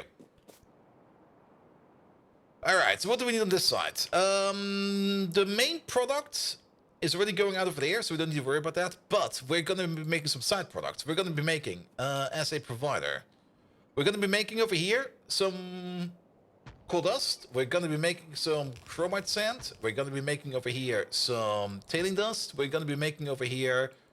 whatever the last thing is I'm thinking about, and I already forgot what it is. Iron oxide, there we go. And then we also do need the escape route, or the exit route for the trains that are living a little bit further south from this whole thing over there. This was the reason why I kind of went back to the mall real quick to pick up some train tracks, because, there we go. We want these trains over here to be able to leave again as well. Good. You get one of these. You get one of these.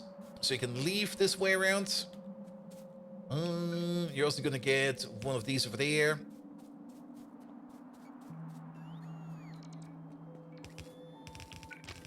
There we go. And then we put you over there. They all have individual set names. Just got one set output currently, basically Ash. I've seen one as a short as 60 seconds to one that's over an hour. Cool. Yeah, then that should be fine. But yeah, but then, of course, how to put it? I mean, then the performance issue moves to more or less a class level. And then, depending on how many classes you have or how many spoil sets, let's call them spoil sets you have, the more performance you will be using. Like, for example, if you got like 1,000 spoil sets, then you would need to do like... For every spoil set, you would need to do the update, which might be 100 ticks. That can add up quite fast again. I'm pretty sure it's going to be fine for 10 sets, maybe even 100. But once maybe you get to like 1,000, that might already start to be troublesome. And also, when do they become active? That's also a good question. I mean, the spoilage. You're basically going to check that, I guess, from day one. Unless you got some kind of mechanism that turns it on and off. Like if there's no item of the type, don't need to check for it, I guess.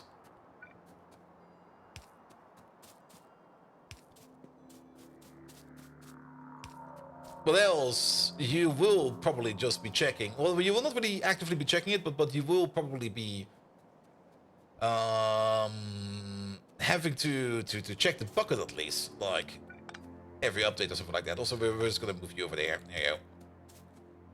That makes this a little bit easier. But yeah, that's code level details. I mean, I could look into the code level details if I want to, but we'll have to see about that. All right, let's get this tailing joint up and running.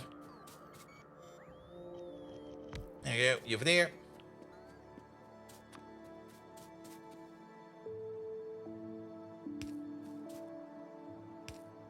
As always, I already have like a good amount of trust into the Factorio devs, and I already have like a good trust into them that they do know what they're doing, I think. Okay, there we go, and then you. So they should know what they're doing. And Factorio is still like this weird game that has been optimized so fucking much. That is absolutely insane. Like the amount of effort that has been put into Factorio, you can't really compare that to any other game out there.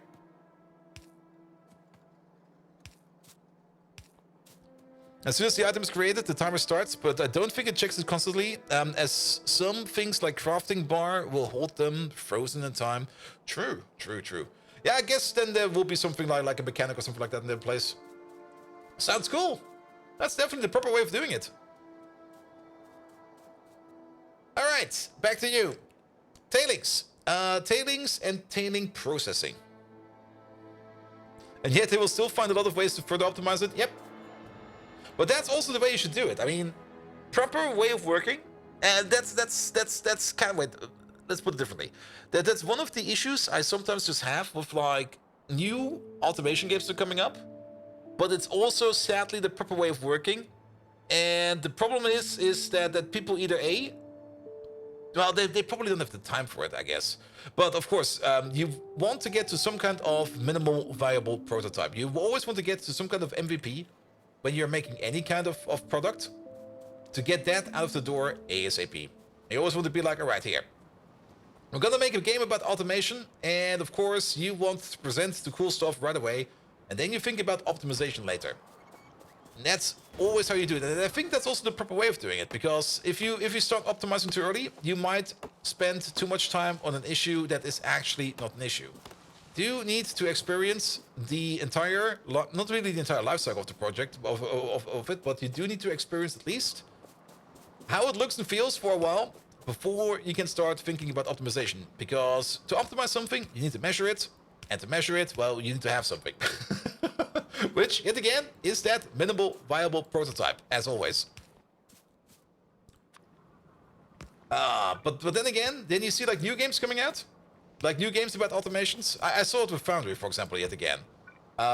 Where you then see like the issues you've already seen being solved in things like Factorio years ago just come up again in things like Foundry. Where you just go like, yep, I know exactly what's going on over there. I know what you need to optimize it. But yeah, that lesson either was A, never learned, or B, just never really got moved along correctly. And I kind of get it. And that's also usually the basic programmer's fallacy, where you just go like, okay, I got this idea. I want to make this thing. This thing is going to be cool. And then you're just going to jump right in, and you're going to start working on it. You're going to start tinkering on it. And then you kind of forget about everything else around you, and you come out of it and go like, here, I made the thing. I'm proud of it. And you go like, oh, wait a minute. Suddenly I start to remember the things I kind of forgot like a week ago. A lot of them run into the issue of not being built from the ground up to be optimized and can fix all the issues you want in the foundation is with Optimize can fix all the issues you want, but if the foundation is wrecked, you'll never reach as high as Factorio does. Yeah, pretty much. And Factorio also has the advantage that they are running on their own engine. They made themselves. So whatever foundation changes they need to do, they can easily do that. Zana with Bonen, hello there. They can easily get any kind of foundation fix up and running because they're basically they got like absolute full control. They got absolute massive full control. Where else, if you're like sitting on Unity or something like that, and you're trying to get like any kind of optimization done in Unity, you're just gonna look at that thing, and you're gonna be like, yeah, about that optimization. Where's Schnapps? By the way, King Arthur, now that you're here, I do have one question that popped up like last Tuesday. And I hope that it will not be too much, but with Factorio 2.0 coming out, we do know that every assembly machine basically can be connected to a wire now, and at least a whole bunch of other entities can be attached to some kind of wire. We can already see it happening over here with our lovely, lovely tailing ponds, where there's just like a random connection over here somewhere. How would it be for every other building out there? Will it just be like a random wire connection for all of them, or do we actually get something nice?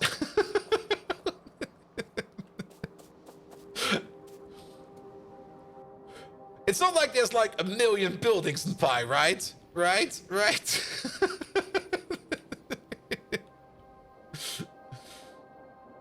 Like just the cable just going like straight into the sink. Like here, that cable underwater. Reading their optimization blocks is where you can change engine things, and that's also very, very cool. Yes, Fenring! Hey there! How you doing? It's been a while. Welcome, welcome, welcome. I hope you're doing great.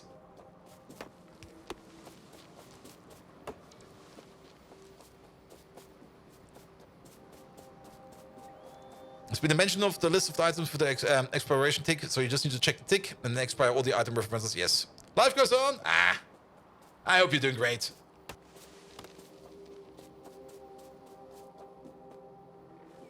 There we go. Also, probably good morning. How was it again? How late is it over there? It's probably like 10 a.m. over there.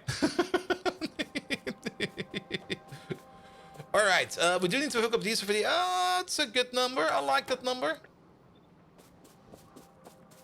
1:34 p.m. Yeah, like I said, it's probably 10 a.m. over there.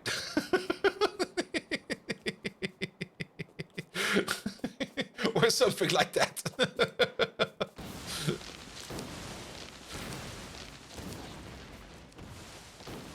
There we go. There we go. Now, there are some fields over here we don't want to build over. Yeah, 10 a.m. p.m. Who knows? It's 10 p.m. over here. It's probably going to be jank at the first, like the pipe connections. Basically, everything we need to check back by hand. It might not be perfect until we get the right rip off. It's also such a low-hanging issue or problem that it's just going to probably be jank for quite some time. I mean, I fully understand that. We just go like, yeah, we could fix this. Or, yeah, it's going to be very low on the priority list. I kind of really like it how Erendel fixed it, where you actually had like some proper interface corners and stuff like that. If you look at night, you notice it's about 10 p.m. outside. Wait, really? Damn. And Saddam with Bond, you know what? You're about to finish Pi, King Arthur. Can you just push out an update that makes the end game basically impossible? Zanimid Bond is about to finish. We can't let that happen, right? Zanimid Bond, can you just quickly just update your game real quick?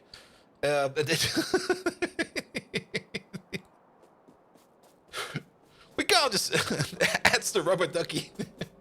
Yeah, to win the game, you now have to make the rubber ducky.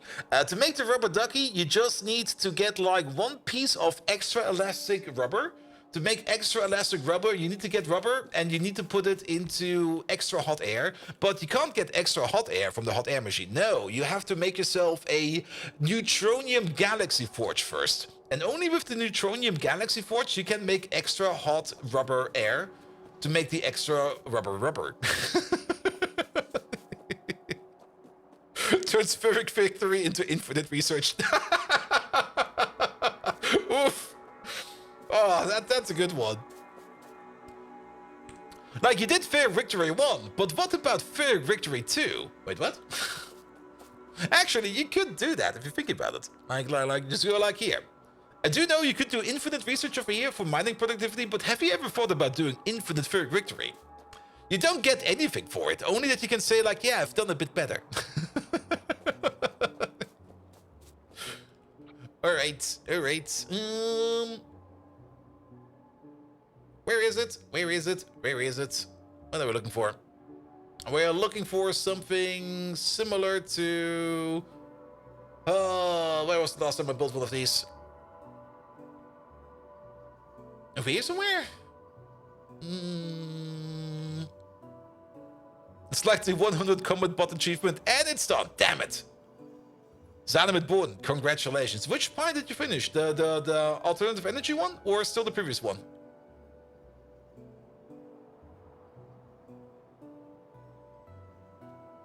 Alright, I could just copy over this one, but this one's kind of ugly. we have one that's a little bit less ugly. Wasn't it? I thought for sure it was over here somewhere.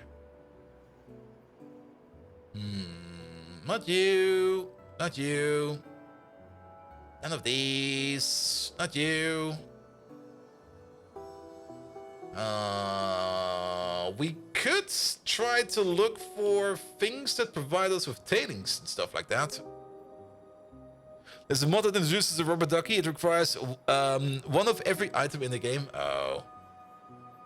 Yeah, but if you're already like at the end game, you should technically have every item already. So that wouldn't be that hard anymore. Tailings. I gotta remember I had a nice looking tailings setup. We could just steal this one. This is already the one we've stolen multiple times. But I'll steal you. Alright.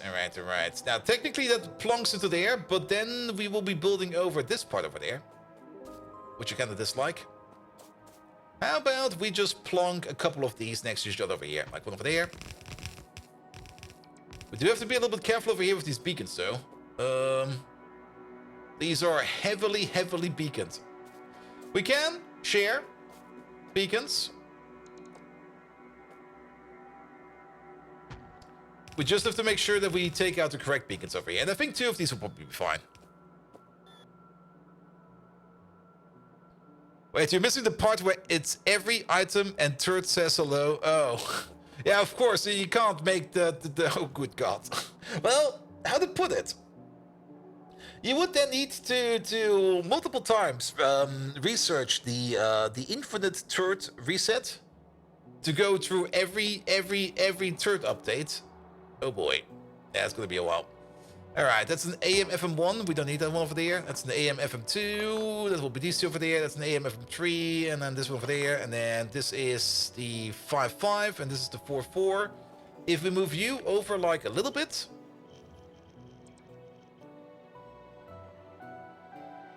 Sorry, did I just jank this somehow? There we go. Move this over like a little bit. So that you do not touch you, then this will work. Question is, does items despawn when you unselect the turret? I don't think so. That should not be the case. Alright, then the only thing we need to do make sure over here is that we push as hard as we can over here with our tailings. Yeah, you know what? I don't think we need to push that hard. So maybe have another pump over there.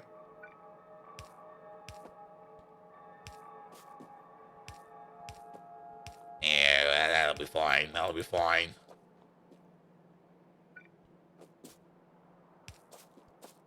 You over there, you over there, you over there. This is still buildable. Perfect. But yeah, but then again, if it's every item, I think you will already run into one issue. Because there are, of course, some items in Pi which you can't build. But then again, I'm not quite sure if those will be in there. For example, is it only all the buildable? If it's only all the craftable items, you'll probably be fine. But technically, the hidden beacons in Pi with the hidden modules Technically, those modules you will also have to put in there. Crackalacken! Hello there! Welcome, welcome, welcome. So maybe there is a way around that where you don't need to do that. Good. How's the pie coming along? It's coming along great. We also are missing one more train station over here. We do need one train station over here for the stone as well. Unless, do we already have a stone station over here somewhere? Oh. Ah, there we go. Well, it should be fine. All right.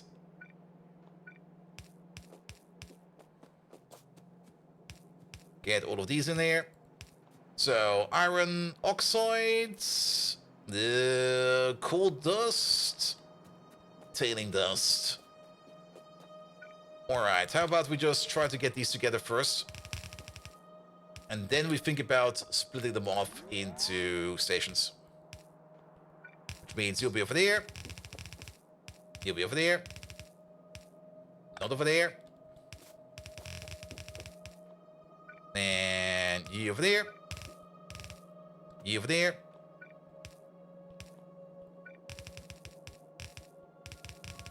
Good, these are equal parts. These need to go over here somewhere.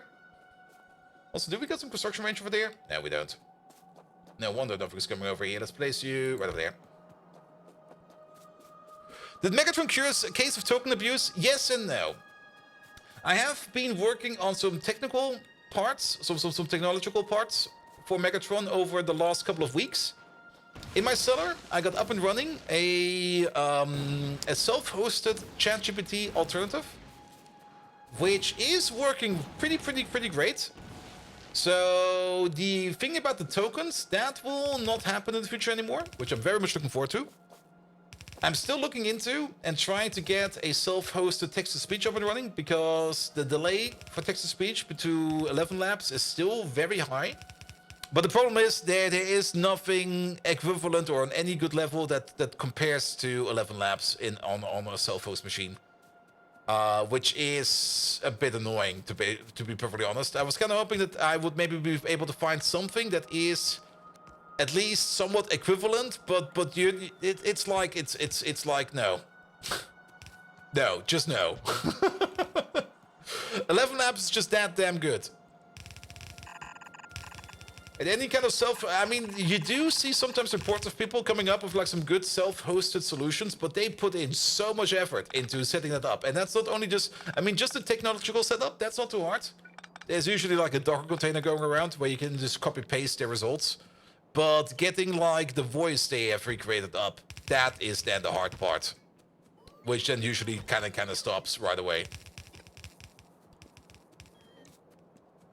Speaking of December, you got to go to work? All right, have fun working.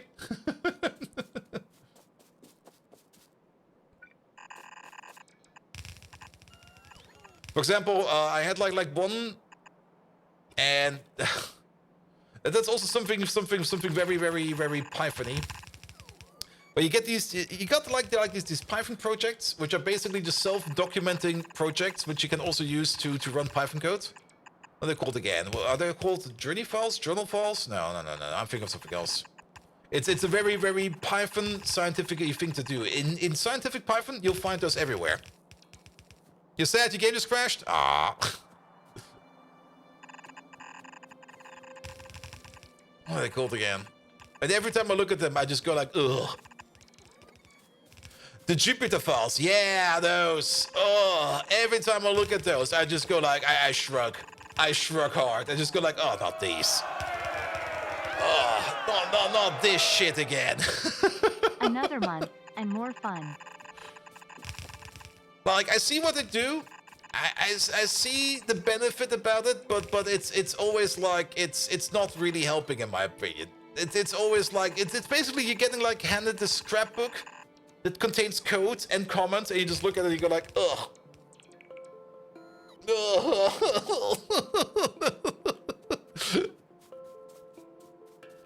It's kind of org mode in pie form, yeah. I mean, I see the benefit, and I guess if you do got like a system up and running that's nice to document and everything, it's great. It's probably great.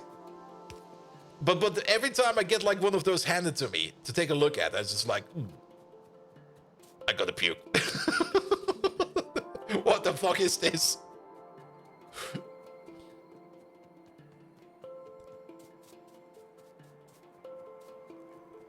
And like the worst user experiences I always had were always from like any kind of project coming from like any kind of scientific community or scientific project. Like people that just wanted to make like a proof of concept of something, and they were like, here, just use this. And then you get something handed over and you go like, what? What the fuck is that even? It also kind of soured up my first interaction with Docker. Back then, if you kind of think about it, that scientific fellow, it was still at university, by the way. What he gave me then was how we work with Docker today, but back then I didn't understand it, and as such, I was kind of like not having like the best first impression of Docker. But he was basically like, here, just have this Docker container. It contains everything you need, and just run it. I'm like, all right, and of course, it didn't run.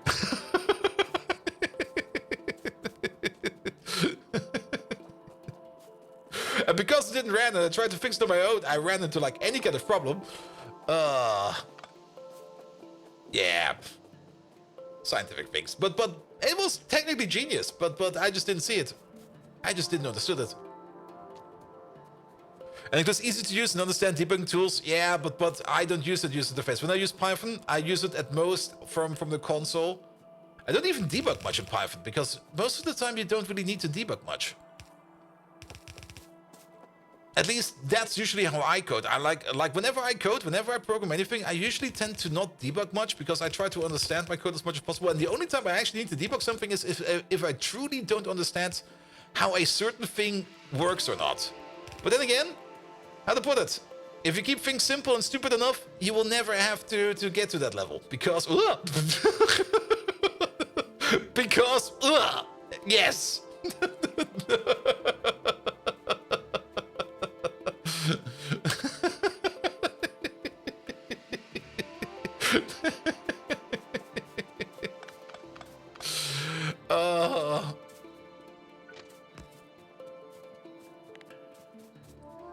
Here we go. Put you over there.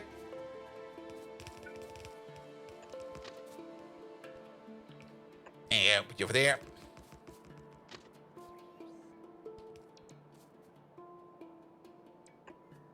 And you over there. All right, that will be the new escape route because now we got the final product over there as well. All right. At least we're making some kind of progress, even though it kind of feels like we're making no progress at all. Somehow we are actually making progress today. All right, you over there. You over there. You can stay there. I'm just going to keep you there like that. I'll be fine. Good. We also do make some acid gas. We can just put the acid gas over here. We got some acid gas compressors over here, which we could just use to fill them up. We're using the acid gas over here to turn acid gas back into sulfuric acid. So we already got a setup for that over there, but if we do back up on acid gas, we're just gonna avoid it. I don't care about that. All right, we're still missing a bit of red belt over here. Let's have a quick peek at the most important parts. And the most important part, of course, is going to be over here. Things like the bedding. The bedding machine is finally working again. The bedding machine is sometimes having issues over here with Yoto leaves, which I think is fine. We did make some assumptions in here that we need less of these Yoto machines, especially if they're running at 100% productivity bonus, which currently they are not. Nevertheless, we are making a decent amount of bedding over here, and making bedding is important. Where did this train over here go last? Your last stop was over here, where you brought some bedding over for... Ah, that's the poop machine! Oh, good. The poop machine is working again, and I think you just arrived because the bedding is currently being deployed. Bottom machines are missing prop mods? Wait, which bottom machines are missing prop mods? Really? Alright, also... Oh, can we just turn this on? There we go. Actually, also... Wait. Okay, all of these. Oh, yes, they are missing prop mods. Oh, okay, we can fix it real quick. Also, you know who else is missing prop mods? This guy over here is missing prop mods as well. There we go. Evaporator. There they are.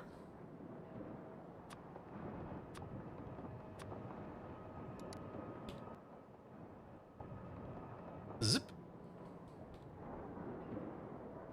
All right, more prot mods coming in. That will just make things a bit better. I mean, crafting speed 6, crafting speed 5. The fun part is they got the same output crafting speed. Crafting speed 5 with 20% prot mod gives you an output crafting speed of 6. And this guy just has the crafting speed of 6. So the only difference over here is that we're making the same amount of resources over here than over here, but this one over there needs less resources to make them so, but that'll be fine. Good. Good. I also kind of got the feeling that... Yeah, I think we did some wrong assumptions over here. We can fix this via remote a bit by just speeding up the machines a bit. It's not too far off, but it is a bit off. So let's give you a bit more speed. And everything will be fine. Where are they? There you go. Good. Are you in the middle? Middle is over there. Alright, it looks a bit off, but you are in the middle. Good. And then we're gonna make a little bit more bedding over here. But yes, the poop machine is finally getting its well-deserved shitbeds. There we go. Then we can also check over here if things like if we need more fiber over here or not. I'm pretty sure we do need more fiber because I can already see that this entire belt over here is moving. And the bottom machines over here, okay, the bottom machines are actually already eating stuff. But yeah, the overall amount of bedding and stuff that's coming in over there, that's... I think we need more input belts. How many input belts do we have over here for bedding? 2. Okay. Same for things like raw fiber. Same for things like... moss seems to be doing fine. Food, even though it kind of seems like we're eating a lot of it, it's just weirdly unbalanced because they prioritize the one side of the belt over there. The other side of the belt is barely moving. Same is also true over here for the fiber, actually. Except for over here. Because over here, I guess people are a little bit more fair about it. So I guess that's fine. Why are you not making any poop?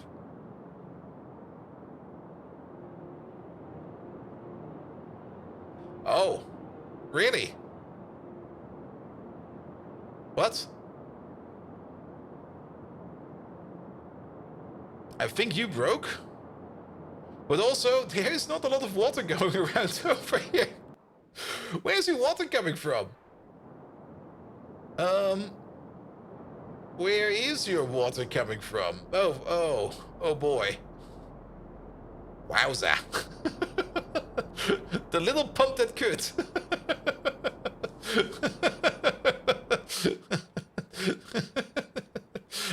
Okay, we got 2 of them at least. Yeah, that's not gonna be strong enough. There must be a water pump around here somewhere. Like a decent one, there's one.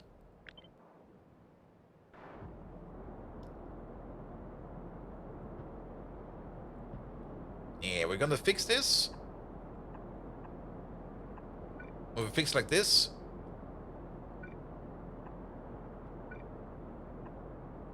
And we're gonna remove this pump, but I kinda don't want to stop the progress over here right now. So we're just gonna place these boys over here somewhere. There we go. You over there. You over there.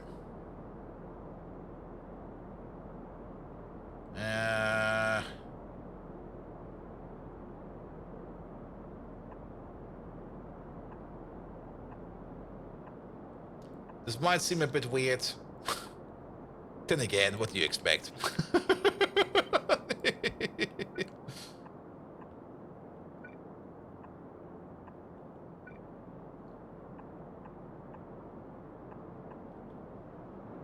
There we go. Yep. Oh, that's actually kind of terrible. We never set up... Oh, we broke it, I think, even. Oh.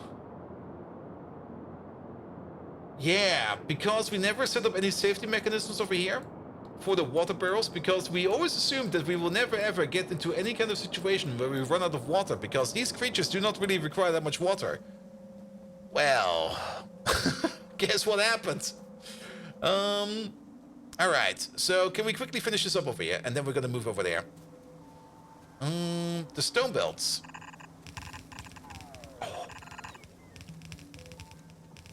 Oh, that's good.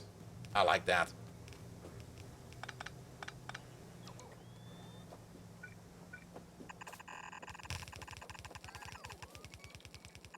Just lining up like this? Yes. Let's quickly finish up this machine over here, or this facility. Make sure that everything is in order. And then we're gonna go quickly over to the poop machine and get it out of its dire poop straits. And make it so that it works again. Because there is this ongoing bug with the bottlers, or the barrel machines, that if they run out of liquid and you try to put in a barrel, or you put the barrel in and they're out of liquid, then they will lock themselves, which is kind of annoying. There's like this one state where things can go bad for a barrel machine if you try to fill them up, or if you try to put the barrel in there while they're empty. That might not be good for them. All right, let's quickly set up the train stations over here. You over there, you're gonna be copper ore, 2-8 requester. You over there, and that's also a known bug. There's no reason we need to put out a bug report for that. That people know that. Nickel ore requester. You over there. Rare earth ore requester. No path? What do you mean no path? Oh, yeah, there is... What?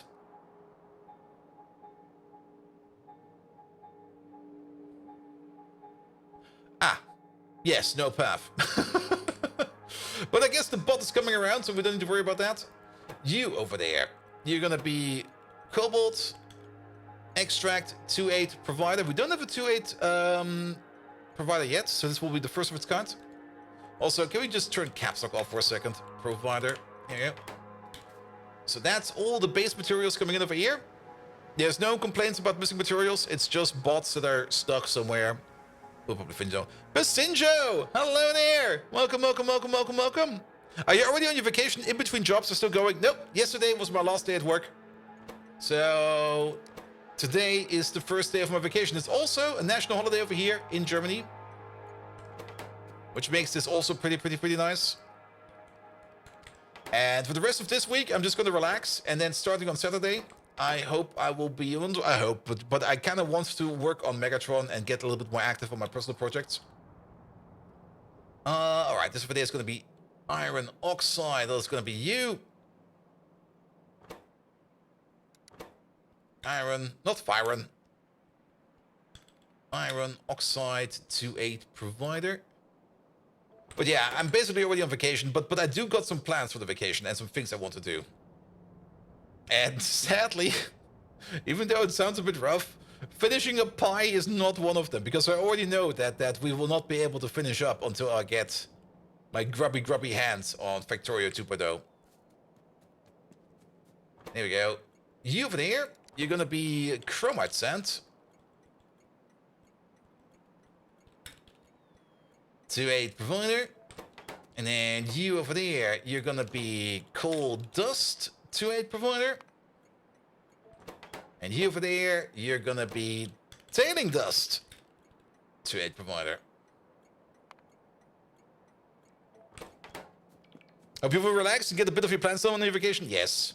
And also, of course, then in 4 weeks, we'll be going to my new job, which I'm also very much looking forward to. Because new job, new project, new people, it's gonna be great. Wait a minute. Yes, it's 4 of these. I was a little bit surprised, but we named it correctly, right? Yes, we did.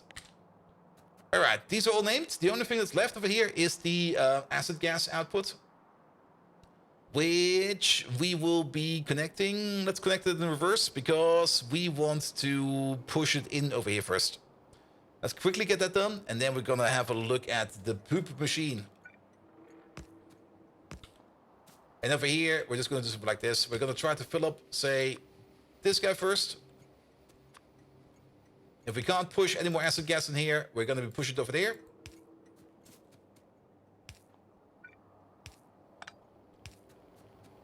And then the acid gas will be coming from over here somewhere. I am going to put down... Nah, I'm not going to put down a pump over there.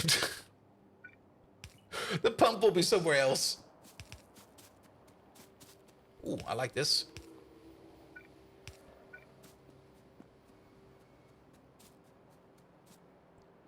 That'll be you.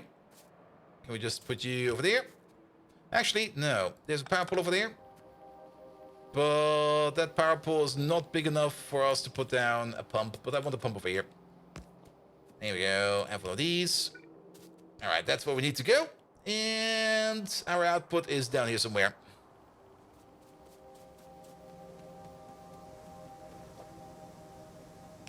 But with this, we will finally have like a decently sized cobalt extract making machine. That will hopefully be good for quite some time. Because we still have, I think, our very first cobalt extract making machine just sitting there making cobalt extract for us. Yeah, this has been screaming for an update for like forever.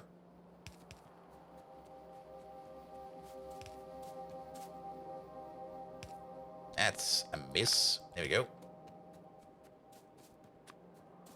Get the corner in. There we go. Good. And then, of course, final step. And that final step is we're going to be putting in 2 more pumps, if possible. Might be that we can't place a pump over here where I want to. I kind of want to place a pump over here, but no power. Then, how about we place a pump over here? Here we go. Which means we're going to get ourselves an overflow valve. Right over there. And right over there. So if we somehow manage to not push out our acid gas, it's just going to get voided. Good.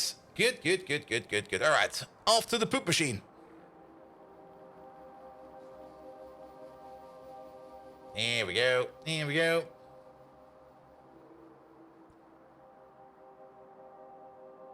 And we'll probably just have to pick up the barrels everywhere once and put them back into the machine, and hopefully that will just get them unstuck. Add some progress. 6 minutes.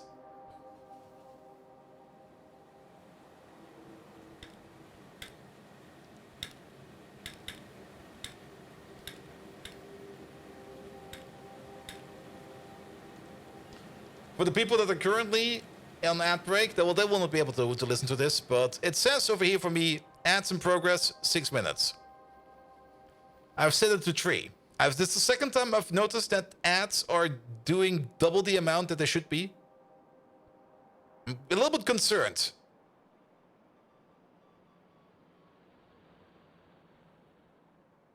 Because 6 minutes is way too much. I mean, I want to run the minimum that is viable, which is 3. 6 is a no-go. And I kind of have the feeling that Twitch changed something. And either A, some of my settings have just been copy-pasted over without me noticing, or B, something else got fucked up. But it's the second time I noticed that it just says, like, yeah, 6 minutes of ads, have fun. And I hate that. I actively hate that. That's too much.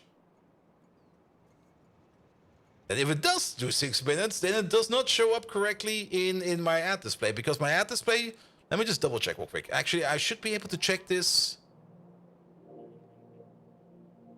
Can I see that over here? Or can I see that over there? Because the average... No... Yeah, the average is still 3 minutes and 17 seconds of ad time per hour. That is fine. I think it was under a minute. Okay, then it might just be the Twitch side that is either A, too generous with the warning, or B, something else.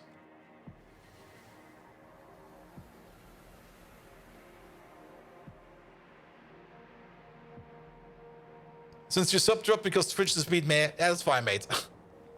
As always, you don't have to sub. sub if you want. That's great. If you don't want to sub, that's great. If you don't have the money to sub, do not sub.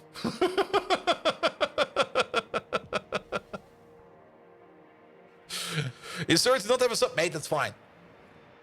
You should spend your money on blackjack and hookers. Now we got Bold Viking and, well, Megatron. What happened to the blackjack and the hookers? See ants in French in the Middle East. There are some colonies, well, not some colonies, but there are some ports in the Middle East that are French. Come on, man.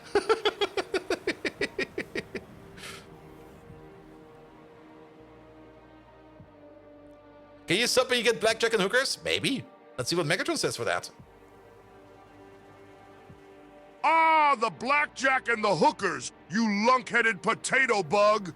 A truly classic pastime. Yes. Just like when we had that all-night poker showdown, and you folded faster than a stack of pancakes. If my memory banks serve me right, and they always do, unlike your steam-powered excuse for a mind, they met a similar fate to that last unit of robots we sent off to fight the Xenos. Dusted, incinerated, gone. Now they're floating somewhere out there in the void of space. Kind of like your gaming skills, Bold Viking. Utterly, hopelessly lost, forever floating in a black hole of incompetence. So keep dreaming about those blackjack tables and elegant companions, Bold Viking. It's the closest you'll get to ever hosting a decent party. By the Matrix, you'd ruin a drink in a brewery, let alone a blackjack game. Crush the Autobots.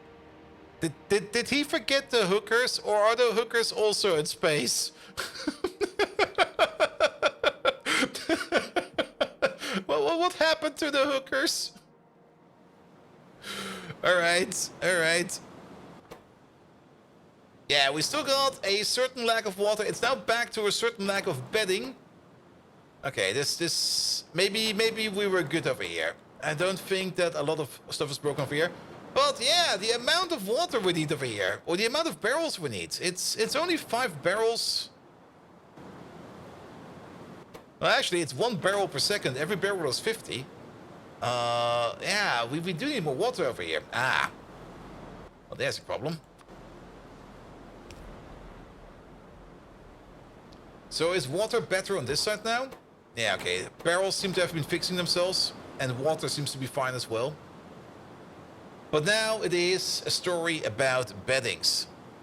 At least they made the subs cheaper here in South Africa, and now they're actually affordable. That's also nice. There we go. Can we make Megatron canonically exist in the 40k universe? Doesn't he exist in the 40k universe? Then again, if he does, he would probably just be looking up at one of those juggling Goliaths and go like, "Hey, you're my minion now." And then that guy will just turn around and shoot him, and it would be like, oh. Megatron would get shot instantly in the 40k universe. He will be just like, "Here, look at me, I am..." Boom, headshot, and then he's gone. He can't survive in the 40k universe. It's impossible. Alright, bedding. Okay, we got the pot mods over here. We got now a certain lack of grot. Is it now a grot problem? It is a grot problem. Speaking of grot, yeah, last time we were working with grot over here. We do have that one issue where we got like one thing all the way over here where we are making our mills. There they are. Where we need to make some organic pulp, I think it's called, or some whatever this is called. And we're bringing over here the grot to the organic pulp. This is kind of stupid, actually. Somebody already pointed it out last time, and I was like, it'll be fine, but actually it's not good. Instead of bringing the grot all the way over here and do the pulp over there, we should make the pulp over here and bring the pulpified pulp all the way down there. Because then we can always reserve some grot over here for things that require grot. For example, yet again, the bedding. But now we have the issue over here that... Huh? I remember setting this up ages ago. Ah.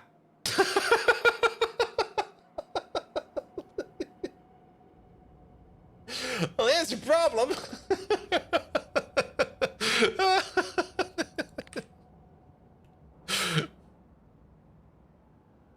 Megatron's man of iron, so the Imperium would push him instantly? Yes. I mean, he would be purged immediately. He would be probed by those technomancers instantly. He would not have a good time. He would definitely not have a good time. Alright, alright, alright.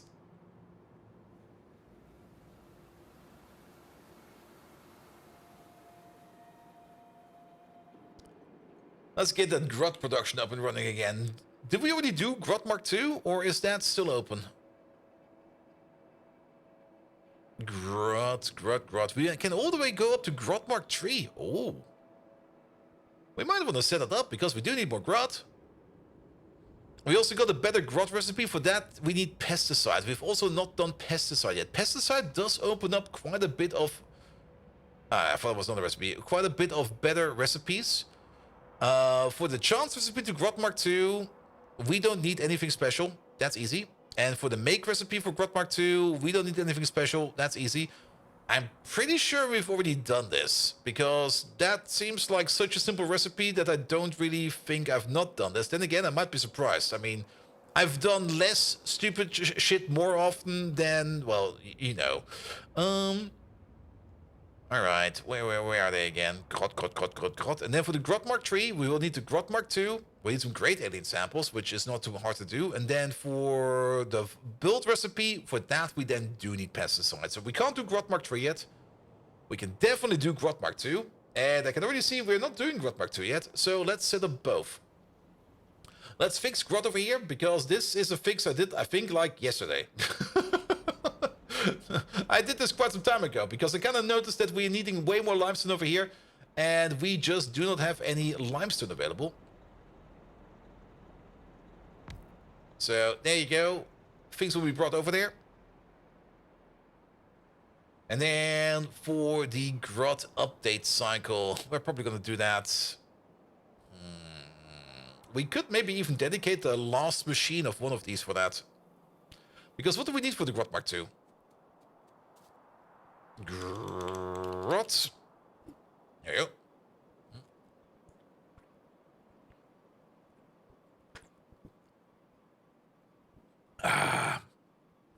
Carbon dioxide, limestone, fertilizer, seeds, and water. Okay, you don't have any fertilizer over here, which is fine. You also don't have any carbon dioxide over here, which is fine. For the next tier recipe, will we ever need fertilizer over here? We do need fertilizer here in the future. Let's have a quick peek over here. I mean, we made this with some intention in mind, and I think... Let's have a quick look at this one.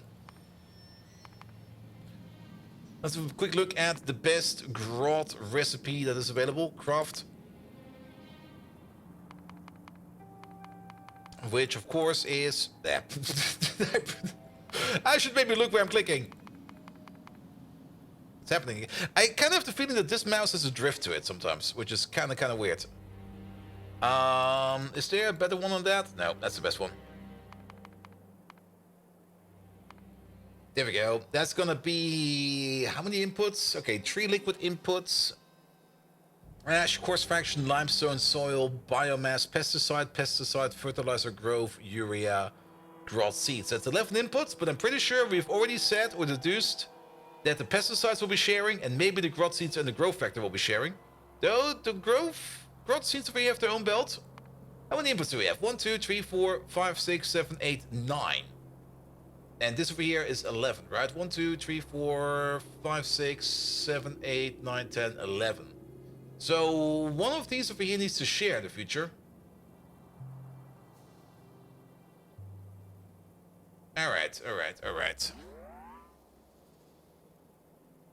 Unless cannons would not care, bolties would not be pleasant, but plasma guns would hurt the Millowink? Yes, definitely. I mean, everything would hurt Megatron. I mean, what does Megatron do? Megatron can't fight. He's a talker, not a fighter. Alright, but we can definitely make it so that we can put in the pesticides on the half and half belt, but technically, the seeds need to share the belt of the growth factor, or at least the coarse fraction is not in yet. So we can make the coarse fraction share with the growth factor. Alright, so we can still salvage this. All right, but fertilizer will definitely also be on its own belt. So let's maybe get some fertilizer in over here. Once we got some fertilizer in over here, we could then think about setting up something like any kind of recipe that will be used for, what should we call it again? For upgrading it. For upgrading the grot. Also, what the hell? I guess the fertilizer will be over there.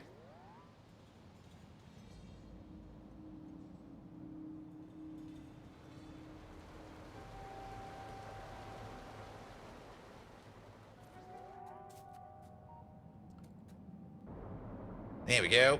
Alright, limestone is coming in. Let's give that a quick fix.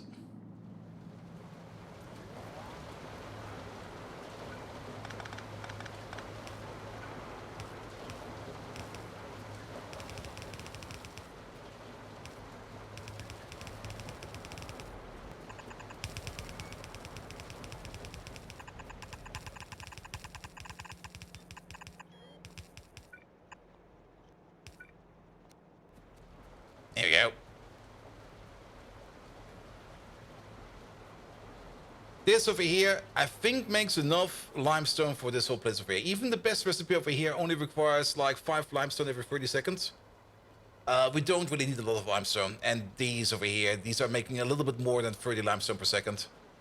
So it should be fine. I mean, we've got a total crafting speed over there of 11.6. That's 22, 23.2, 46.4, 92.8 is the total crafting speed. That means divided by 5, we're making just about 19 lime. Wait, what? Oh, times 2 probably. Yeah. 38 limestone per second. Yeah, that should be enough. That should be a good amount. Alright, let's put on some fertilizer then. 2-8 requester. Put you over there.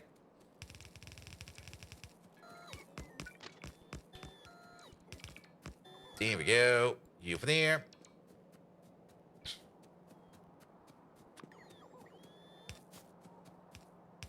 Connect you up like this. I see how we connected you up, but we're going to do it like this. I guess at some point in time we might want to mine out this field. At least there seems to be some kind of intention on my side that I want to mine this out. How much is in there?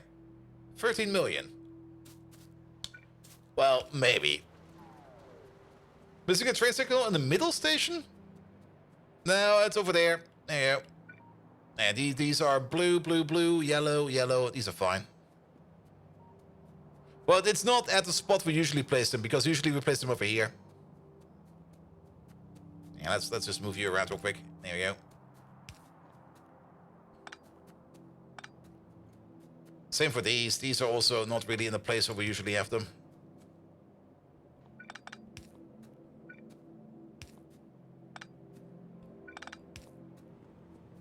There's also an ancient build over there. Alright, you over there, you'll be fertilizer. 2-8 requested, please. Thank you very much. And then how many belts of fertilizer do we need? I mean, fertilizer is definitely one of those things we do consume quite a bit over here. For the limestone over here, we kind of went the way of like, wow, really? A full belt for everybody? Are you shitting me? For limestone? I mean, we could do the same for the fertilizer. Worst case scenario, the belt will not be eaten as much, but I can already immediately see a logistical problem over here. And that problem is there's not enough space over here for that many belts, I think. There's no. Just no. But for the fertilizer, of all the belts we have available, the fertilizer would make the most sense, because the fertilizer is actually one of those that actually is eaten quite a bit. The urea definitely wants its own dedicated belt, because that's 30 or 1 per second in the end game. Well then. Let's paint some belts, I guess. Let's use these. That'll be you. You. Make this a bit nicer. Yeah, we can also skip these over here.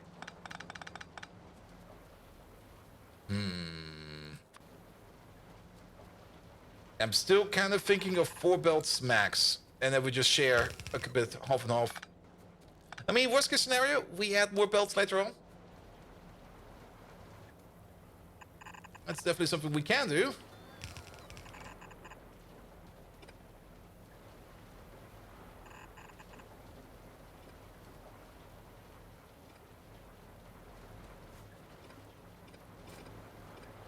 Because I'm way comfortable with 4 belts and 4 belts alone. We also already have like the coarse fraction making machine available over here, which is sitting right over there.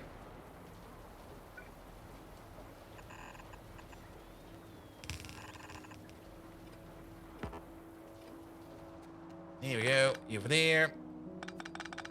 I see it.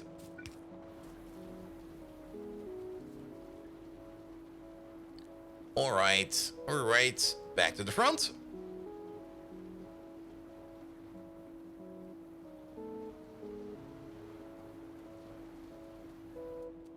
All right, let's go with 4 belts for now. I think 4 belts will be fine.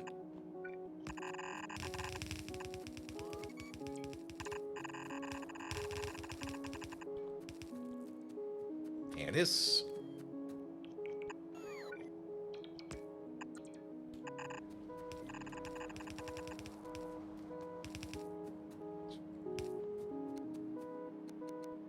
We can connect the rest of here later on. Here we go. That's the perfect height over here. Lovely.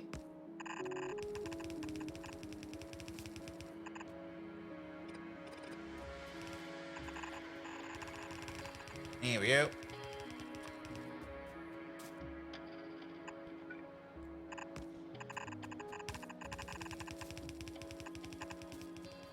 All right, fertilizer.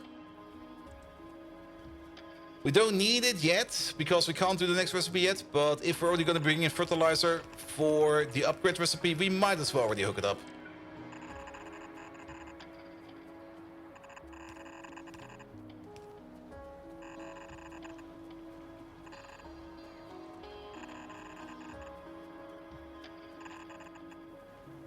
There we go.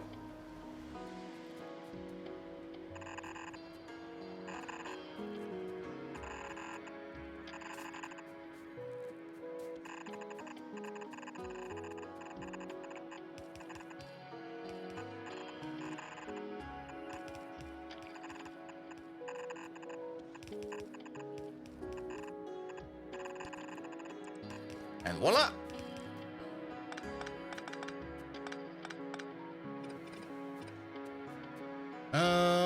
Yeah, that'll be fine.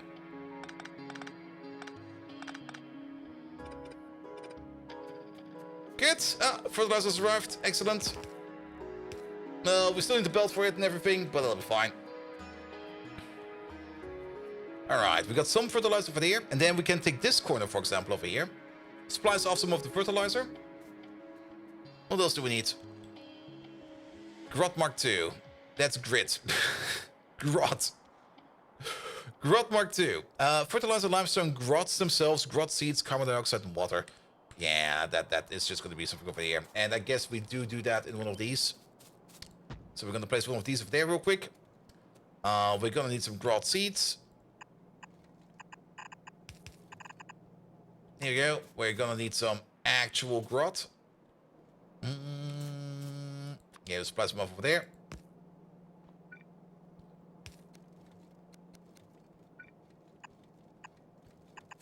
Probably the worst way to do that, but yeah, it'll be fine. Then, we need some carbon dioxide. I don't think we got any carbon dioxide around here, but we can just take some grot, put it into like something like one of these, and turn that into carbon dioxide. There we go. Could maybe even put some grot seeds in here or something like that. Yeah, let's do this. Do that. I mean, actually using grot for actual biomass, I don't think that's a good idea. But we only need like a little bit over here, so it will be fine. And we're gonna need the water pump. And put you over there. Water. There we go. And then Grot Mark II. We still need the limestone over here, and we still need the fertilizer over here. But that's to make the first one. And then to make the breeding one, we do need to make some Grot Seeds Mark II. Grot Seeds Mark II only requires Grot Mark II. That's also made in the Grot Swamp. All of these are made in the Grot Swamp. Perfect. So we will have a second Grot Swamp that will take 2 Grot Mark II. We'll turn it into 2 Grot Seeds Mark II. 2 Grot Seeds Mark II will be turned into... Well, 10 Grot Seeds Mark II will be turned into 7 Grot... Wait a minute. What?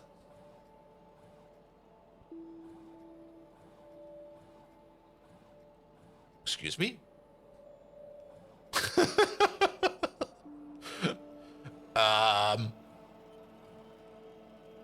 Am I seeing this correctly? Am I missing something? 10 Grot Seeds Mark II will be turned into 7 Grot Mark II, and then there's a 50% chance to get 2 additional Grot Mark IIs. So, at best case scenario, we turn 10 Seeds Mark II into 9 Grot Mark II, and then we turn those 9 Grot Mark II into 9 Seeds Mark II.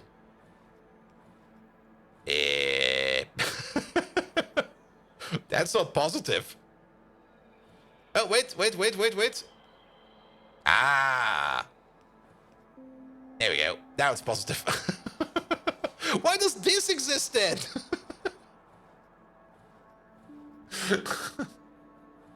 What the hell?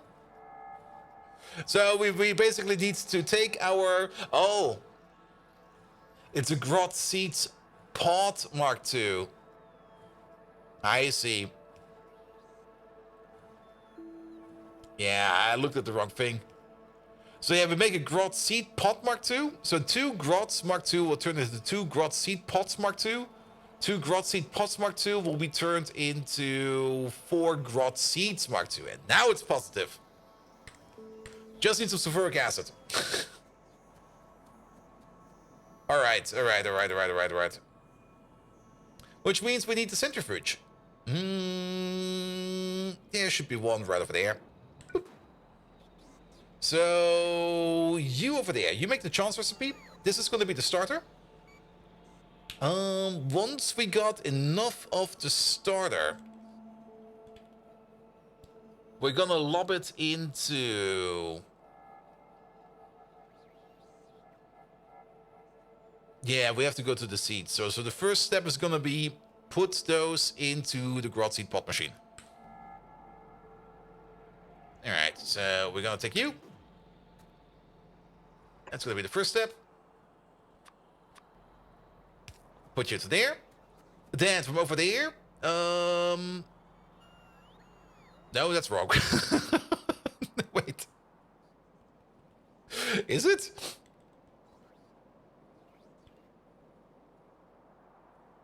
No, you take Grot Mark II. Okay. And we put it into Grot Swamp. Wait a minute. We do put it into Grot Swamp first. You over there. So it goes into another Grot Swamp first. That's where we make the Grot Seed Pots. They then go into the Spitty Boy, where we turn them into Grot Seeds. And then they go, yet again, into another Grot farm, where we turn them into more Grot. There we go.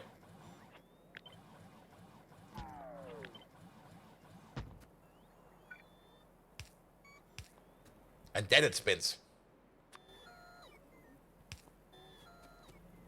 Alright, which means you over there, you're gonna do the chance recipe.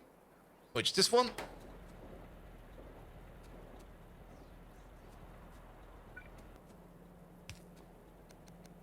Then we're gonna need a carbon dioxide connection over here somehow.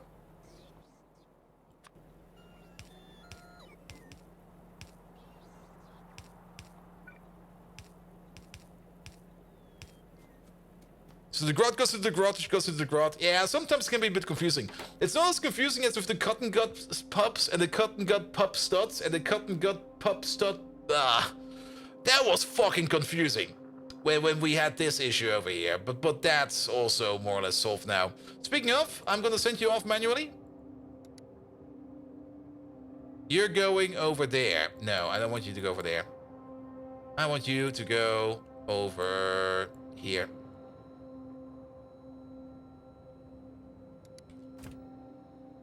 And then, how about the mukmuks machine? The cows. How are you doing? You're doing kind of fine. If I would send you off, where would you be going? Perfect, go there. Those are two critical components for honey. Cows and bunnies. For some reason. Alright, but then you need water, you need the initial grot seeds, which are coming from down below. You just need some fertilizer and some limestone. Fertilizer's over there. The grot train is leaving. Good, where are you going? Perfect. So you're gonna need some more some more fertilizer.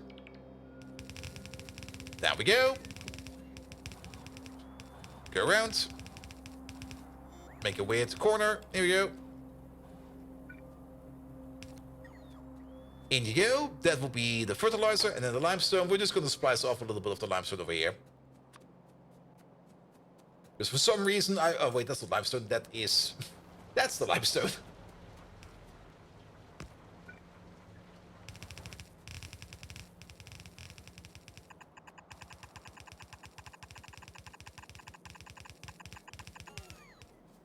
Here we go. And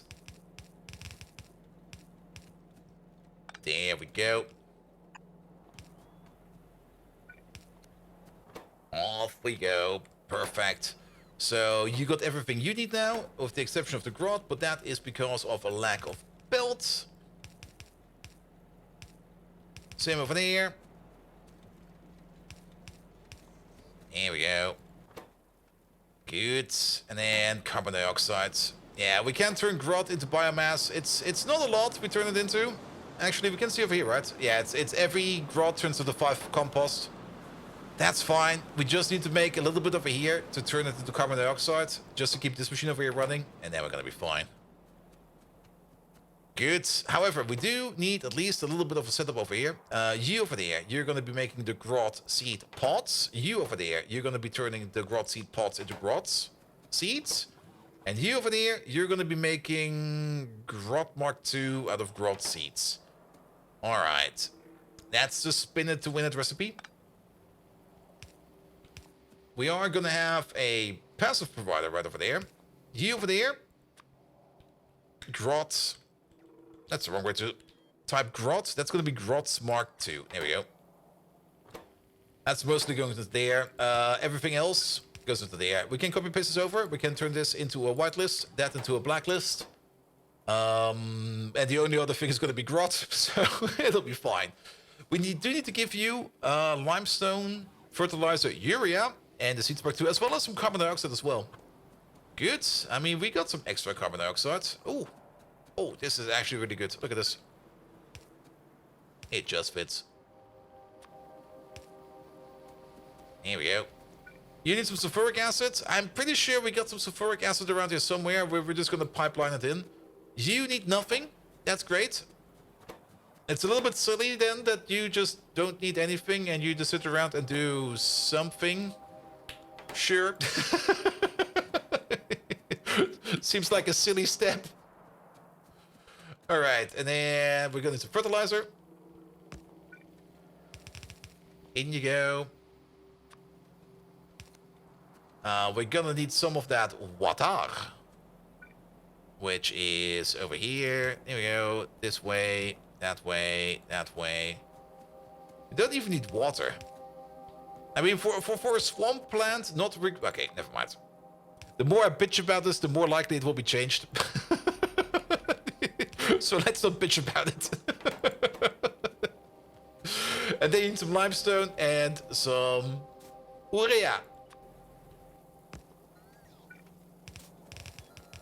Yeah, and these connections over here, these can be as ugly as they want to be.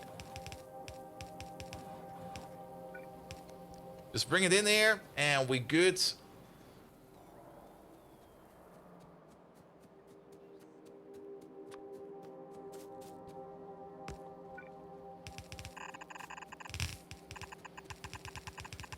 Alright, through the trees.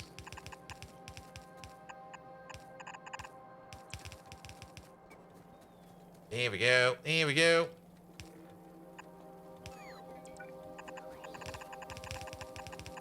Left. Right. Left. That's all we need. Watch the mod maker actively change the recipe as we speak. Nah, I don't think they're gonna be doing anything like that anymore. I mean, they're now more or less fixing everything so it's compatible with 2.0. And I guess afterwards they're gonna be working on, or continuing their work on PySex. Or Stellar Expansion, which I'm also looking forward to. Alright, but you got everything you need. The only thing you're missing over here is some growth plants. We can pick up some of these. There we go. That should be enough, right?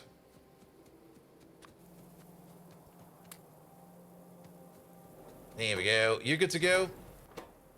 You're just waiting on that. The only thing we're missing over here is... Can we put prop mods in? No. Alright, the chance recipe is running. The chance recipe over here, we will need to turn off at some point in time. So if this one over there has a certain amount of items in it, then we kind of want to stop you. How do we even stop you? Are you making anything else by chance? Oh, you are.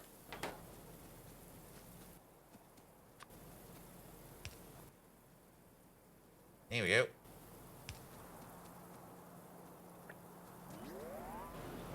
Good. This should be the blacklist Grot Mark II, so everything else goes into there. There we go. Here. If Grot, I can type. I'm pretty sure about that. Grot Mark II is less than 2. You're gonna be enabled. So as soon as there's like 2 Grot Mark IIs in this chest, this connection over here will stop feeding fertilizer over here, and then this will probably run still for a bit. I don't really care. But it will turn itself off over time. That's the important part, that this thing over here will turn itself off over time. Good. But yeah, at the moment, no chance. Grot Mark II. What is the chance? 5%? 0.5%, of course it is. And that's the only annoying part. We are gonna do this. We have to make 4 of these, I think. Because we're gonna need 4. We're gonna need 2 over here to activate this recipe. This will turn them into 4 Grot Mark II. We actually have to do this 6 times. We have to hit the chance of 0.5% 6 times over a course of time to make enough of the Grot Pot seeds over here that we make enough that we can get 10 seeds together. Every Grot Pot seed Mark II is 1 Grot Mark II. So yeah, we have to hit. Actually, we have to hit it 5 times, but 6 times because we need 2 over here. Ah. All right. At least the growth production over here is going fine again. That is great as well. How is the bedding production going on now? There you are. That's looking better, right? At least we're now backed up over here on Yoto leaves and stuff like that. How many bottlenecks have we found? A couple. We've also done a whole bunch of optimizations, which I'm very happy about. Ammonia bottleneck should also be closed. Because we had a bit of an ammonia issue. That's the one we fixed right at the start. Where is it even? It's over there. How's this place looking? You're looking a bit somber. You're still waiting for coal? Or you're waiting again for coal? This over here. Oh, we got... Okay. How many? 13 coal requesters. I think we might do actually need some more coal trains. I'm willing to at least 1 more coal train.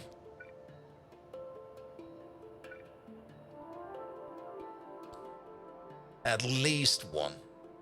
Maybe 2. Maybe 3 even. But yeah, this place over here is having a little bit of an issue in making everything we need. Actually, we got ammonia over here backed up. Cyanic acid over here backed up. The other tank over here is not open yet, but that is fine. So we got some ammonia and some cyanic acid already over here in this corner. We also... Are we not exporting sulfuric acid? No, we are trying to make our own. Okay, I see. Funnily enough, I think we never got a ship... Actually, no, we did definitely got a shipment over here at some point in time. How many bottlenecks did we create? All of them. Absolutely all of them. We also got some more nitrobenzene available over here, which is great. The most important part over here is that formic acid over here. is backed up. It's not backed up yet. For formic acid, we are now waiting on sulfuric acid again. But that is usually the natural way it goes. The most important part is that the poopatron over here keeps on pooping, but the poopatron over here keeps running out of steam because bedding is the current bottleneck. All comes down to bedding at the moment.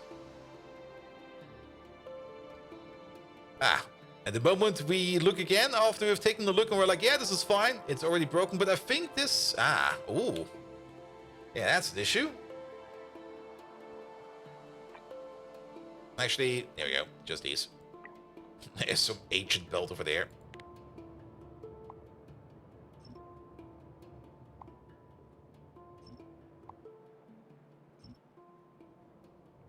Here we go. Alright. Bedding is being picked up at least. Damn. Can we have a quick peek at you? Yeah, that's not good enough. Increase those buffers. Oh. Wait, did we do that correctly? Yes, we did. I'm also something I'm really looking forward to 2.0, being able to interact with that via remote, because, I mean, you can easily update this by just, like, going over here, clicking on it, or copying it out, clicking on it again, copying it back in. Every damn time. Alright, alright, alright. It should also be good for over there. Perfect, and now bedding is being made again. Alright, you're being filled up? Being a whole new level to shit the bed? Absolutely. Are we lucky yet? No. I guess we do get like a notification if we're lucky. Speaking of being lucky, wait a minute. Where the fuck are the bees? Come on. Where are they? There they are. That's 500 crafts over here that we have done. No bee Mark II.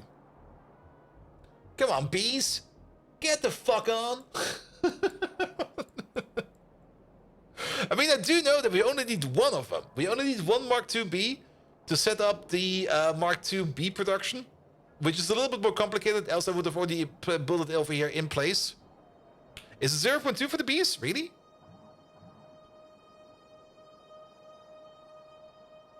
Yeah, 0.5.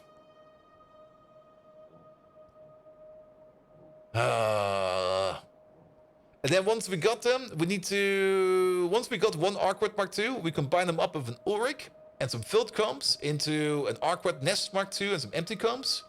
Then we take the Arquette Nest Mark II together with some bedding, some Ulrich food and some filled milk barrels, and to turn that into 20X Mark II. Then the 20X Mark II, we cooked them up into 16 Maggots Mark II, and then the 16 Maggots Mark II, together with some Dilmo cups, by the way, we then turn into an average of... well, the average is 8, but we put in 9, we got 16, so... we get some bees. How's power? Power's fine. Power is perfectly fine right now. Ever since we sorted out that titanium issue over here, and we're doing very good for titanium, we are doing good for power, because most of our power is still coming out from this place, and as long as these tanks are full, we're not going to be doing any issues of power. I've also been adding every now and then, like some geothermal power plants over here and there. Speaking of, how are you doing? Ah, you're still waiting? Okay, we made another... Well, we only need to make one more over there. So even at 0.5, it should be like a 1 in 200 chance, do you believe? Yeah, it's a 1 in 200. So on average, every 200 crafts, on average that is. And if you look at it in the long term, then yes, but yeah, how to put it? We're being a bit unlucky. It's also one of the parts I kind of like and kind of dislike about Pi. I don't really mind this in particular. I find it kind of great, but I kind of find it very annoying when you have something like a chance recipe, and then that's the best example is right over here right now with these guys over here. Same thing, there's a chance recipe for us to make like the Giraffes Mark II, And then the first recipe, where we basically make the next generation, has also a chance to it. And we kind of lucked out on that one. Yeah. At 1,000 you get one? Yeah, maybe if it would be... I don't think it's possible, and I think you could probably even abuse it. But maybe some pity power or something like that. If the game kind of realizes, like, okay, you've been over natural unlucky for this, here, have one of these. But how do you check? You can't. At least I don't think you can. I'm not quite sure. Because we are doing it in this building over here, and we have already done like 1,133 crafts in this building. But those were not crafts in relation to the bees over here. Those were also crafts in relation to the oryx, because we also made some oryx Mark II in there. But yeah, let's just keep it spinning over here. We will get one sooner or later. We just have to be patient. Alright. Is this place going yet? No, because we're waiting on nickel ore. No. That's coming over. Oh, actually, no, it is going. Ooh. Look at that. So we already made some stuff over here. And, oh. Well. Kinda wanted to check out this place over here.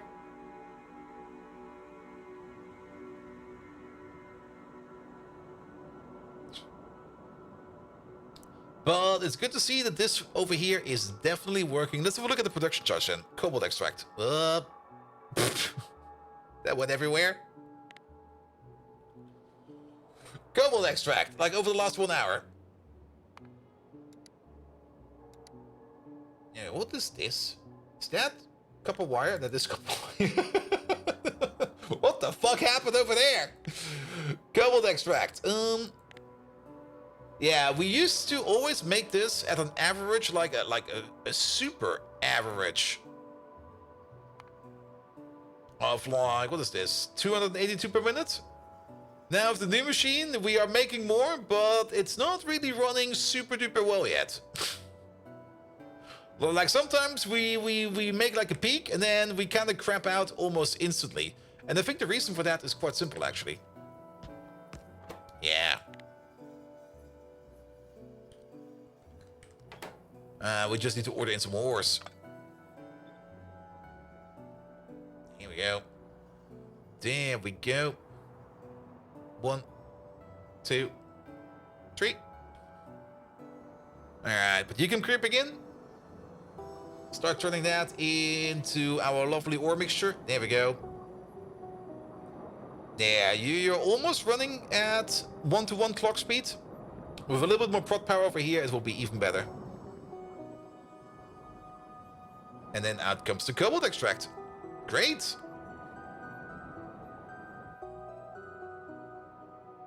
There we go. I'm also not quite sure where nearest nickel ore vein is. That could be anywhere. Quite literally anywhere. Well, at least the copper train is coming over. Alright. Then... What else? The Poopatron. I kind of want to see this thing over here, like, run at full speed for at least a bit. Just to see if we got any other bottlenecks over here. But the amount of bedding that we bring in just doesn't seem to be enough. Let's have a quick look at that. Manure. So many manure recipes. We're currently running this exact manure recipe over here. We're gonna need 8 bedding every 3 seconds per crafting speed. So, how many of these do we have? We got a total of 40. So, 8 times 40, that is 320. Then, what did we say? Manure. 320 bedding every 30 seconds. So that's about 10 bedding per second. That is 10.666 bedding per second, to be exact. We got a crafting speed of, well, let's say it's 6. I'm just going to say it's 6. We're just going to go down with the 10.666 to 10, and we're just going to turn this up to 6. So we're going to need about 60 bedding per second. That is pretty much exact 2 red belts. We might actually need a little bit more than that, but I think for now that's fine. So this thing over here can operate as fast as it can. And if we go back to the manure over here, that does mean that raw fiber, we need way more. And sap. I'm not quite sure how good the sap production over here is. These are still sap extractors Mark 1. I'm pretty sure that these sap extractors Mark 1 over here are more or less working at their utter limit. Can we get ourselves an upgrade planner in here? Sap. Sap extractor Mark 1 to Mark 2. We could, of course, use this with the default upgrade planner, but then we would also be upgrading things like belt and stuff like that. There we go. Get these to the Mark II, please, to make them go a little bit faster. But yeah, things like fiber over here, that's not enough fiber. This needs to be 4 belts, not 2. So we're definitely underflowing on the fiber. Other things we might be underflowing on. How about native flora? 4 belts at least. At least. Probably more. That we got covered. We do have 4 belts of native flora coming in. Alright. Which means this over here needs to be way more belts. And I'm not quite sure if we can do it like this. Yeah, there seem to be a couple of assumptions in here which I don't think are gonna work out for us.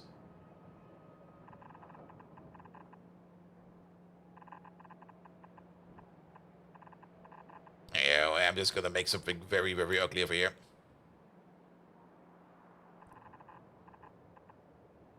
Yeah, that's very ugly, but we are fine. We're fine.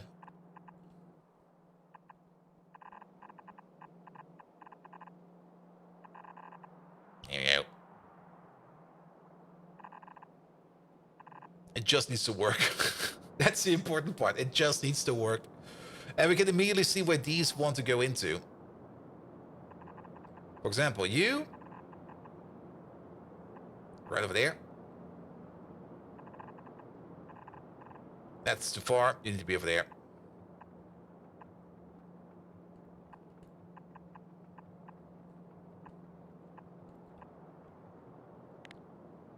There we go. That's only gonna be not really the fix we want, because I'm pretty sure that, well, then again, this might actually work. This looks so horrible. Like all of this gets compressed into like one belt over there, and then we augment it with this belt over there. I'm not quite sure if that's working as intended. Let's see how this behaves, and then we can still just give it like a fix later on. Alright. Nevertheless, are all the creature pens pooping? No, not all the creature pens. The ones at the bottom over here are not pooping. Why? Because they're out of sap. The ones at the bottom are already out of sap. So, not really the fastest speed of manure we're making, but I do kind of want to check how much we've been making over here on average. Over like the last minute. Which comes down to about 6,000 per minute, which is about 100 per second. Nice. 100 poops per... Wait, what? 100 poops per second? Yeah, 6,000 per minute. No, wait. Oh, we got 2 belts. We got 4 belts. Yes, that fits. That fits. Yes. That's a lot of poop. Look at that. That's basically one solid turd. Lovely. All right, if we kind of get the kinks out of this a little bit more, and we can keep this thing over here like under poop pressure, then manure should not be an issue for a while.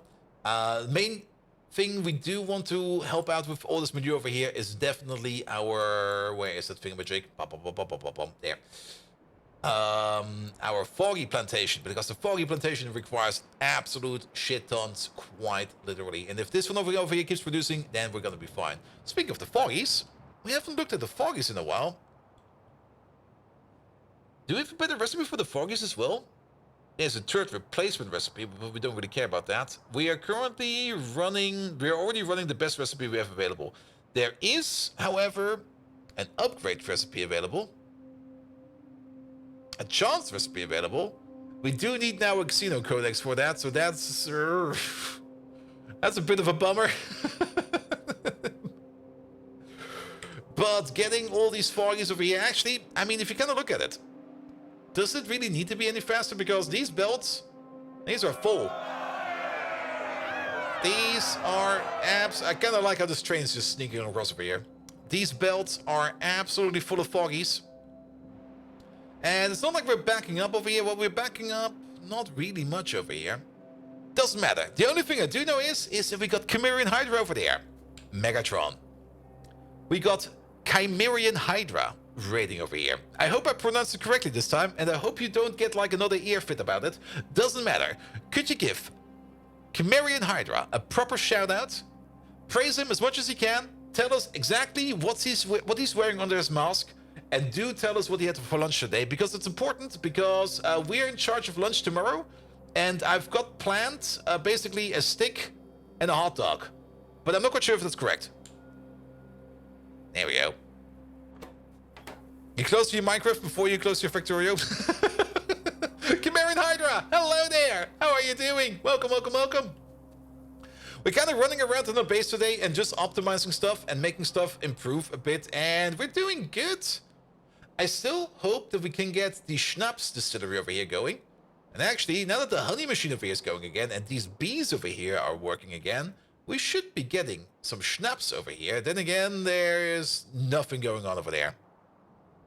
It's about as surprising as a cactus in a desert that you can't pronounce Chimerian Hydra correctly, bold Viking. There we go. You butcher names quicker than an Energon-starved Sharktacon at a buffet. Yep. Listen up, you prime-grade numbskulls. Chimerian Hydra. That's what a real streamer name sounds like. Not like bold Viking. That's as exciting as watching paint dry on a wet day. As for what he wears under his mask, it's none of your business, you nosy Plekhanov. What? But I'll tell you anyway, just to twist your circuits. It's a smile knowing he's leagues above you in every aspect. Now about lunch, while you're munching on a stick and hot dog, Chimerian Hydra had Energon stew. Ooh. A dish so fine, it makes your hot dog look like a pile of space junk. Yes, that would be perfect for you. Really, bold Viking, expecting me to provide the menu for tomorrow? I do better multitasking in a hibernation cycle. Why not serve some brain food, if you can even find it in your ding-dong of a processor? Now, full speed ahead. Transform!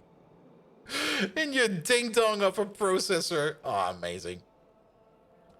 Yes. We're currently still making quite a bit of honey over here. Once the honey over here backs up, we're also exporting honey, but I think there's no train over here yet. No, a train does not exist. An Energon stew is edible, but only once. It got high calories, man. Not a lot of fat, though. Just calories. It's basically, it's just calories. Like, you look at it, and you're already ingesting those calories.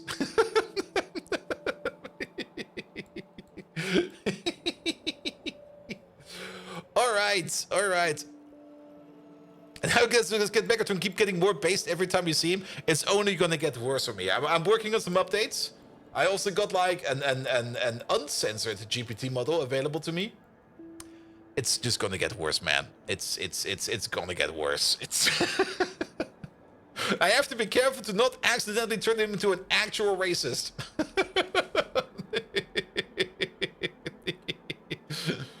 Alright, but the bees over here are at least doing fine. Would love to see more honey over there, but for now, this is good. Also, this project over here is doing fine. Alright, alright, alright, that's fine. Damn. Yeah, nickel ore, I'm pretty sure. Where are you even standing? You're actually not that far away. Is this where we get our nickel ore from? Probably, that's a decent sized mine over there. Imagine getting tossed because of your own creation. That can definitely happen. I mean, you get tossed for less. I mean, if you're in like any kind of public chat room, in any kind of online game, for example, LoL or something like that, and somebody's being racist in that chat, that can come back to you.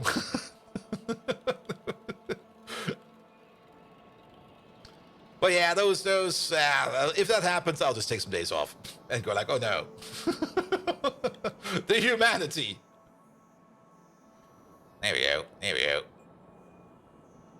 All right, all right, all right. Ah, we can also see over here finally. So, yeah, chromite sand, iron oxide, not that much. Tailing dust is not being exported. I thought for sure that tailing dust gets priority.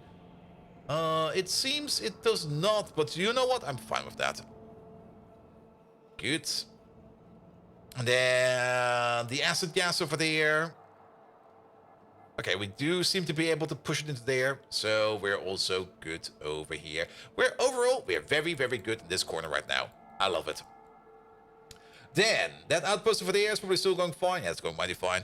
Technology has gone too far. No, technology will always go too far. I mean, that's part of technology. I mean, you can't really do like something like a reverse research and then suddenly turn up Amish or something like that. You go like, hey, I've researched something. I call it a bookshelf. You put your ebook readers on it. What? You mean like an actual bookshelf?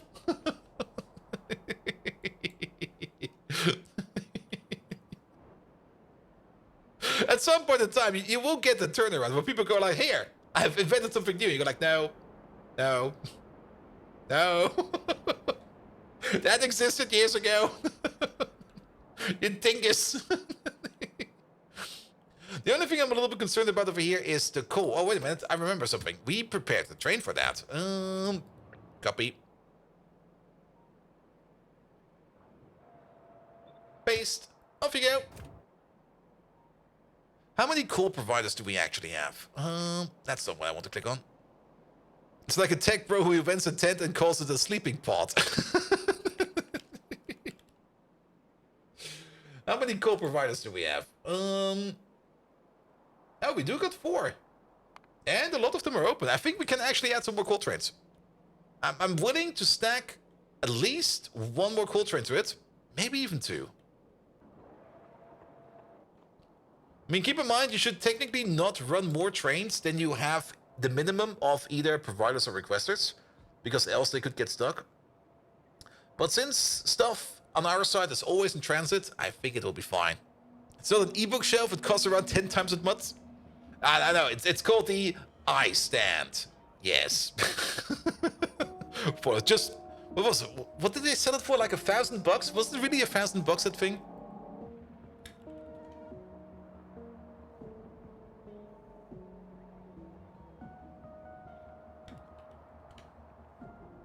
The Prost, it is $1,000.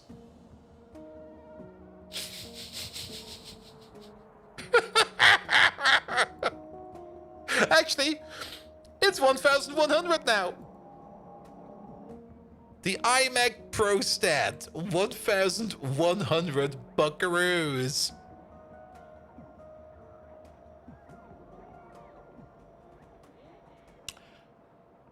Man, you can't make this shit up. Like, seriously.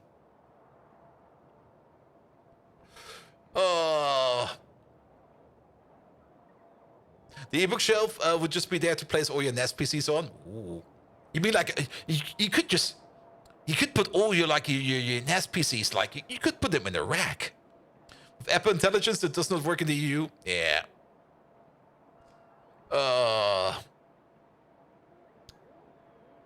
I'm just looking at it and it's like, dude, why? And you know what's even better? It's not even a Visa mount.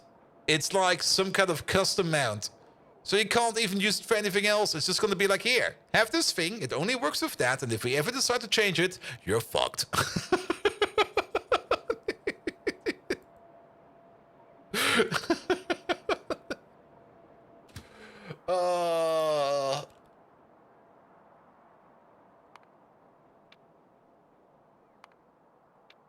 Full. Empty. Off you go. Alright, he's already waiting. I think 1 more is more than enough. Hey, nest is in your closet. My nest is somewhere under the stairs.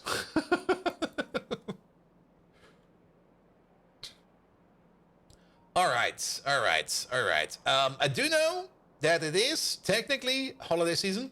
And that I can technically overstream as much as I want. but I do also kind of want to not break my sleep cycle too much just about yet. So I think we're also going to call it over here right now because I am good. I am very, very good. I'm very happy today. We made a good amount of progress. So last objective for today. Step number 1, put on this screen. If anybody else rates now, that's their problem, not my problem. Second objective is we are going to be raiding. Is this flanker back yet? No, he's still on the move, right? Yeah. I want to raid flanker again. Well then. I see a whole bunch of people available over here. Oh, CD is doing some desert bus? Fuck yes.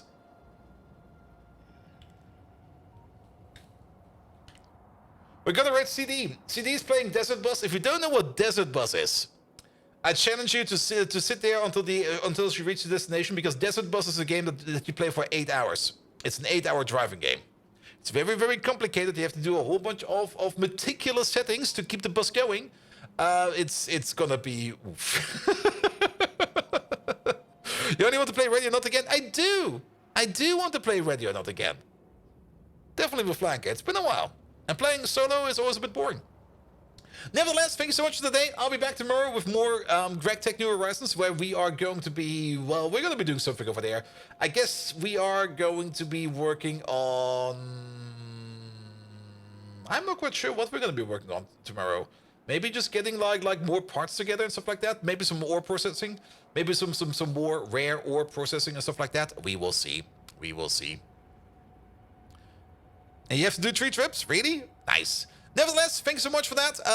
And thank you so much for the raid, Chimerian Hydra. Thank you so much for the resub. Howler Gaming, King Arthur, thank you for the resub. Payload Viking, thank you for the resub as well. And Maniac, thank you for the resub as well. Finn, that was 3 days ago, and that'll be fine. I am on vacation right now, which means there will be probably a bit of a change in the streaming schedule soon. But this week, we're just going to keep it as it is. And next week, well, we will see next week. Nevertheless, have an amazing rest of the evening and a good night. See you around.